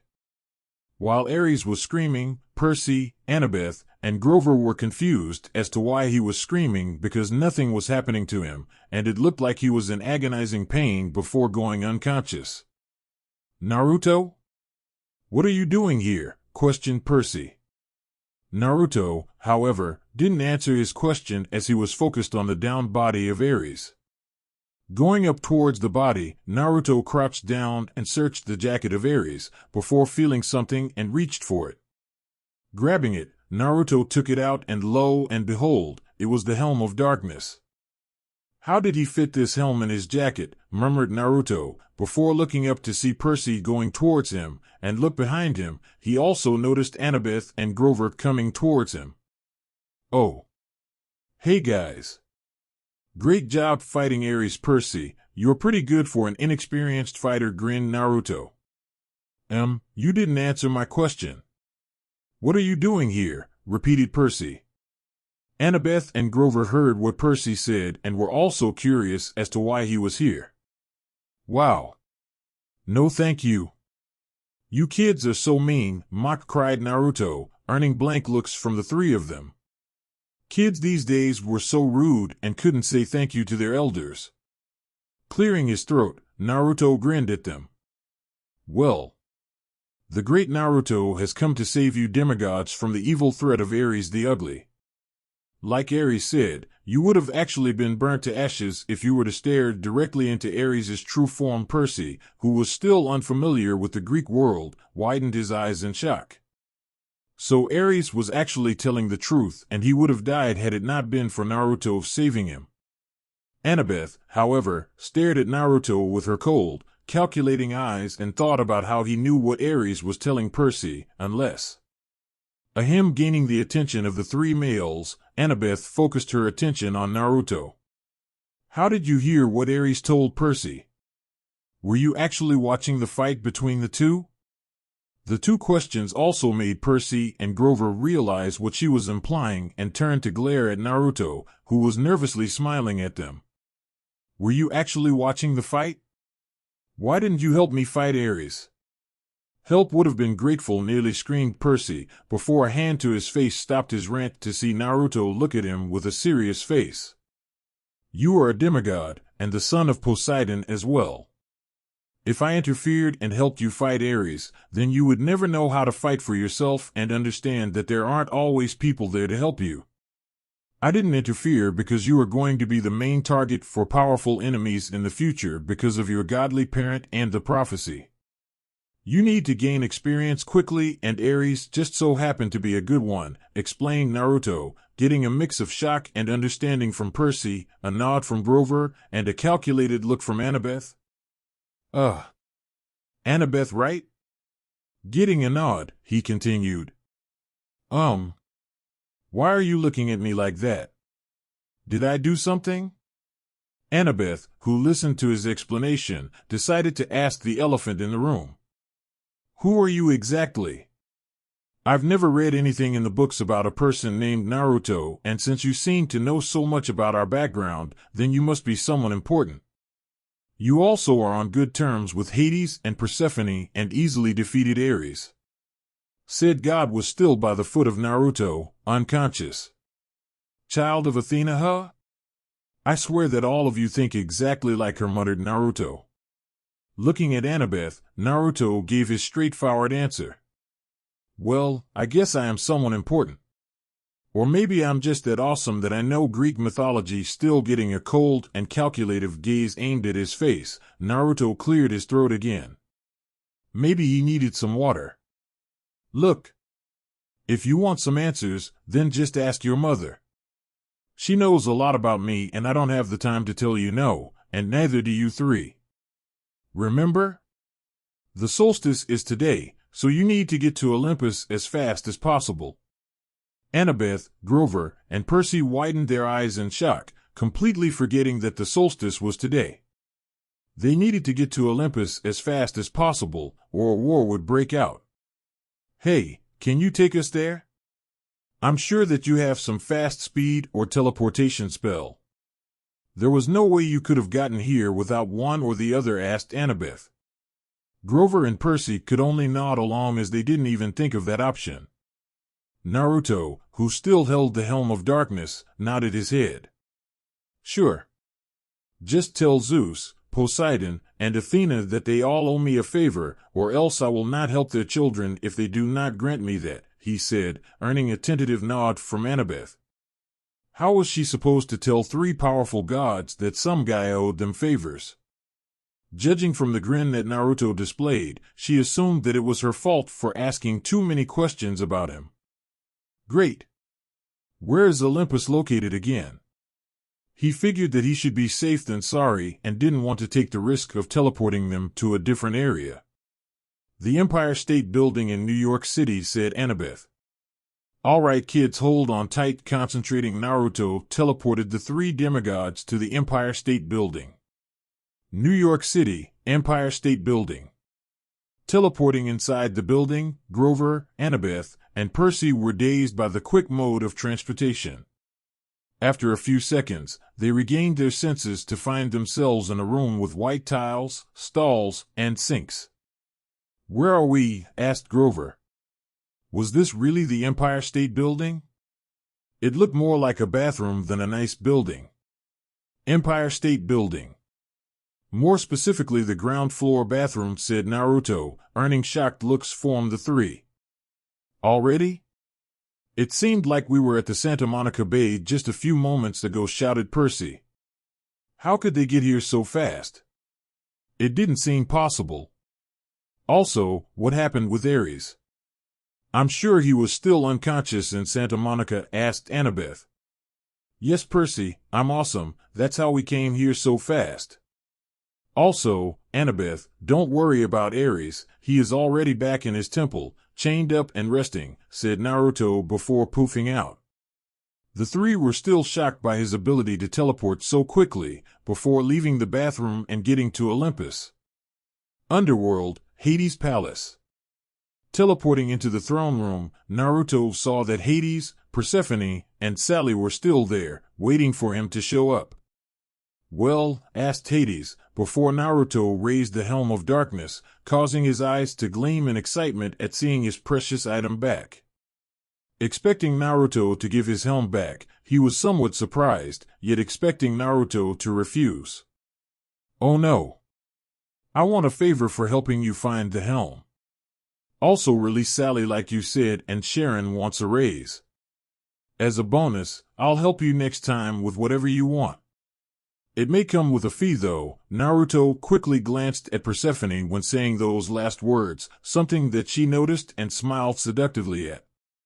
Hades was about to retort about the unfairness, before getting a sharp hit to the side, courtesy of Persephone, who glared at him, beckoning him to not refuse the offer. Sighing for the umpteenth time, Hades accepted. He did not want to argue with his wife as it was too troublesome. Fine. I owe you a favor and Sally Jackson will be released. I will give Sharon a slight raise. Naruto brightly grinned at Hades and threw him his helm. Hades caught the helm and made sure to seal it away for safekeeping. He never wanted it to be stolen ever again. Now, let's watch what happens on Olympus. I'm excited to see most of them all again. How do they get into Olympus again? Let's see if they are still in the lobby, said Naruto, before going towards Hades and Persephone and created a screen showing Percy, Annabeth, and Grover. Naruto leaned his head against Persephone's throne, while said goddess wrapped her legs against his body. Hades, meanwhile, didn't seem to care and continued to focus on the screen. Turning his head towards Sally, Naruto raised an eyebrow. "Sally, do you want to watch? I can take you back to your home after this ordeal is over if you want." Sally, however, shook her head. "I'm sorry. While I would love to watch, I still have to get back to my shop. I'm sure the workers are worried about me not showing up without a reason why." Nodding his head in understanding, Naruto summoned a clone, shocking Sally in the process, before asking her where she wanted to be dropped off. "You can take me to the Empire State Building. My shop is very close to it." "Don't worry, I'm still Naruto." "Just a clone," said Clone Naruto, teleporting Sally to the Empire State Building. Looking at the screen, Naruto noticed them going up to the guard by the elevators and realized that they would get there by elevator. Cool. Empire State Building with Percy, Grover, and Annabeth. Okay. We just need to ask the guard. He is the one that guards the entrance to Olympus, said Annabeth. The three made their way towards the guard, who absent-mindedly flipped through the morning newspaper. "Excuse me," said Percy, earning an eyebrow raise from the guard. "Yes? Can we please go to the 600th floor?" asked Annabeth, before getting a snort from the guard. 600th floor? I'm sorry, kids, but you must be dreaming or something. There is number 600 floor of this building. The highest is 102nd floor. "Please go back to your parents if you're lost," said the guard before looking back towards the newspaper. "Look." Taking out the lightning bolt, Percy slammed it onto the desk, startling the guard in the process. Thankfully, no other mortals seemed to notice and continued with their business. New Yorkers would never care anyways. "I have Zeus's lightning bolt, and if we don't get to Olympus, then you might not even be here after today. So please let us get to the 600th floor," said Percy. The guard slowly nodded his head, slightly dazed by seeing the master bolt, and pressed a yellow button under the desk. Signaling to the open elevator door apart from the other elevators, the guard told them to go in there. "Go in that elevator. That will take you to Olympus." "Thank you," the three said, and entered the elevator to Olympus. Underworld, Hades' Palace. Damn. They showed that guard whistled Naruto, earning a giggle from Persephone and snort from Hades.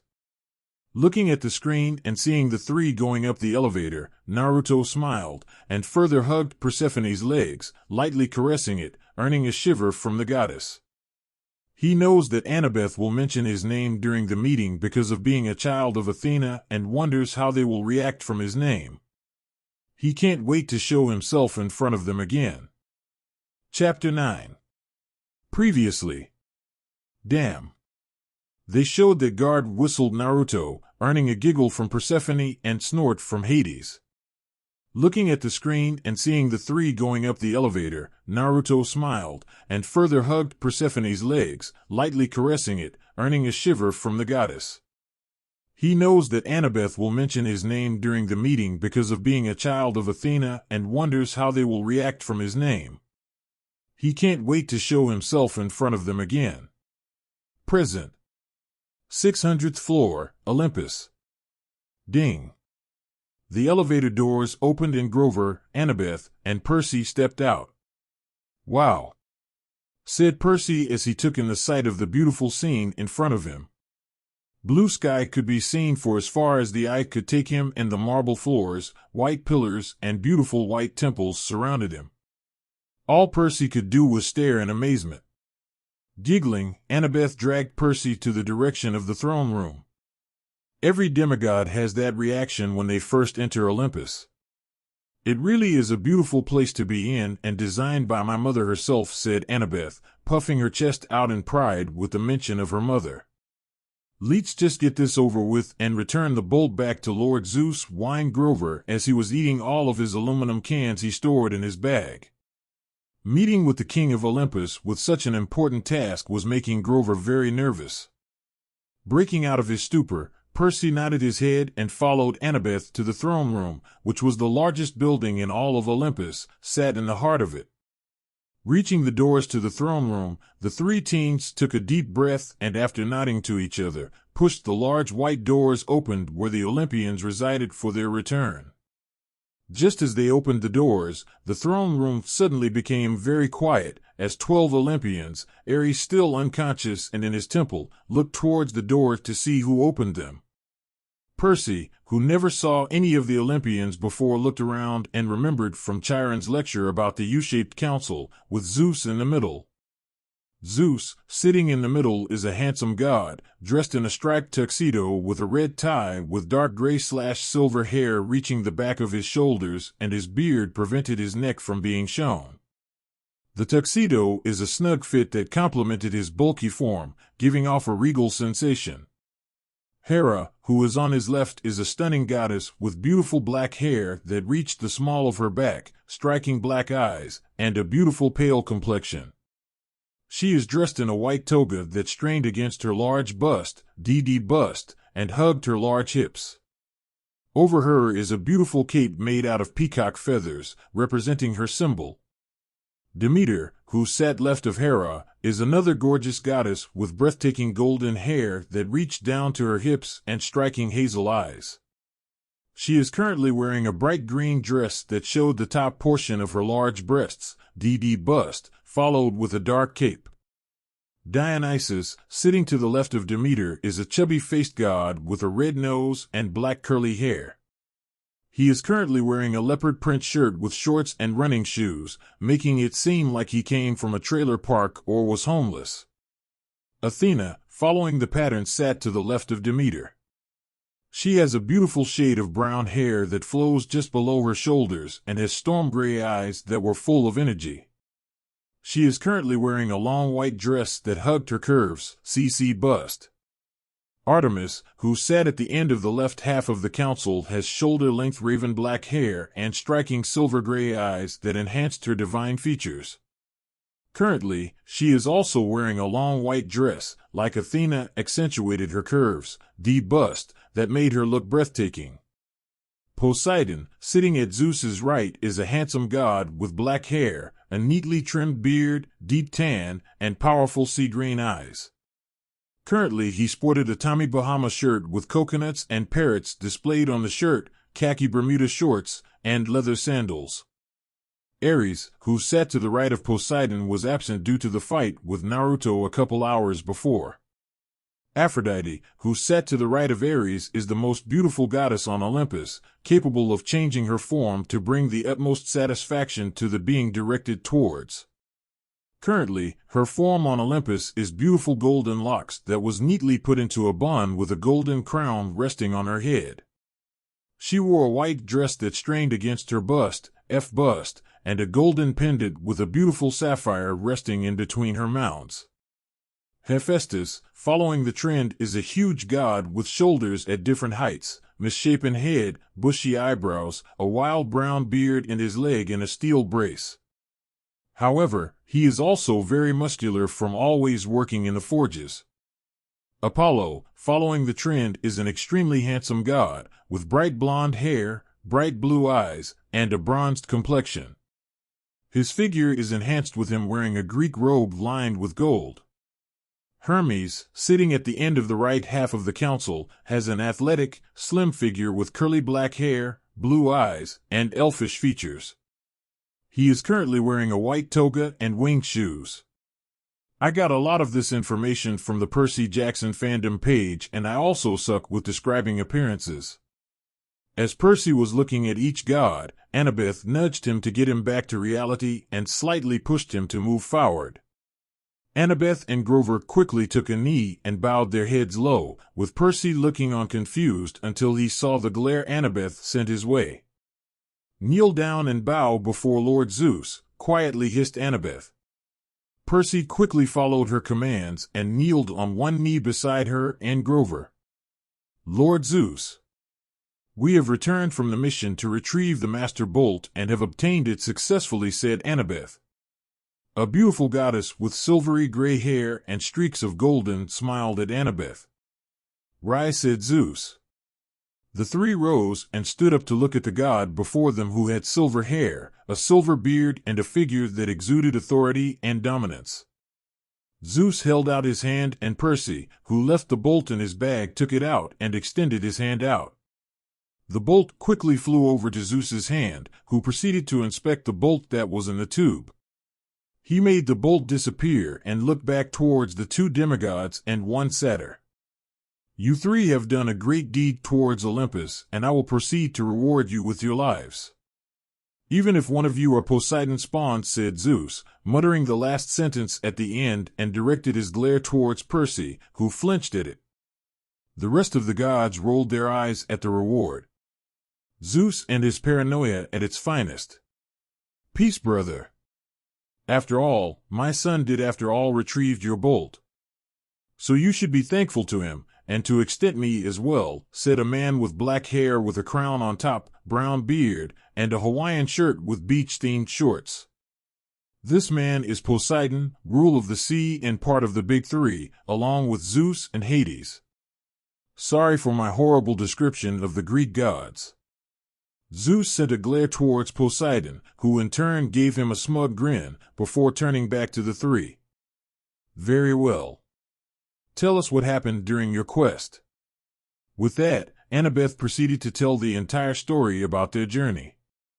As Annabeth talked about how Kronos could have been involved and Percy voicing his dreams, Annabeth suddenly remembered that she didn't include any parts that included the strange blonde-haired man that appeared before them during their confrontation with Hades and with Ares. If I may, Lord Zeus. May I ask my mother a question? Asked Annabeth. Zeus nodded his head with approval, causing Annabeth to turn towards Athena. Mother. Do you by any chance know a person named Naruto? When Naruto's name was mentioned, all the eyes of the Olympians grew wide, shocked by what she said. Annabeth, Percy, and Grover were bewildered as to why the gods looked so shocked by the mention of the blonde. Annabeth, dear. Where did you hear that name from? Said Athena gently, but her body expression said otherwise, as she was shaking slightly, be it of fear or excitement was unknown to Annabeth. Chapter 9. Previously. Damn. They showed that guard whistled Naruto, earning a giggle from Persephone and snort from Hades. Looking at the screen and seeing the three going up the elevator, Naruto smiled, and further hugged Persephone's legs, lightly caressing it, earning a shiver from the goddess. He knows that Annabeth will mention his name during the meeting because of being a child of Athena and wonders how they will react from his name. He can't wait to show himself in front of them again. Present. 600th floor, Olympus. Ding. The elevator doors opened and Grover, Annabeth, and Percy stepped out. Wow, said Percy as he took in the sight of the beautiful scene in front of him. Blue sky could be seen for as far as the eye could take him, and the marble floors, white pillars, and beautiful white temples surrounded him. All Percy could do was stare in amazement. Giggling, Annabeth dragged Percy to the direction of the throne room. Every demigod has that reaction when they first enter Olympus. It really is a beautiful place to be in and designed by my mother herself, said Annabeth, puffing her chest out in pride with the mention of her mother. Let's just get this over with and return the bolt back to Lord Zeus, whined Grover as he was eating all of his aluminum cans he stored in his bag. Meeting with the king of Olympus with such an important task was making Grover very nervous. Breaking out of his stupor, Percy nodded his head and followed Annabeth to the throne room, which was the largest building in all of Olympus, sat in the heart of it. Reaching the doors to the throne room, the three teens took a deep breath and, after nodding to each other, pushed the large white doors open where the Olympians resided for their return. Just as they opened the doors, the throne room suddenly became very quiet, as 12 Olympians, Ares still unconscious and in his temple, looked towards the door to see who opened them. Percy, who never saw any of the Olympians before, looked around and remembered from Chiron's lecture about the U-shaped council, with Zeus in the middle. Zeus, sitting in the middle, is a handsome god, dressed in a striped tuxedo with a red tie with dark gray/silver hair reaching the back of his shoulders, and his beard prevented his neck from being shown. The tuxedo is a snug fit that complemented his bulky form, giving off a regal sensation. Hera, who is on his left, is a stunning goddess with beautiful black hair that reached the small of her back, striking black eyes, and a beautiful pale complexion. She is dressed in a white toga that strained against her large bust, DxD bust, and hugged her large hips. Over her is a beautiful cape made out of peacock feathers, representing her symbol. Demeter, who sat left of Hera, is another gorgeous goddess with breathtaking golden hair that reached down to her hips and striking hazel eyes. She is currently wearing a bright green dress that showed the top portion of her large breasts, DxD bust, followed with a dark cape. Dionysus, sitting to the left of Demeter, is a chubby-faced god with a red nose and black curly hair. He is currently wearing a leopard print shirt with shorts and running shoes, making it seem like he came from a trailer park or was homeless. Athena, following the pattern, sat to the left of Demeter. She has a beautiful shade of brown hair that flows just below her shoulders and has storm gray eyes that were full of energy. She is currently wearing a long white dress that hugged her curves, CC bust. Artemis, who sat at the end of the left half of the council, has shoulder-length raven black hair and striking silver gray eyes that enhanced her divine features. Currently, she is also wearing a long white dress, like Athena accentuated her curves, D bust, that made her look breathtaking. Poseidon, sitting at Zeus's right, is a handsome god with black hair, a neatly trimmed beard, deep tan, and powerful sea green eyes. Currently, he sported a Tommy Bahama shirt with coconuts and parrots displayed on the shirt, khaki Bermuda shorts, and leather sandals. Ares, who sat to the right of Poseidon, was absent due to the fight with Naruto a couple hours before. Aphrodite, who sat to the right of Ares, is the most beautiful goddess on Olympus, capable of changing her form to bring the utmost satisfaction to the being directed towards. Currently, her form on Olympus is beautiful golden locks that was neatly put into a bun with a golden crown resting on her head. She wore a white dress that strained against her bust, F bust, and a golden pendant with a beautiful sapphire resting in between her mounds.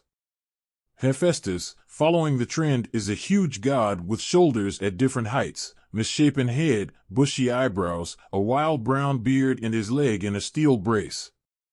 However, he is also very muscular from always working in the forges. Apollo, following the trend, is an extremely handsome god, with bright blonde hair, bright blue eyes, and a bronzed complexion. His figure is enhanced with him wearing a Greek robe lined with gold. Hermes, sitting at the end of the right half of the council, has an athletic, slim figure with curly black hair, blue eyes, and elfish features. He is currently wearing a white toga and winged shoes. I got a lot of this information from the Percy Jackson fandom page, and I also suck with describing appearances. As Percy was looking at each god, Annabeth nudged him to get him back to reality and slightly pushed him to move forward. Annabeth and Grover quickly took a knee and bowed their heads low, with Percy looking on confused until he saw the glare Annabeth sent his way. "Kneel down and bow before Lord Zeus," quietly hissed Annabeth.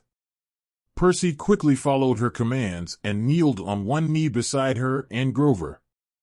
"Lord Zeus, we have returned from the mission to retrieve the Master Bolt and have obtained it successfully," said Annabeth. A beautiful goddess with silvery gray hair and streaks of golden smiled at Annabeth. "Rias," said Zeus. The three rose and stood up to look at the god before them, who had silver hair, a silver beard, and a figure that exuded authority and dominance. Zeus held out his hand, and Percy, who left the bolt in his bag, took it out and extended his hand out. The bolt quickly flew over to Zeus's hand, who proceeded to inspect the bolt that was in the tube. He made the bolt disappear and looked back towards the two demigods and one satyr. "You three have done a great deed towards Olympus, and I will proceed to reward you with your lives." Even if one of you are Poseidon's spawn, said Zeus, muttering the last sentence at the end, and directed his glare towards Percy, who flinched at it.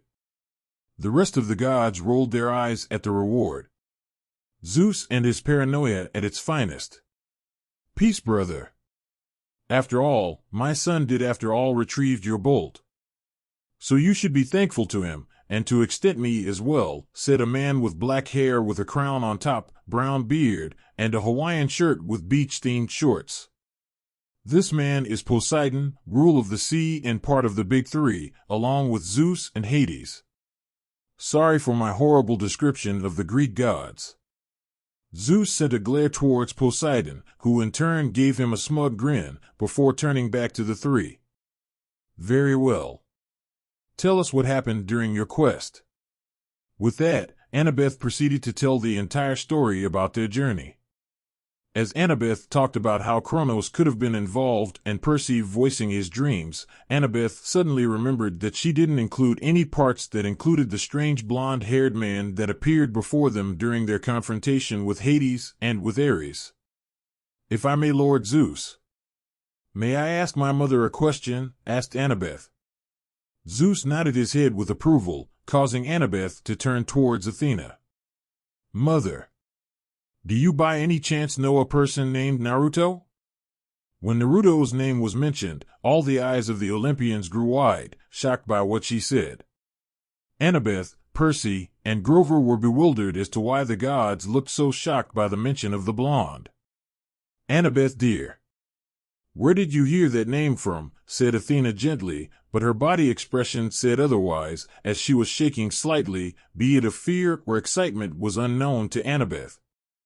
When we were in Hades' palace, a blonde-haired man named Naruto suddenly appeared before us and somehow managed to convince Hades to let us leave the underworld to find his missing helm. He even ensured that Percy's mom would be safe. At the mention of Sally, both Percy and Poseidon silently thanked the blonde for saving her from death. Also, when Ares was about to transform into his divine form, Naruto suddenly appeared again and prevented him from doing so. Ares was also knocked out unconscious as a result. When I asked him who he was, all he said was to ask you, finished Annabeth, as Drew took in a breath and looked straight into her mother's eyes for an answer. Athena's eyes slightly watered before quickly wiping them away and smiled at her daughter for bringing it up with her. After the blonde idiot disappeared without a trace for a decade, she couldn't come to terms that he simply died. He was too smart to die too soon and too powerful as well. Her eyes slightly narrowed at the other factor for Naruto leaving, and it had to do with her paranoid father, as most things do. Zeus narrowed his eyes at the prospect of the blonde appearing again and cleared his throat to garner the attention of the council, as they were all too engrossed in conversation about Naruto coming back. Ahem. If what the girl said is true, then it seems that Naruto is coming back, but I will not allow him to come back. For all we know, he could be plotting with Kronos against us to bring Olympus to ruin. That's absurd, Zeus, and you know it, shouted Hera as she glared at Zeus for his idiotic response. All the other gods, except Dionysus, who didn't care about the topic, nodded their heads in agreement with Hera. Zeus's paranoia is something that became infamous and ruined many promising prospects for Olympus, and the topic concerning Naruto had been one of the most outrageous things to happen. Poseidon was prepared for Zeus to say something like that and made a proposal that he knew would get passed immediately, and if Zeus tried to retaliate against, then he was sure the entire council would be against him. Brother. Frankly, I don't understand why you're so against Naruto stepping foot on Olympus, as he had never done anything negative for Olympus and he had helped so many times. I say we vote on the matter on whether or not Naruto is allowed to be on Olympus. No. I am rule of Olympus, and what I say dash before Zeus could finish his sentence, Poseidon, Hera, and Demeter stood from their thrones and summoned their respective powers and aimed it at Zeus. Zeus calmly stated, Poseidon. We will vote on this matter, and if you disagree on voting, then we will gladly end your reign as ruler of Olympus. The reason why we have tolerated your paranoia was because we simply didn't want to handle the problems after, but after your decision with Naruto, we all agreed that this has gone on for too long. You will either agree with voting or you won't have to worry about being king anymore.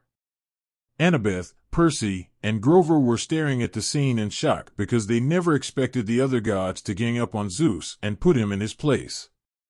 Percy was shocked that a fight could break out, but Annabeth and Grover never expected that Zeus's paranoia caused something that created a rift in the council. Thinking back to what she just said, Annabeth, with her Athena brain, was going through the history that she remembered and tried to find it in her about any mention of Naruto. However, she couldn't recall any mention of him and name in general. Was this person only known to the gods and closed off from the demigods? Was he friend or foe judging from the reactions of the gods? He did save us and helped our quest. Mom also seemed to be happy when I mentioned his name, and so did the rest of the gods in general, except for Zeus and Dionysus. But I guess that should be expected from the two of them, thought Annabeth as she continued to watch the scene before her. Glaring at Poseidon, Hera, and Demeter, Zeus eventually relented, seeing that the three of them would not back down from this decision, and he quickly looked past them to see that none of the other gods/goddesses were going to do anything about it. Fine, growled Zeus as the three went back to their respective thrones to wait for the upcoming vote. We will now take a vote on the matter of allowing Naruto Uzumaki to be allowed to set foot on Olympus. Raise your hands if you agree he should be allowed. 10 out of the 12 gods and goddesses raised their hands in favor, with the two exceptions being Dionysus and Zeus. Dionysus didn't care for the matter and was just sleeping through the topic, and Zeus, with his paranoia, didn't want Naruto back. Looking at the rest of the council, Zeus glared at the rest of the Olympians and gave out his judgment. Based on the council decision, Naruto will be allowed to step back on Olympus until he does something wrong, angrily said Zeus before he quickly flashed out. The rest of the council, save for Dionysus, who flashed out as well, stayed behind and were now discussing ways to track down Naruto. Wow. That was some crazy, said Percy as he saw his dad shrink into mortal size and was walking towards him. Percy. Thank goodness you are okay. I'm glad that you were able to retrieve Zeus's master bolt, even though it was unlikely that you were the thief in the first place. Poseidon quickly brought Percy into a hug, happy that Percy was okay. Smiling, Percy returned the hug. With his ADHD, Percy was still taking in the information that was just said a few moments ago and voiced out his thoughts to his dad, hoping that answers would be given to him. Pulling away after a few seconds, Percy asked what was on his mind. Dad, who exactly is this Naruto guy? I mean, it's thanks to him that we were able to retrieve the Master Bolt and all that, but I never heard about him from the lectures that Chiron gave back in school and in camp. He must be someone important to also cause what just happened before as well. Grover, who was by his side, nodded his head, hoping to find some answers on the mysterious blonde, and Annabeth, who was still in thought, quickly turned her head towards the three at the mention of Naruto. Yes, Lord Poseidon, who exactly is Naruto, and how does he know all of you? What was this banishment that Zeus was talking about, and why were the rest of the gods so against banishing Naruto? How come I've never heard of him in the textbooks? Said Annabeth in a rapid manner. All these questions were going through her mind, and she needed answers. Meanwhile, the rest of the gods stopped their chatting and quieted down as Annabeth was talking, and they all shrunk down to their mortal forms to walk towards the four. Hestia, who was tending the fire, also walked over to them, quietly grabbing something that was in her sleeve. Annabeth, my dear. Slow down the questions. All will be explained in due time, chuckled Hestia as she walked towards the four, the rest of the gods chuckling at the daughter of Athena, used to the action from said goddess herself when curious. As the rest of the gods/goddesses made their way, Poseidon nodded his head towards Hestia to explain to the three, who nodded back, used to doing so. I will keep it short and simple, as doing so will allow you three to process the information as best as possible without taking too much time, and don't worry, all of your questions will be answered during my explanation as well, said Hestia, as Annabeth, Percy, and Grover nodded their heads. We have known Naruto for a little of a century, and we met him the first time when Artemis called a council meeting with him in tow. She had met him in the forest in upstate New York and fought with him because of him being an unknown entity at the time. Artemis, from what she said, got overpowered by Naruto after a while of them fighting and eventually surrendered, seeing that Naruto also did not want the fight to continue. Lil Sis was probably getting toyed with by Naruto. I remember that day well when she had a look of defeat, chimed Apollo, only to get a punch in the stomach courtesy of Artemis. Shut up, Apollo. And I'm not your little sister. I was born earlier than you, shouted Artemis. You did not deny it though, added Hermes, only to get a glare from Artemis and a few chuckles from the other gods/goddesses. Continuing on, smiled Hestia. When Naruto showed up, as usual, Zeus was paranoid about whether Naruto was friend or foe and wanted to kill him, but surprisingly, Artemis came to his defense and proposed that he was indeed not an enemy, but merely a neutral party. Who knew that Artemis, legendary man-hater, would opt to keep a male alive, added Apollo, only to get another punch in the stomach, causing him to fall to ground, groaning from the pain. He could have killed me when we were fighting at the time, but instead chose to let me live. Fighting is also the best way to determine if the person is friend or foe, and when we fought, Naruto had no intention to kill me, but merely wanted to pass by. He was even thinking about ramen when we fought, said Artemis, muttering the last part at the end. Ramen is his favorite food after all, mused Hera, smiling slightly, remembering the time she made ramen for him. I'm jealous that he loves yours, Rias, and Hestia's ramen the best. Ramen is so difficult to make, muttered Aphrodite. All the time she tried to make ramen for Naruto always ended up in a disaster. Even though Naruto always ate all the ramen she made for him and told her it was delicious, she knew that it wasn't good, having tasted it herself. I can give you tips on how to make ramen later, Aphrodite. I'm sure Hera is also willing to help, said Hestia, getting a nod from Hera. Over the last century, with the presence of Naruto, Hera had been increasingly kind towards the other gods/goddesses, making bonds towards the goddesses especially. Must have been the divorce with Zeus that helped. Coughing slightly, Hestia gave a look towards the gods/goddesses, silently telling them not to interrupt anymore. Now, hopefully we get no more interruptions so we can finish this. Zeus listened to Artemis and told her to keep an eye on him to make sure that he didn't do anything suspicious that would threaten Olympus. As time went on, Naruto really integrated well with us and even conquered the hearts of many women. Hestia's end comment caused the rest of the goddesses in the room to blush at the implication. Approximately a decade ago, Hera ended her marriage with Zeus, having enough of him cheating on her, and Zeus suspected that Hera broke up with him because of Naruto.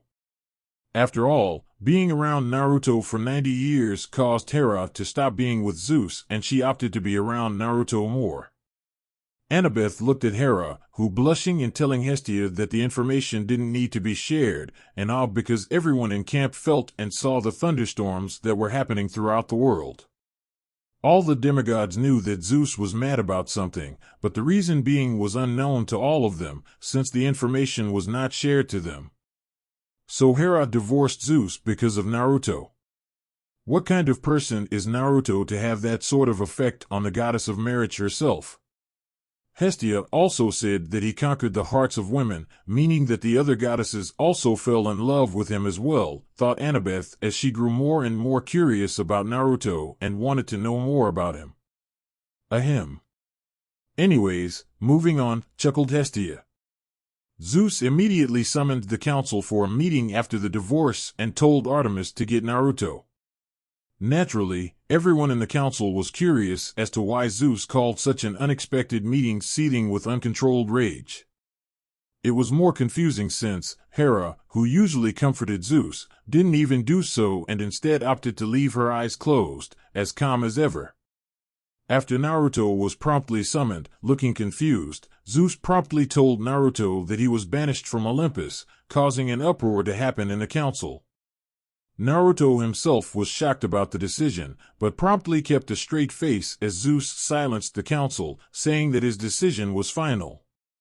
Before any of the gods/goddesses could further object, Naruto decided to speak and said that he was going to leave, shocking a lot of us. Most of us thought he was joking about leaving, but Naruto just said that he would see all of us in a few years and just left. And it has been over 10 years since we last heard of him. And to answer your last question, Annabeth, it only has been a century since we met him, and he was only known to the gods on Olympus, so we never really saw it fit to mention him to the other demigods. I hope that answers all your questions, finished Hestia. Annabeth slowly nodded her head, processing the information at a rapid speed. Maybe she was tired, but Annabeth was getting a headache from all this information and blamed it on the lack of sleep. Looking at Percy and Grover, she noticed that the two of them also had trouble processing the information, be it of sleep or lack of understanding. She didn't care.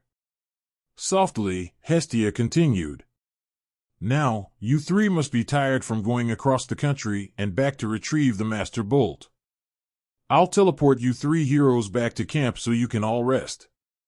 The three of them nodded their heads, all in need of a good, long sleep, and allowed themselves to be teleported back to camp.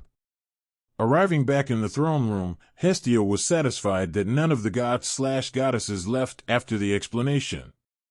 Now, we don't have to worry about having to find Naruto. I have a way that will make him come to us, said Hestia, earning shocked looks from all of them. How? Questioned all the gods/goddesses.